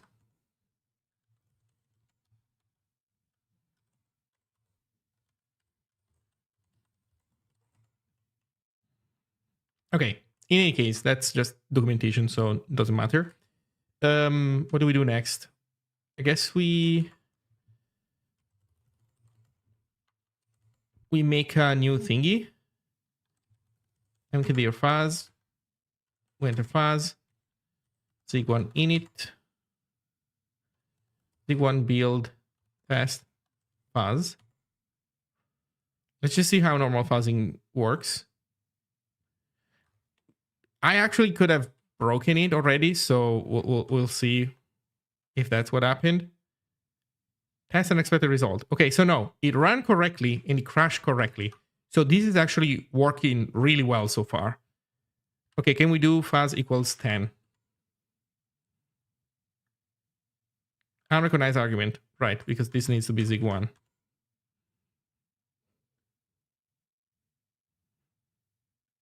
Unrecognized argument. Well, fuck. Well, fuck.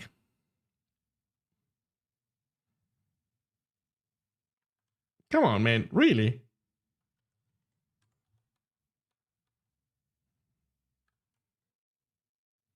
Oh. Well, it can't be equal. It has to be starts with, right? Kind of an important thing. I think, yeah, no, we need to rebuild it. So is it a matter of deleting the cache? Let me try deleting the cache and see if that makes a sense, makes a difference. That reveals the build script. That's fine. Yeah, it doesn't reveal the other one. Maybe it's in global cache. Okay, let's try the global cache one.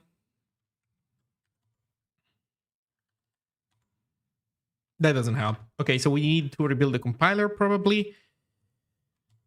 But that takes some effort, right? So let's see if we can avoid doing all this work.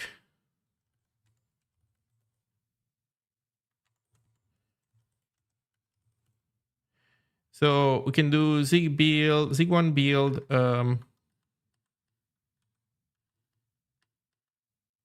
P stage 4 search prefix. Don't think we need to specify the search prefix.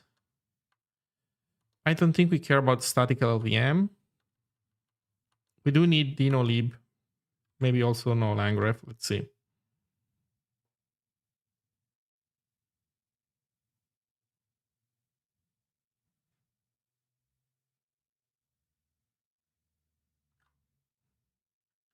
Oh shit, I didn't delete enough of the search prefix stuff. Okay.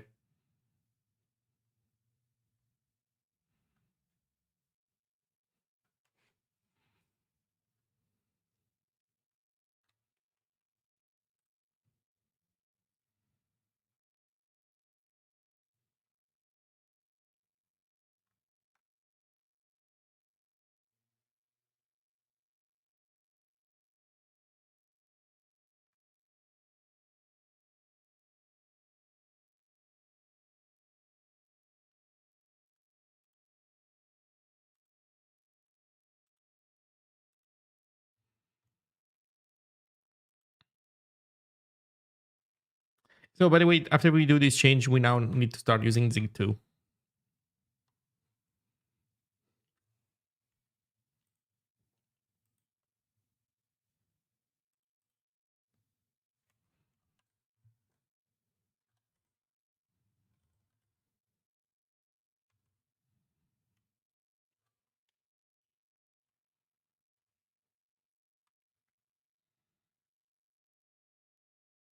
Okay. Now we can do read link which Zig2. No Zig2. Well, crap. Really?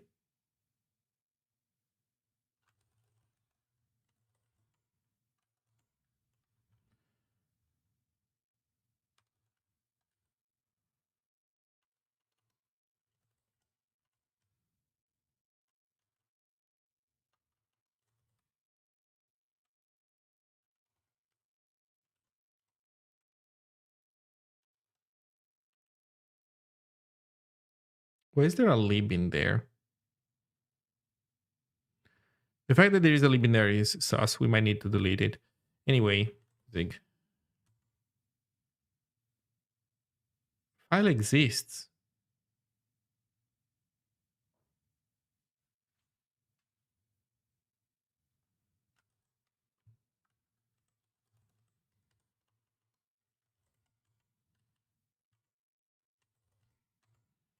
Okay.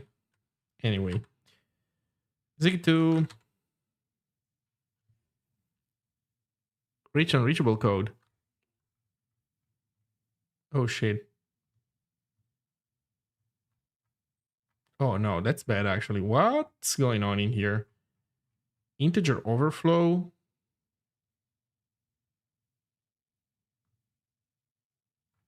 Oh no.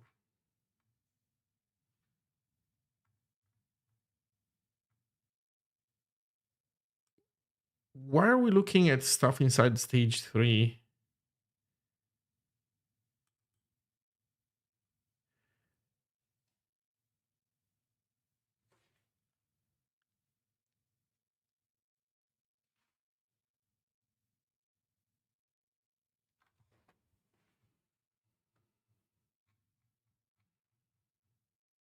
Something is going out of whack, but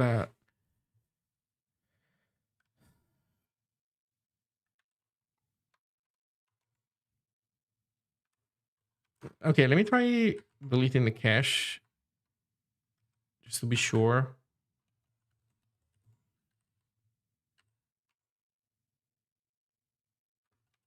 You know, we keep reaching original code. We might have built this guy wrong, but how? Oh, let me do this.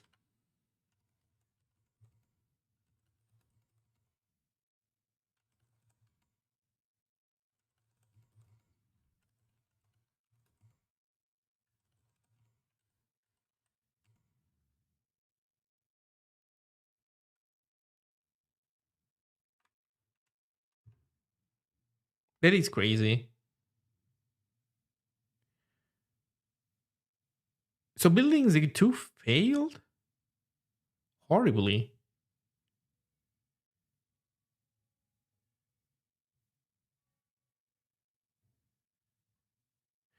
Could it be that I pulled in some dependency on something that wasn't there before and that might have caused issues? But no, I don't think so.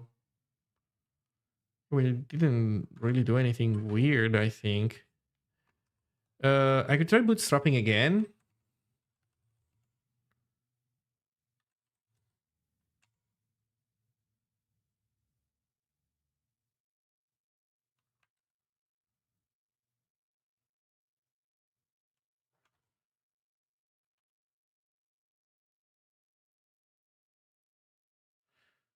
Are you trimming it? Well, even if I didn't, we shouldn't be seeing that error. Let me put it this way.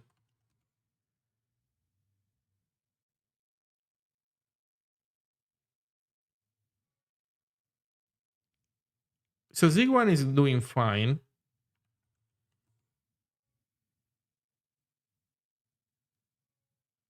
There we go. Okay, we have a build failure that we need to worry about, I think. Oh shit, look at my functions. They're all wrong. It doesn't explain why the other one failed to build, but in any case, we know now we have errors to fix, so that's good.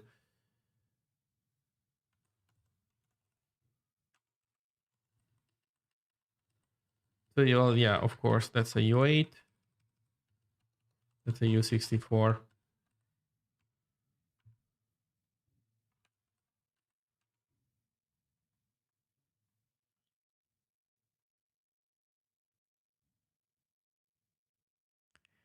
That changes a lot of things. Oh shit. I think this entire thing is on me. I shouldn't have started editing files before being done building, but I also didn't want to wait, and I think we're kind of paying the consequences of that. By the way, I was saying, wait, how many other mistakes could I have left in there? Well, guess what? Here's another one.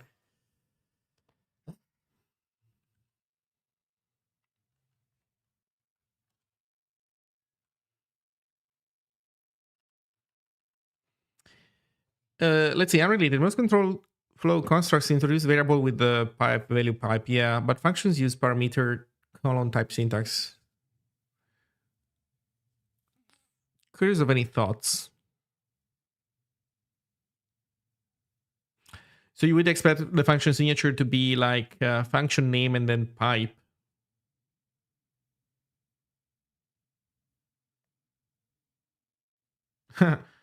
Well, the pipe syntax doesn't support specifying types, though.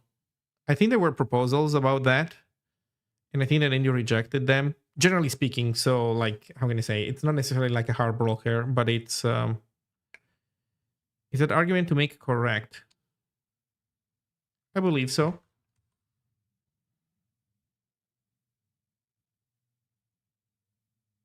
Yeah, I think.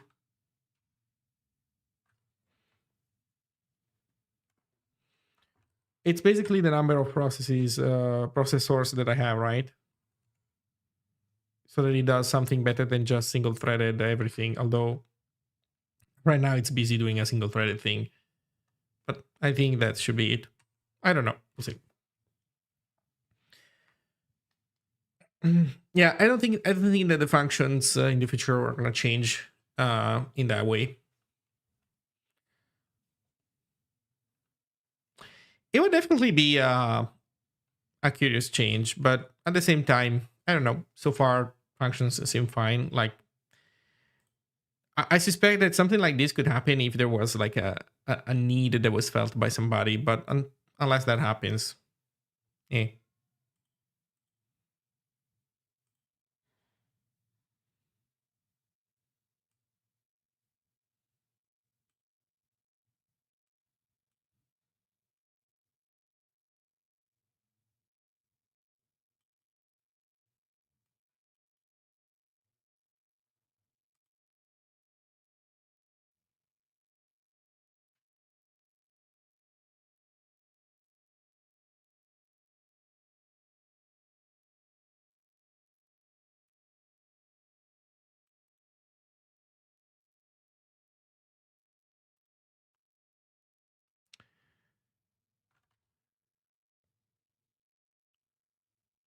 Okay, so we built.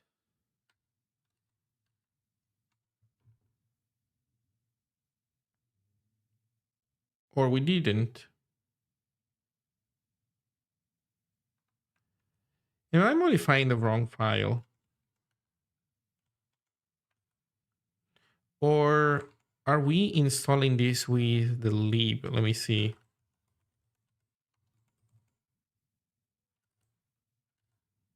Stage 3 has a lib. We do want, though, Stage 3 have a copy of the lib. What's the CMake command?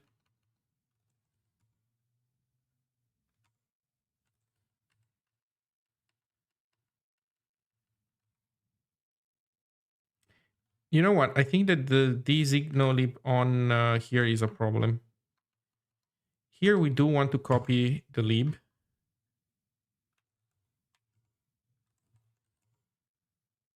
Here we do want to copy the lib.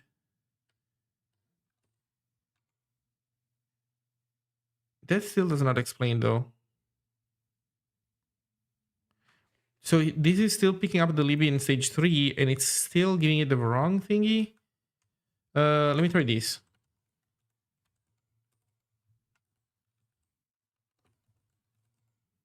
Remove lib.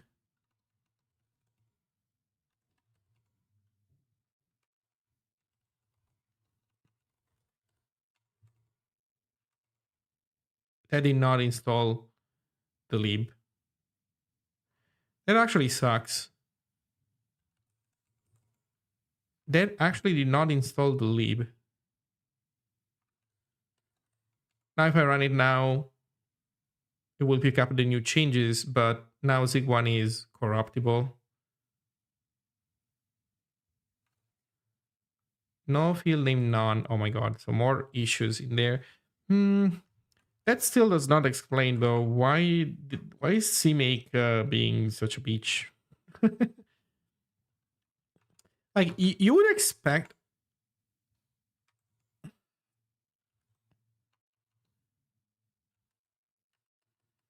You would expect this to actually make a difference.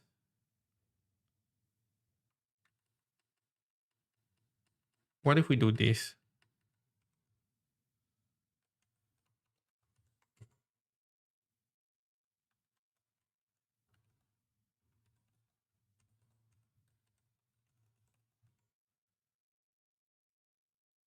Oh, now it's doing things.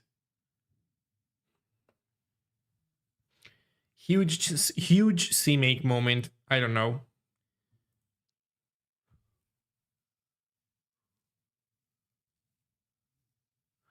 I guess omitting it leaves the value as is.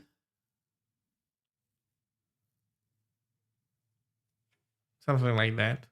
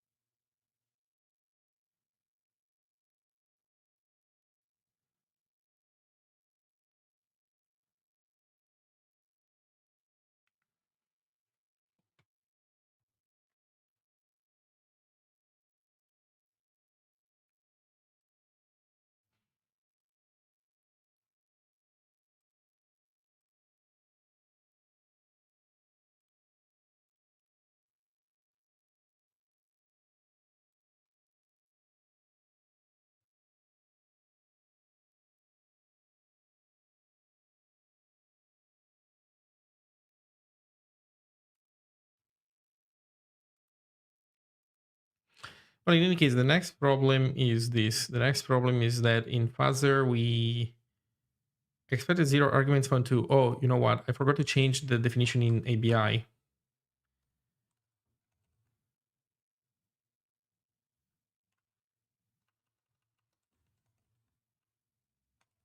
In build ABI, I guess. Where the fuzzer stuff is. Yeah, look at this. Basically, fuzzer main. It's this kind U8 amount U64.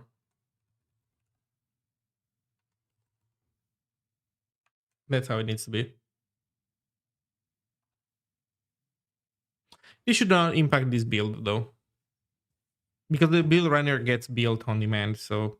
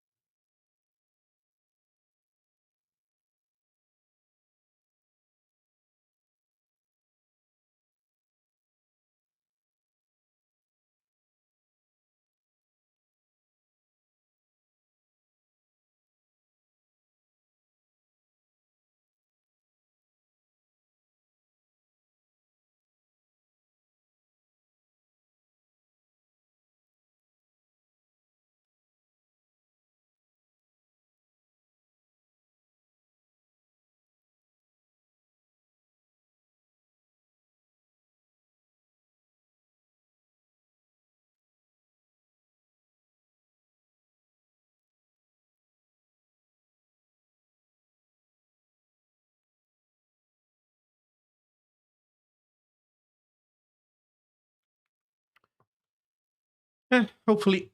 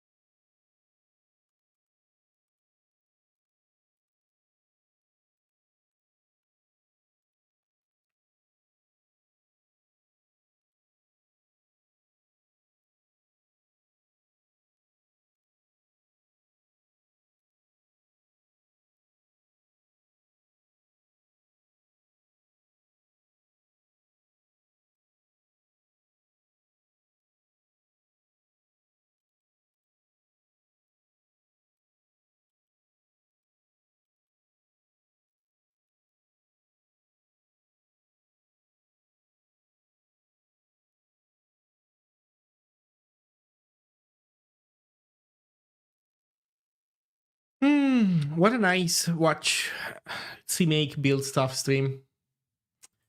Very nice. Very, very nice. Well, you know what though? We should not take for granted this time spent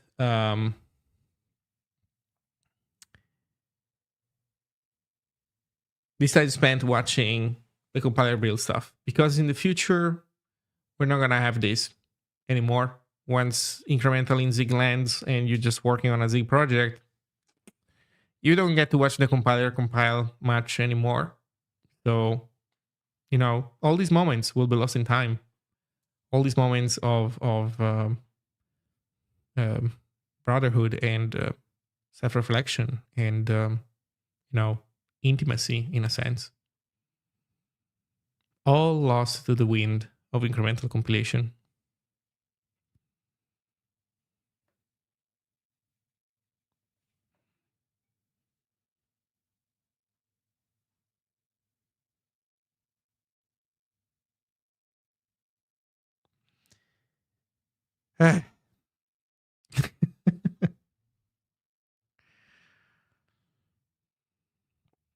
Yeah, you can build Zig with the Zig build system. Yeah, like you can do incremental builds.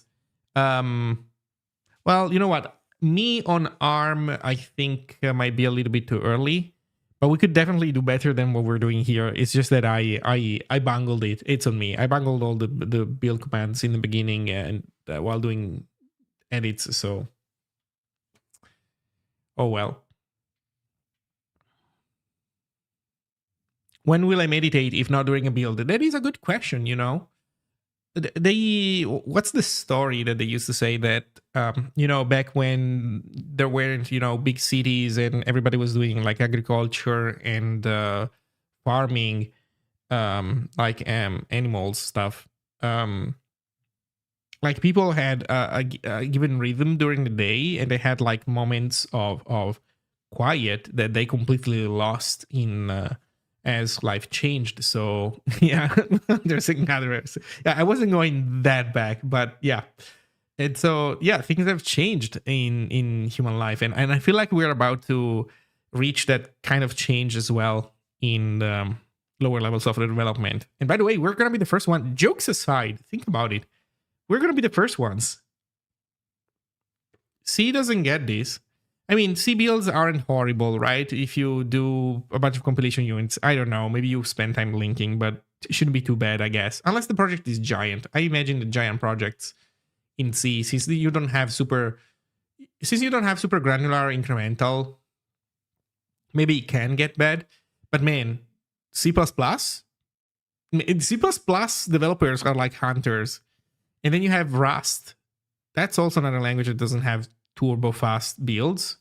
I mean, it's as things stand currently, Rust is competitive with Zig and better than Zig, but they have you know, is it like crate level caching? In any case, they have compilation unit caching, whatever is their compilation unit.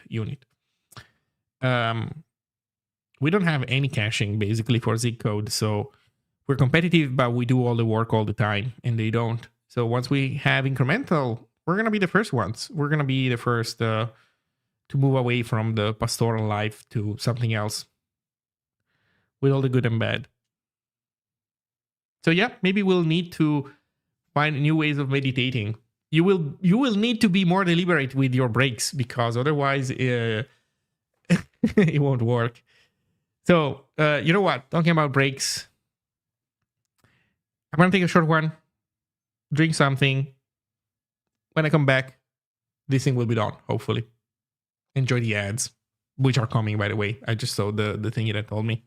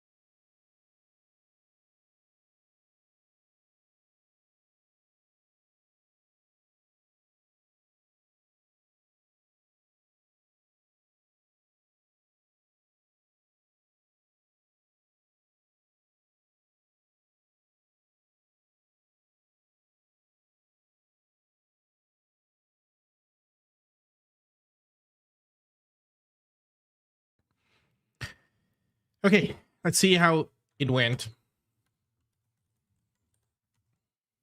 So stage 3 has lib. That's awesome. Now if we run Zig 1, because we're going to get a new build of Zig 1, but this still doesn't answer the question of what the heck is going on with Zig 2 up here.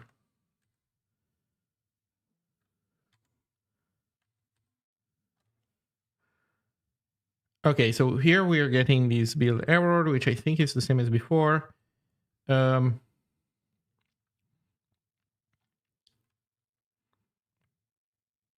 that shouldn't be a big deal if we can build Zig 2. I don't get why my Zig 2 was bust, but anyway.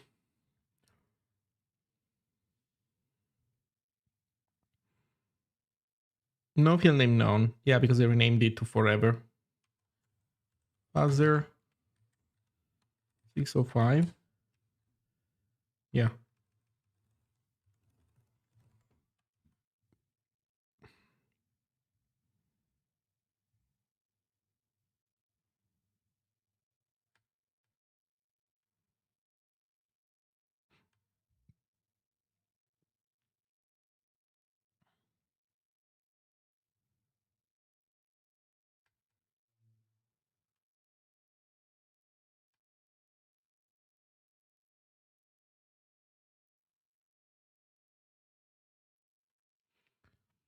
Okay, so hopefully we fix this.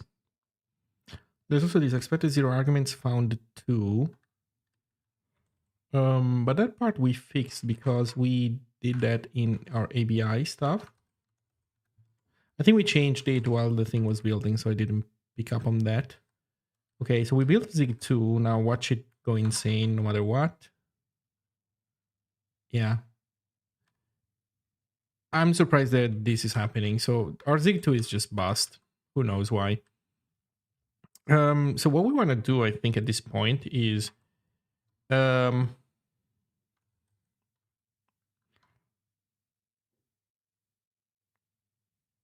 you know what? I haven't tried to build Zig 2 from inside the Nix shell though. Maybe that does make a difference.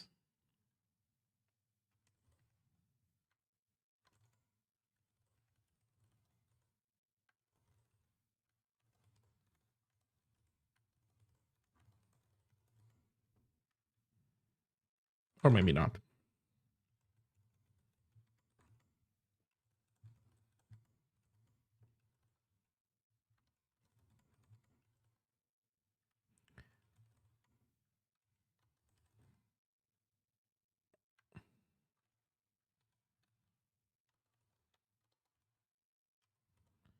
I kind of wish I could just copy the lib. I guess I can just run cp-r.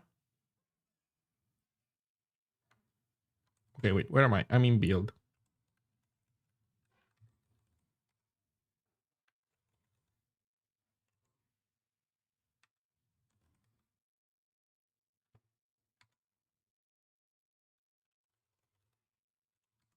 Now what should go wrong?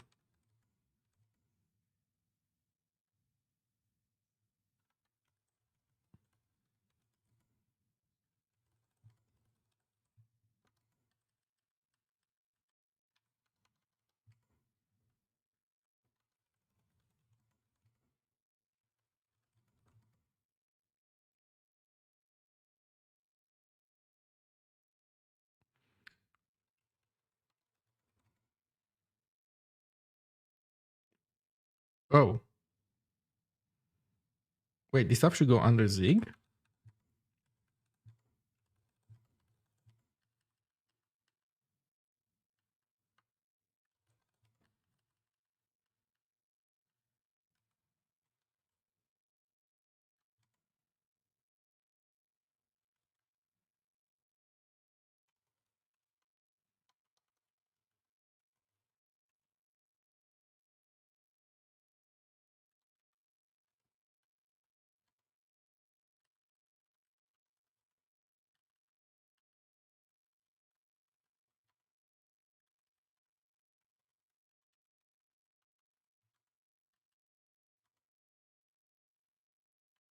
Okay, let's see if that gets picked up. I really have no idea why Magic 2 is busted though.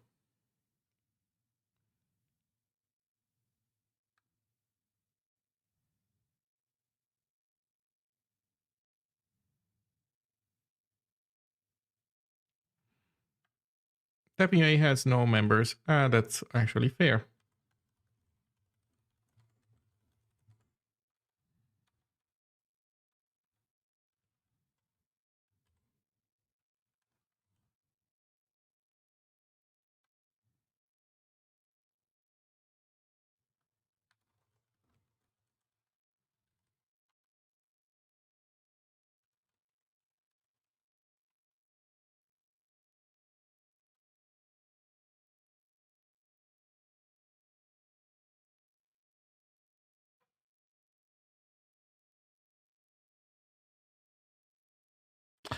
Wait a second. No, actually, this is wrong. I think I got the signature wrong. I think in ABI, what did I do? Oh no, that's not that. That's a limit kind. Yeah, that's how it is.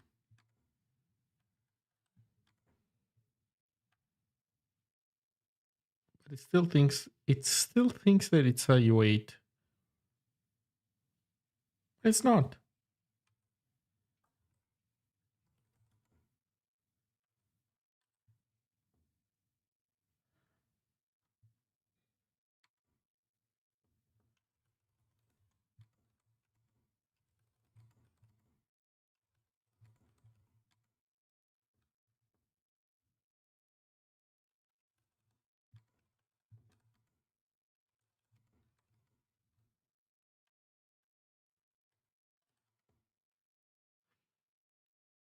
Stage 3, the test runner 248.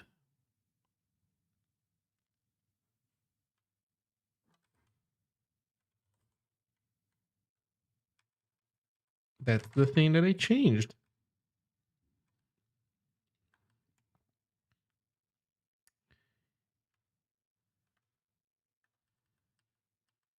So why does it not get picked up? I don't want to rebuild everything from scratch again. That is blowing my mind. So out of curiosity, what if I open this?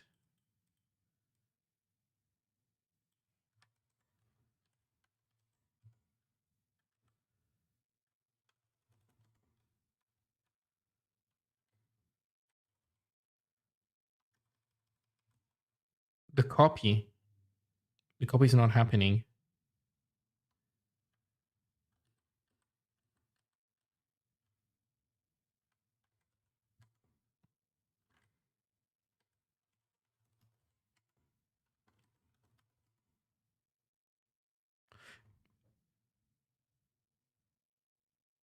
I feel like I'm going insane. Why are we not changing this file? This file has changed.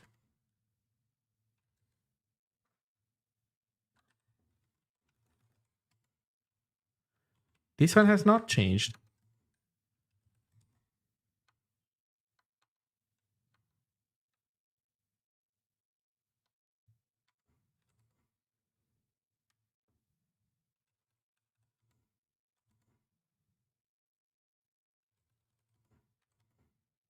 Oh, fuck.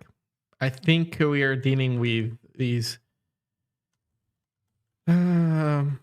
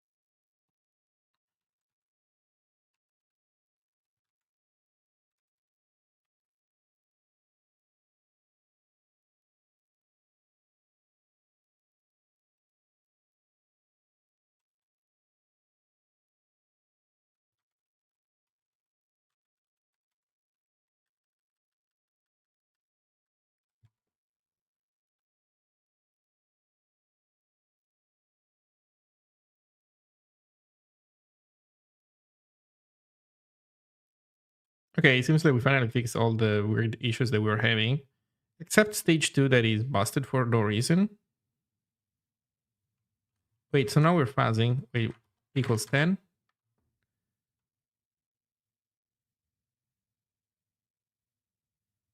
The problem is... So it seems that we are fuzzing. Let's wait for the WebAssembly to get built. But fuzz equals 10 should, like... It's idle.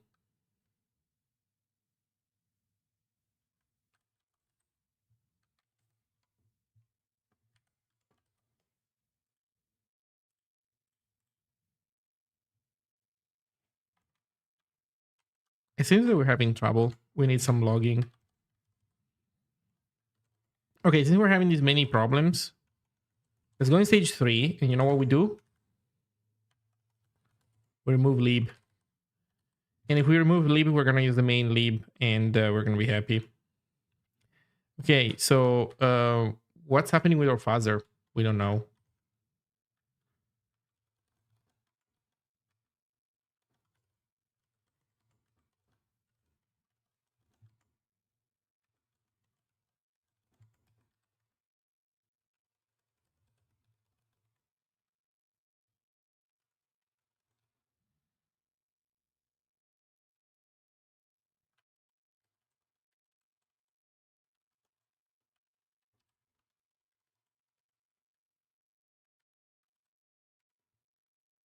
Let's see what happens as we try to print the limit kind.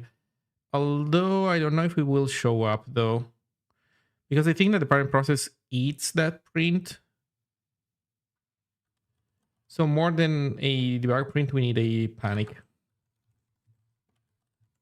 Because we need also to fail.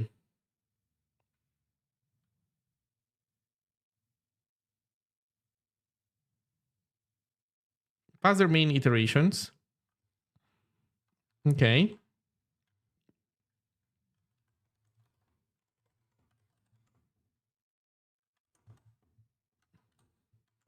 I think the problem is that this actually runs and then it returns and then the parent doesn't know what to do. Like it just gets stuck there. Yeah. So we can turn this into basically done.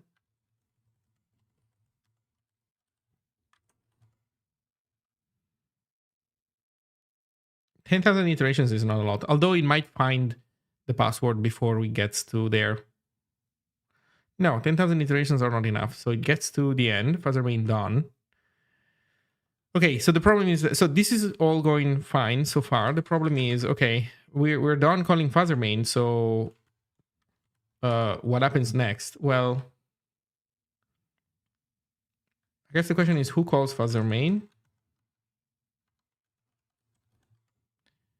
This guy does. And then when he's done, he returns. So this is what? Test runner.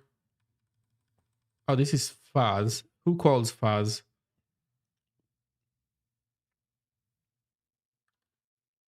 It's test one that calls fuzz, I think. Well, it's the test function that calls that. So I think everything starts from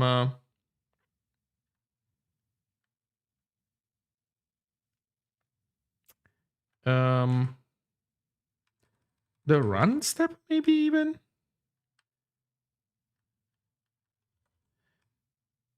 This sends a message. Wait a second. This calls evolve Zig test. Yeah, who calls evolve Zig test?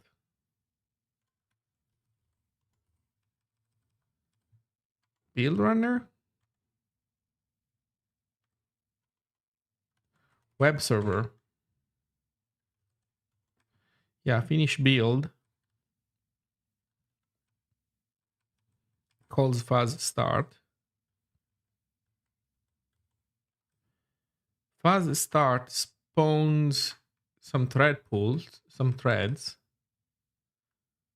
Wait, and then it doesn't wait anything? We do web server and spawn stuff. We do fuzz worker run. Although fuzz worker run, rerun in fuzz mode, is this maybe looping forever? For all we know, this might be looping forever. Let's see, try run command. Spawn child and collect. So this spawns a child.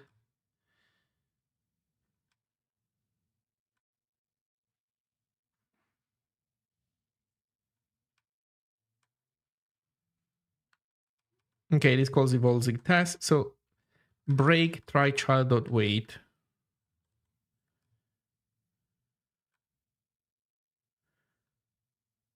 Okay, so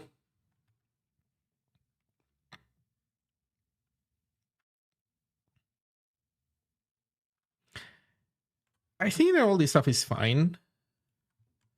I think it's the test runner.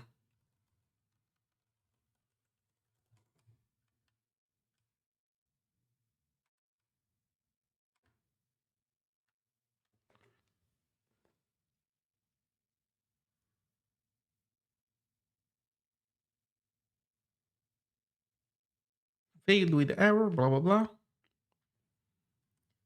Don't tell me that this waits forever. Is there a while loop? Yeah, there's a while true. Okay, so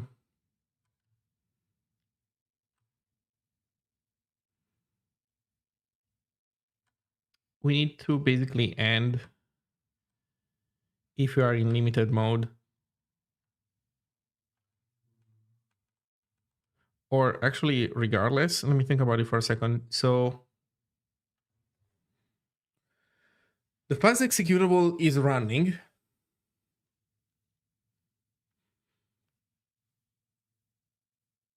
And somehow we are returning from it. If it says not fuzz test, then it's a problem, yeah. If there's logs, then we panic because there's logs, that's fine. If not,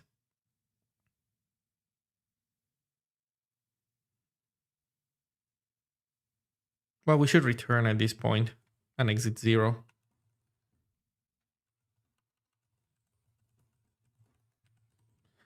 It doesn't even matter that we return. I mean, what matters is that we call this.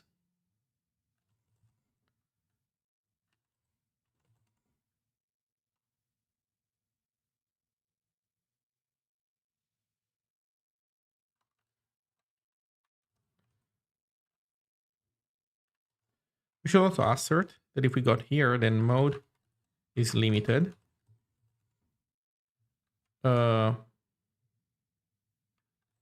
Actually, well, it's different than forever.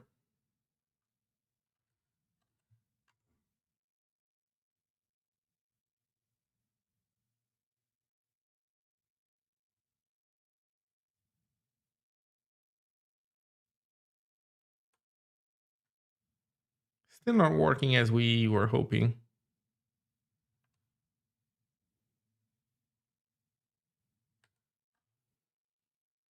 Let's put a panic in here.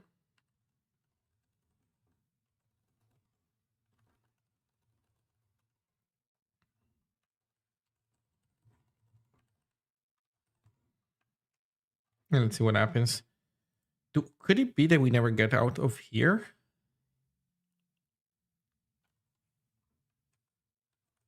I don't remember.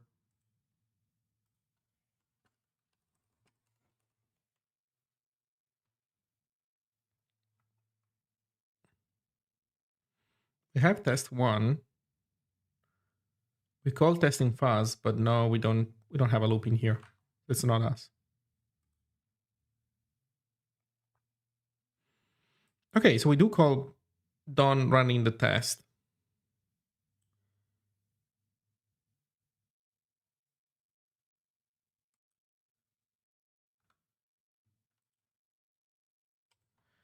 Okay, so now we do exit 0.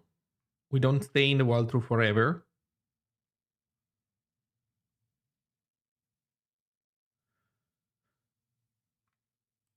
So who's waiting on us? Now it's the web server build runner waiting on us. It's the web server. I think the build runner delegates all this stuff to the web server. So what is going on?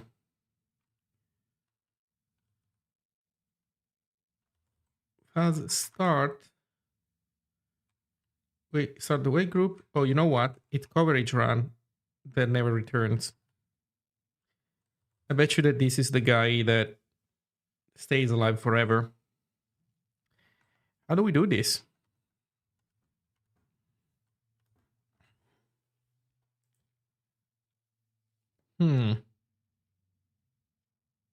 In fact, I bet you that if I comment this out, just temporarily, we'll now exit the process. I don't know. Maybe there will be some other error in the meantime, but I don't think so.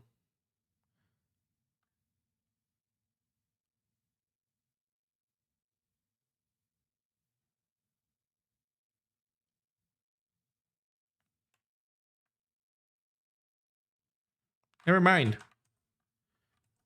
Commenting this out did nothing. The heck?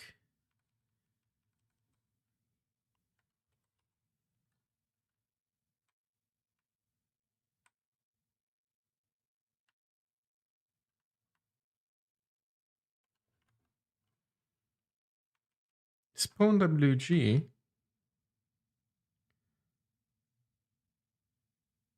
Also, now that I think about it, Start doesn't even care about the wait group. It just schedules stuff.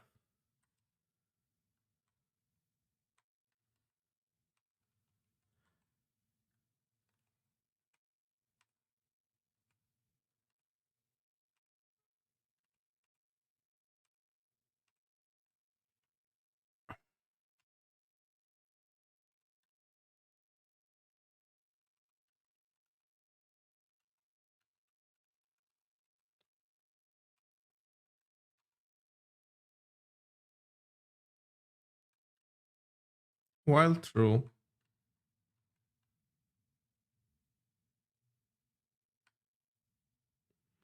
Oh, is it the web server stuff? The fact that there is a web server? I guess what we're missing is something that tells the web server mode to shut down, because the fuzz mode implies running the web server, and the web server, I guess, makes it so that the thing never shuts down. Oof. I guess the point is that fuzz should not imply the web server all the time. To be fair, if you're running a fixed set of iterations, do you want the web server? I don't think you want that. Maybe. The problem is that right now I don't think we even have that option, because fuzzing always turn on the web server.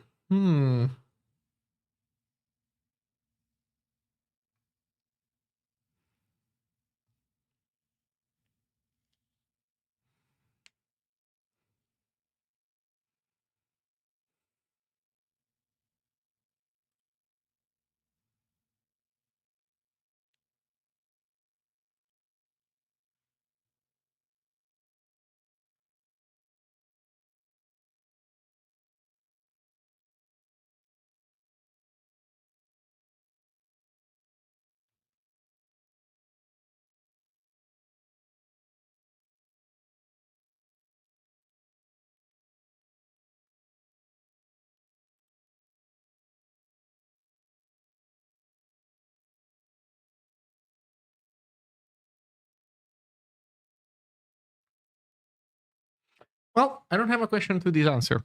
So I think my progress tonight stops here. I need to read some more code and see how this stuff overall is structured. And now I actually have this open design question, like, do we even want the web server when running fuzzing with finite runs? For finite runs of fuzzing, what happens when the fuzzing is complete? Does the web server remain running? What is the expected script command flag then? I don't know what you mean by script, but you know what? I actually haven't thought that through fully. Yeah, that's a good question. Should the web server remain open? I think there's a question of whether the web server should open at all. I'm starting to think that in limited mode, maybe we don't even run the web server. Maybe. You know, if the number is big enough, maybe running the web server is good. But if it's small, why would you even bother starting the web server? So maybe that's how we need to disentangle this. So yeah, something to think about. And if we do want to have the web server start, then the next question is like, how do we turn it off? So yeah.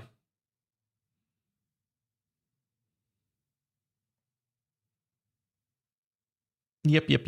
I don't have the answer. So everybody, I think I'm gonna call it a day. So try out Super HTML if you have the opportunity. Let me know how it goes. Enjoy the HTML errors. Try the auto formatter. It's pretty cool. And yeah, have a nice day. Let me see if anybody's doing Zig.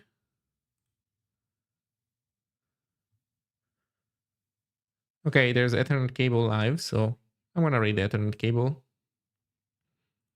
Go say hi to him for me.